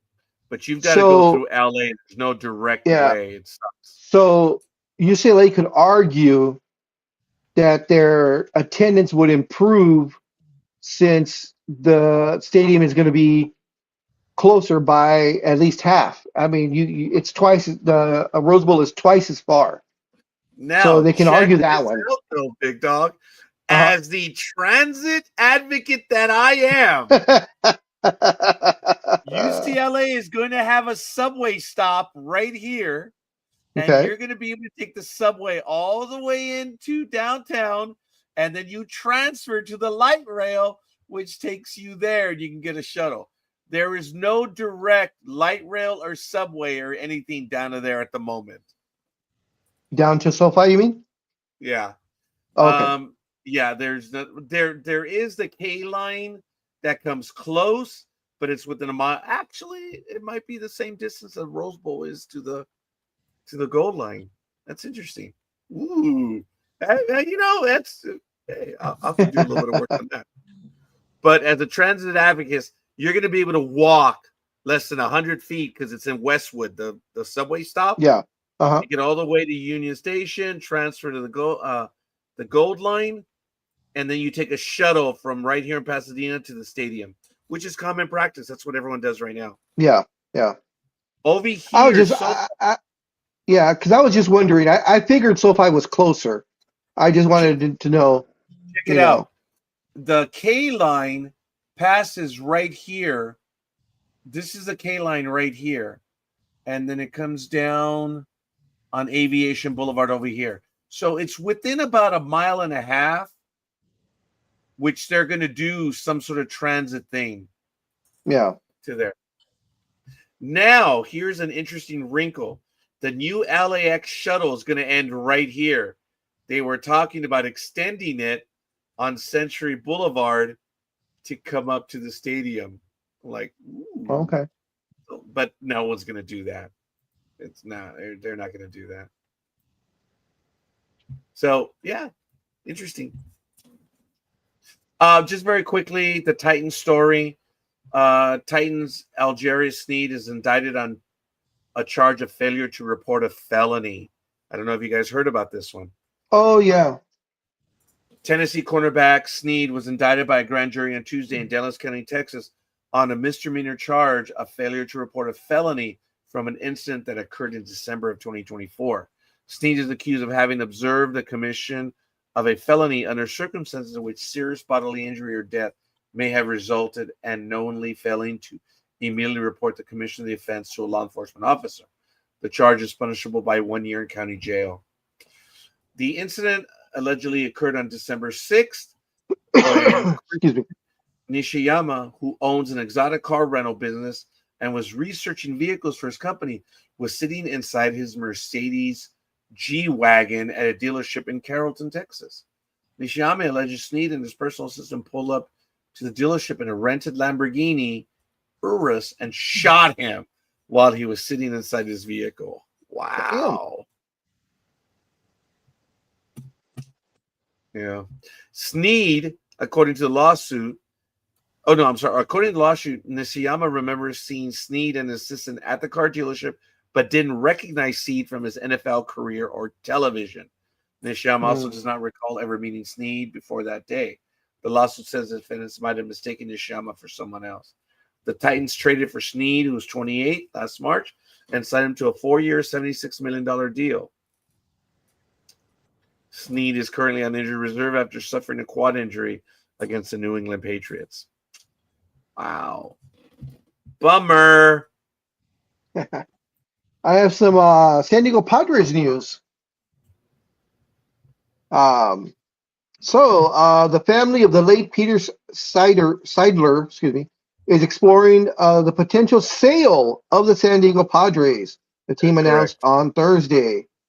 In a statement, Padres chairman John Seidler, the franchise's control person and Peter's older brother, wrote that the team will, quote, undertake the process with integrity and professionalism in a way that honors Peter's legacy and his love for the Padres and lays the foundation for the franchise's long-term success, end quote. Since Peter Seidler was part of the group that purchased the Padres in 2012 and became the franchise's largest stakeholder, in 2020 and invested in the team in unprecedented fashion, outfitting the roster with star players on long-term contracts and running the payroll higher than $250 million in 2023, all with the goal of delivering the first championship to San Diego. And we all know how that ended. The Padres are in the midst of the greatest run of success in their franchise history, making the playoffs 3 times in 4 years and winning 90-plus games in back-to-back seasons. Petco Park, which of course is nestled in the heart of downtown San Diego, has enjoyed record-setting attendance along the way, drawing at least 3 million fans in each of the last 3 seasons. It has been an impressive run. Yes, but the Padres lost their local media contract early in 2023, eliminating a crucial source of fixed revenue, and the franchise has scaled back in its spending since Seidler's passing. The Padres slashed payroll by about a third going into 2024 to roughly $172 million, and they brought it back up to about $215 million this past season. Those constraints, when coupled with lucrative long-term commitments to the likes of Manny Machado, Xander Bogaerts, and Fernando Tatis Jr., has limited the maneuverability of general manager Asa Preller. So, will NDB Media start getting the cash coffers ready to make a bid? Well, yes, but realistically, this one proverbially maybe out of our ballpark. Realistically, this is going to be a $2 billion deal minimum. Minimum. Yeah. We I here at agree. NDB Media have significant backing. $2 billion for the Padres. I can hear shut up. Even my attorney's laughing at that one right now. And he's like, dude, don't be stupid. Don't even legally say your committee. Because all kidding aside, folks, when we were to buy Paramount, we had an all-cash offer on the table. It was legitimate and legal. Yeah. We had no debt. It was all cash. So that's why we announced it. Right now, we don't have – if it's going to start at $2 billion, we have money, but we don't have that much money. Now, Scorekeeper, do you believe that the $6 billion deal for the Commanders, and then the $6.2 billion deal for the Celtics, and then the unprecedented $10 billion sale of the Lakers, do you believe that is going to affect the price of the Padres as far as it going up higher than what everybody would expect? Yeah. Yes, I do. Because there's a wonderful problem that the Padres have. They're winning, and they're selling seats. You know, those tickets are very expensive. It in a way, only baseball fans will get this. The seats are shittier and you know, they're higher up and they cost more. Believe it or not, some of the Padre tickets are much more expensive than Dodger tickets. Yeah. And the Padres own that stadium, right? Or is it the city? No, Or does the city? The city. The city owns it? Okay. Yeah, but I mean, the city charges them rent. So Yeah. No, the Padres are making the money. Okay. Then I'm down there. I'm going to go to the Starbucks to do that. So Okay. So go to Starbucks, Speedy. Yeah, go, Speedy. Give me a caramel latte, okay? Actually, no, a caramel frappuccino. Caramel macchiato. Hot, damn it, I'm old. Hey, that wasn't me. I'll take a matcha heavy cream. Time out. That wasn't for me. That was for my nurse. He wanted to go down and get Starbucks, I guess. Well, yeah, that's why we're giving you the order.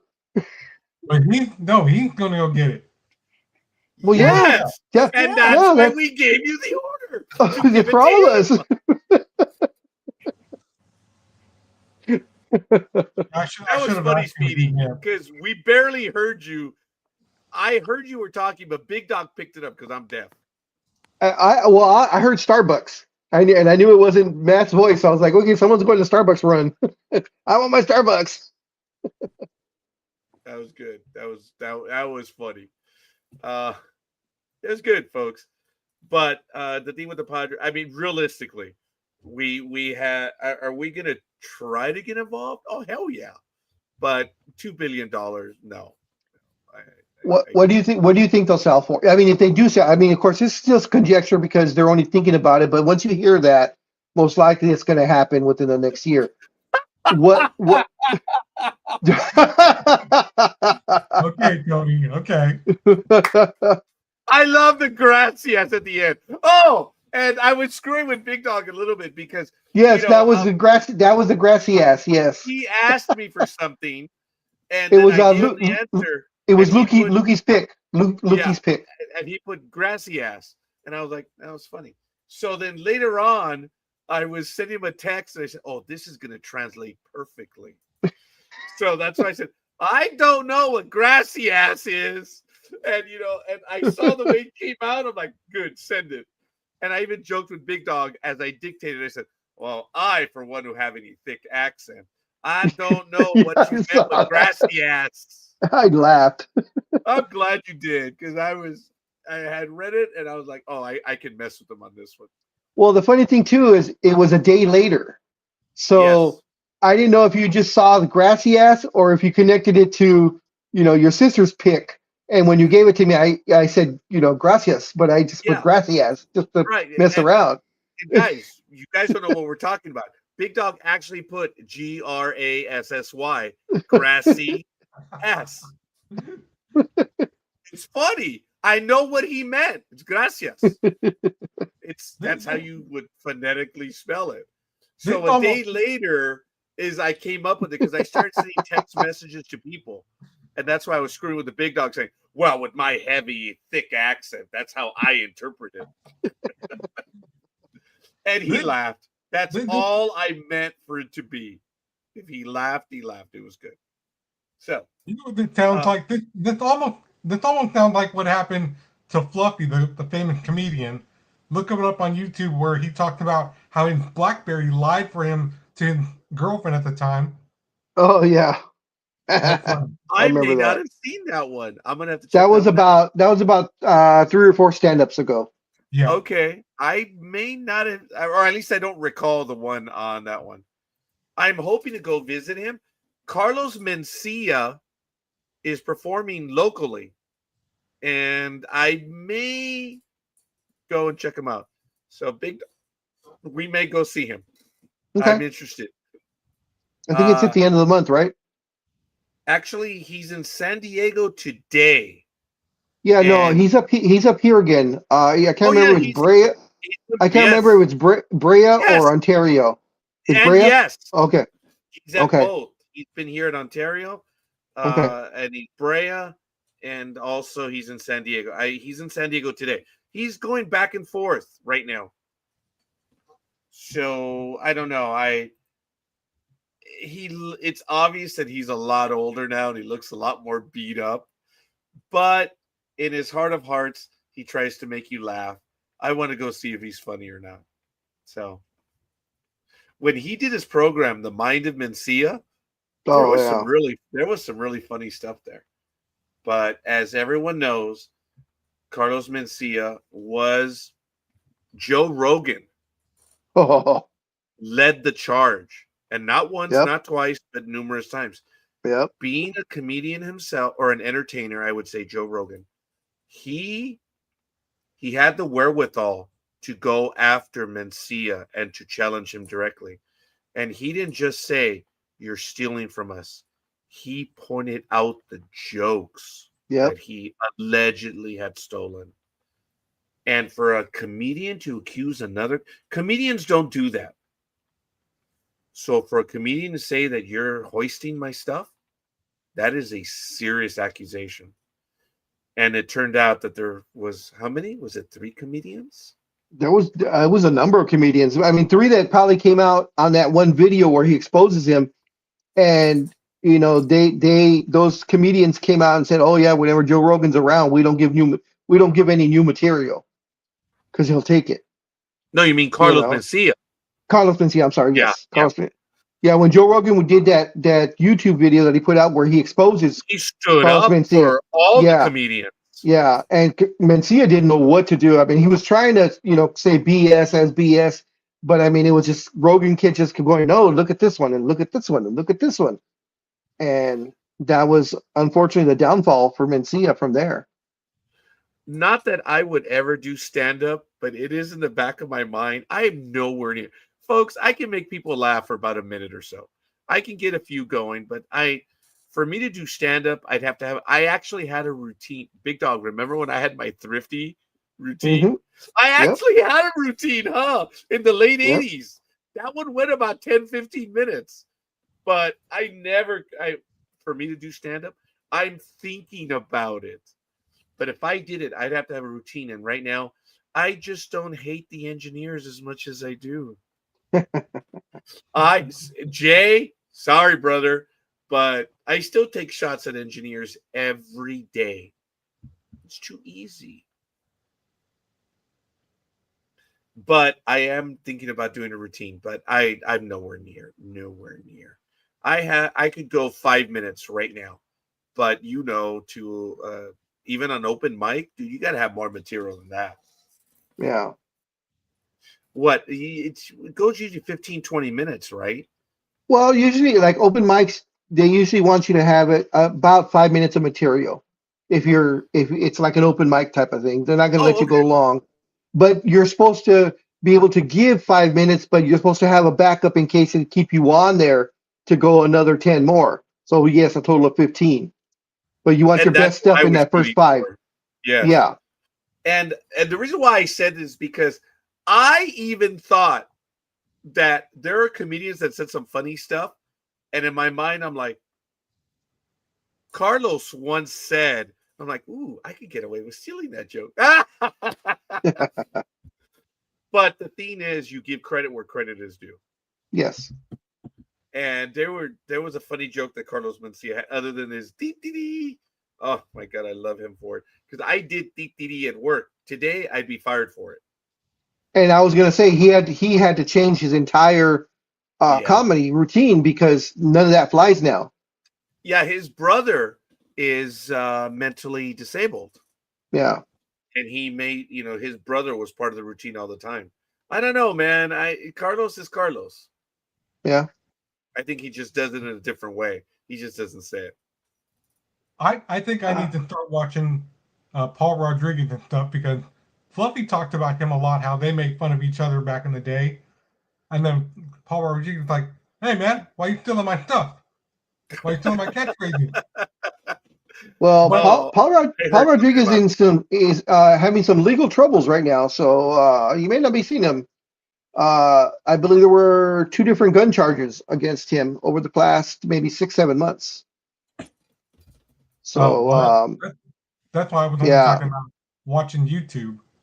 Yeah, no, I know, but I'm just saying, any new material might not be coming forthcoming anytime soon until all his other charges are taken care of. Oh, hey, folks. I ordered something on the internet, and I ordered it on October 26th. Oh, Gig wants to jump in on that. Oh, She go, took the Gig. mute off. She took the mute off so fast. Sorry, go. No, I want to listen. Oh, okay. I ordered something on the internet, and I ordered it on October 26th. You guys are all going to be, oh, Scorky. I did. I ordered those pullovers, the suicide pullovers, and I ordered 4 of them, and it was on October 26th. So I Suicide emailed pullovers. them last Huh. night. The ones that say, to you who is behind me, you Oh, matter. yeah. Oh, okay. Now I know what you're talking about. Okay. Those, to the person behind me, you matter. And Yes. I'm like, yeah, so I ordered 4 of them. And it was on October 26th. And yesterday I emailed the vendor. I said, hey, man, it's been 3 weeks. What's going on? The stupid pendejos, here's the email that they sent in response. Okay. Here's the email, link to order 22559. Says, a link was requested to view this order. You got to view this order. Check it out. Here's the order itself. But if you want to check the shipping, you got to track it with the app, idiots. So I tracked it with the app, and do you know what it says? The order is still being prepared. Yep. It means it's coming from overseas somewhere. Well, I they fell into charged me for shipping. I fell into that trap also. Okay, well, I have to tell you that if that's the case, I'm just going to tell American Express to cancel the order. Because, yes, Speedy? It could be what's happened here a few times where different neighbors here have ordered stuff from Amazon and other places like that, and UPS or USPS will show up, but they'll show up down the street. And we're like, why do you guys keep showing up there? We're here because they think the building, because it looks similar, but ours has the name, everything on it. The address is even in the front of the building. And they're like, well, the GPS sent us to that building behind you guys over here. And we're like, no. That's on the street. We're I understand that one, Speedy, but the thing is, he checked and they haven't even made the product yet. So they haven't even made it yet. The order is still being processed. It hasn't even been mailed yet. And I get it. I understand. But it's 3 weeks. It should say it's being shipped. They haven't even done that. Yeah. So yeah, they're still making it. Yeah, it's overseas. I did that with a birthday present for Mason. It was a Transformers jersey, and I ordered it, and I waited like a couple of weeks, and it was getting close to his birthday. And then I checked, and it said the same thing. It's still in process. And then I did a little more digging, and yeah, it was being made in Taiwan or Japan or something. And I get And that.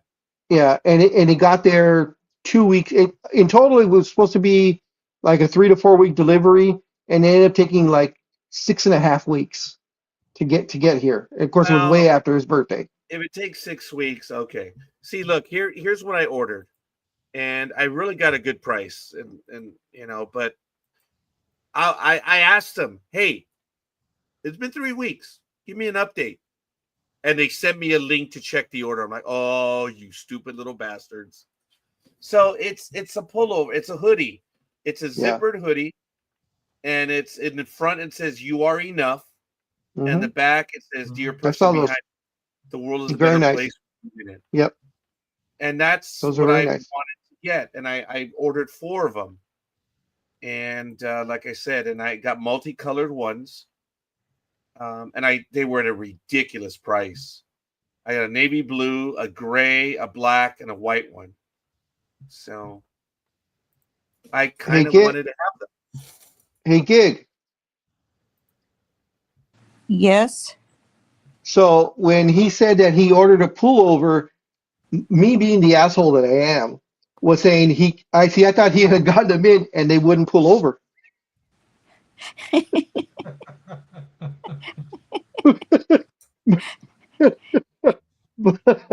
But he hasn't gotten them yet, so never mind. Shoot. I kept a straight face just because if it's funny, it's funny. I've always said that. You have to learn to be able to laugh at yourself. Oh, And yes. Yes. That Life was goes funny. life goes by a lot better when you can laugh at yourself. Yes. I've always said that well, not exactly that, Big Dog, but Yeah, I get you. Yeah. if someone, because at work I was feared. I wasn't loved. I was feared because I was very quick and I would put people in their place all the time. And it would happen that the guys you beat up, they finally come back and they're like, oh, well, they've got to put down. They got to come back. And another. And you're like, you just grin and bear it, baby. Yep. Just grin and bear it. Because someone's like, oh my God, Roger doesn't have a response. And, I'm smiling, I'm laughing because some of them are genuinely funny. But then, as I told someone, I said, dude, I've known the guy for 4 years. I beat his ass up every day. He got one. Tomorrow's going to get here quicker. It's going to get here quicker. I'll be back tomorrow. But if they're besting you, look, if they take your shit, that's number one. And then when they come back, you got to shut up and take it. You just have to. And that's why you got to smile. If it's funny, it's funny. If people can make me laugh about me, I'm like, that's cool, dude. Big Dog and I, oh my God. When we did the final joke nights, they became ruthless because they were directed at each other. Yeah, they were. And it got to but they were funny though. It was funny. It was funnier because they were, instead of like a priest, or whatever. No, Roger, Tony, and Anthony walk in. Yeah. That was funny. And they could be, so it became ruthless. And I think it did make it funnier. Some of them were damn funny. Yeah. But anyway, we are off topic, and I do apologize. Well, so I want to get that one is definitely my fault. And I want to get your opinion on these. So the managers of the year were announced this past week, as Milwaukee Brewers manager Pat Murphy won for the National League Manager of the Year for the second straight season, and Cleveland's Stephen Vogt also was a repeat winner for American League Manager of the Year. My question to you, Scorekeeper, do you agree with both picks? No. Clearly, Toronto's manager, he took a team that was not in the position to be in, and he did what he did. So So Voight on that side, Voight had 17 of the 31st place votes, and Toronto's John Schneider received 10 of those votes and finished second. Yeah, in my humble opinion, but it's been Schneider. And folks, Okay. the point of Manager of the Year is, if done correctly, it's the guy that doesn't have the winning team.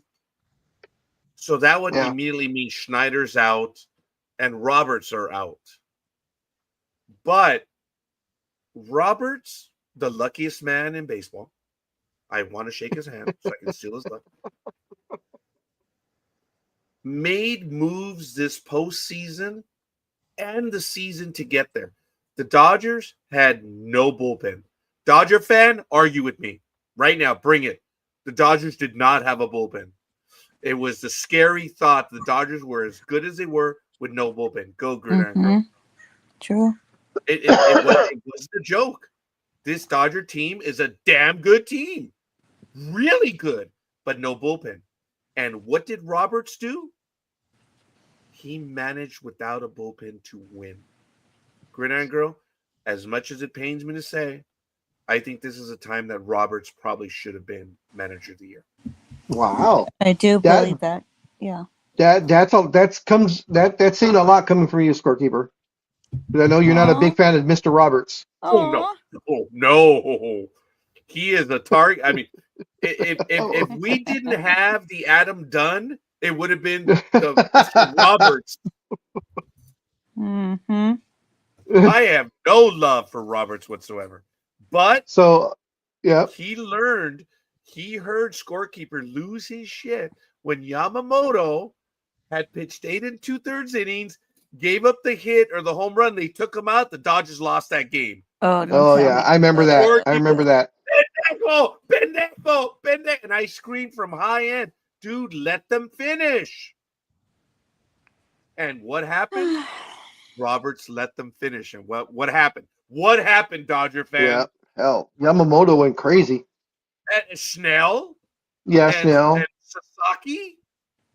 And all of them. He let the pitchers pitch. Look, there are times. Look, oh my God. What was the game? Yamamoto? Was it game 6?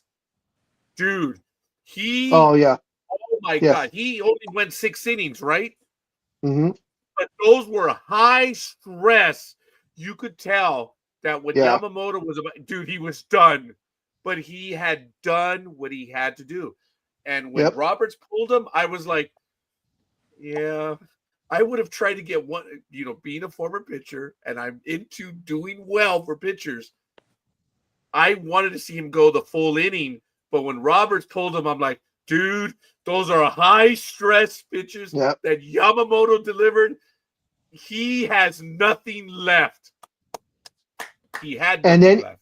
And then comes back the following day to close it out. But going back to that game 6, scared the holy crap out of me, and I'm pretty sure scared the holy crap out of Gig too, when bases loaded, 2 outs, and they bring Kershaw in. When they brought Kershaw in for that, I was like, we know we know the way he is in the playoffs. How good of a move is this? But he got him out. I was praying like I never had prayed before. But so what was he pitched to his gut? Yes, he did. Because the numbers, you never bring Kershaw. Oh, for the love of God. It's like either him or Kiki. I don't know. Yeah. So when it was 2 outs and you saw Roberts coming out, Gig, and he motions to the bullpen, and you see Kershaw, the one walking out, what was your first reaction? Thank God I didn't see that. WTF? Dodger fan. She is a Dodger fan. And folks, when I direct shit at Dodger fan, I am never directing it at Gridiron Girl.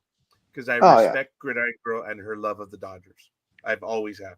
She gave me a Dodger cup. She also gave me a Yankee cup. What does that tell you? So I got love from Gridiron Girl on that. You've seen me with the Dodger cup on this program. Mm-hmm. Yep. I love that Dodger cup. You haven't broke it yet. I haven't. My family hasn't. Gridiron Girl, they broke my Voyager cup. Oh, I remember that. You I were still depressed for a mourn. while. I still mourn now. And there were people on Facebook that said, Roger, I had the privilege of drinking out of that cup. I remember how you were with that Voyager cup. That was my baby. Big Dog remembers my Voyager Yep. cup. Oh It yeah. was I'm the surprised. bigger one. It was the I'm 16 ounce. I'm surprised you didn't go on eBay and try and get another one. I have no comments. Oh, Okay, I'll work on that. I've been trying. They're just, I it's will like find the it. minute that I will cup find broke. it. I'm sorry, Gridiron Girl? I said I'll find it for you. No, Mija, look, it's that much. It's even for scorekeepers, like, oh. I could have had one already, but I'm like, that's a car payment. Oh, never mind. Yeah. Oh, okay. Yeah. Once he said it, I was like, oh, okay. She's like, never mind. Yeah, man. You can find them, but it's like, So it looks if like you might have to. scorekeeper flinches, dude, what does that tell you? So that means you might have to go to some swap meets, and hopefully one will turn up there. Oh I'm yeah. going to, and it's cyclical, guys. What Yeah. happened was when the internet found out that my Voyager cup broke, everyone said, "Oh, scorekeeper's looking for one." Everyone's oh my god! Don't get me wrong. I'm on the hunt for that cup, but right after it broke, and I was angry when that cup was broken. And for those of you that want to know, I'm gonna find it. Yeah, it I was need a to see the 16 picture. ounce cup. It was gorgeous, man. It was a beautiful cup. It's getting more and more difficult to find USS Voyager cup, but it was beautiful because it had the Voyager on it, and it didn't say Star Trek like they all do. They're the tacky ones. It was just USS Voyager. It was really nice. It's getting more and more difficult to find an image for that cup. Now, my daughter got me I think she got me one to kind of replace it. It's this one. It's a nice cup, but it's a smaller 12-inch cup. Let me tell you, it is cool. 12, I don't know what I said. 12-inch. Oh, yeah. Here it is. See it? It's a 12 Oh, that's a nice ounce. one. That's a nice one. It really That's is nice. Now, this one looks cool too, but it's like, I go for the. Oh my God! As if my little mouse. Hi, Mika. Come on over. Come on. There she is, Gmo. Hi, guys. Gmo's live right now. Mika, look at what I'm sharing with them. The cup you got me. Oh, okay. Yeah. So. No. I was sharing with them the Voyager cup. I'm crying. Oh. Yeah, I know. It's okay. Don't worry. Anyway, guys, Gmo coming over. Yeah, she's like, That's your signal. Oh my God! Did you guys find it? Who wrote it in there? It is ceramic. No, I don't know if it's 11 inches. It was a big cup, but 11 ounces. No, it says 11 ounces right there. Sorry. Okay, USS Voyager, ceramic. It was ceramic. Oh no, Coffee in the Nebula. I have that one, but cup Voyager. Spell it right, stupid. But my daughter came over to pick me up because we were going to go somewhere right now. Oh, it's like this. You're going to go look at the limo. No comment. But I have that coffee cup. There's coffee in that nebula. It is really cool. That is not the cup, though, but it's 16 ounces. Let's see if they have it. No. These are some cool cups. I'm going to have to spend a little bit more time. It's like, 16 ounce.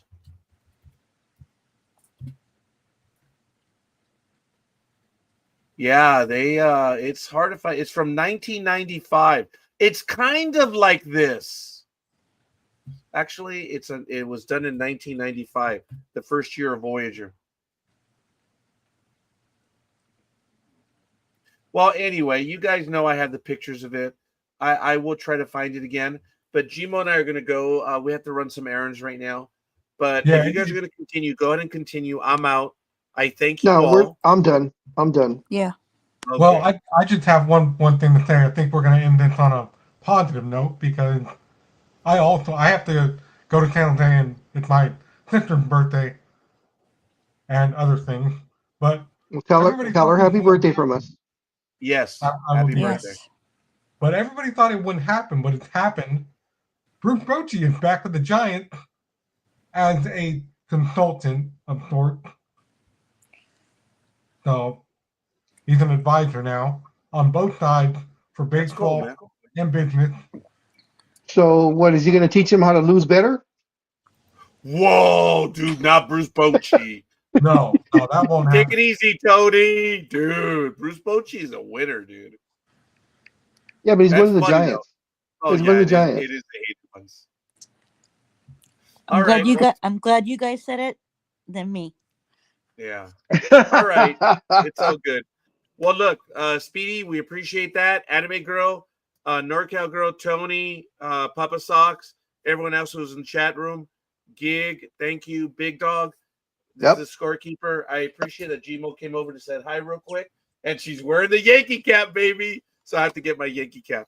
We're going to have to run some errands. Unfortunately, it's raining right now, but we got to get them done. And then that we'll get them out of the way right now. I love you guys. I appreciate all of you. Now you guys know why I want those pullovers, those hoodies. I want to have them, especially for the holiday seasons coming up right now. I really do want to wear them. I think those hoodies are really cool. And Yep, we also mean a have lot. one here too. They mean a lot. Could you imagine if a lot of us started wearing those and started making change? Anyway. I'm sorry, I'm a sucker for all that. I love you guys all. Enjoy the week, and we'll see you guys next week. If not, while we're on air, ndbmedia.net, guys. There's a lot of stuff, and since it's raining, I don't know. I might do a program. No. Yeah, my computer said rain coming here too. I guess Yeah, actually, it's raining hard right now. We'll see you guys on either side. Big Dog, take us away. Take us out. All right, guys, everybody, enjoy your weekends. Be safe, be dry, because it is going to rain. Enjoy your sports. Have a great weekend, and don't drink and drive. Call Uber, call a friend, call a Lyft, call somebody. Just don't get behind the wheel if you are driving. Be safe, everyone. See ya. Toodles.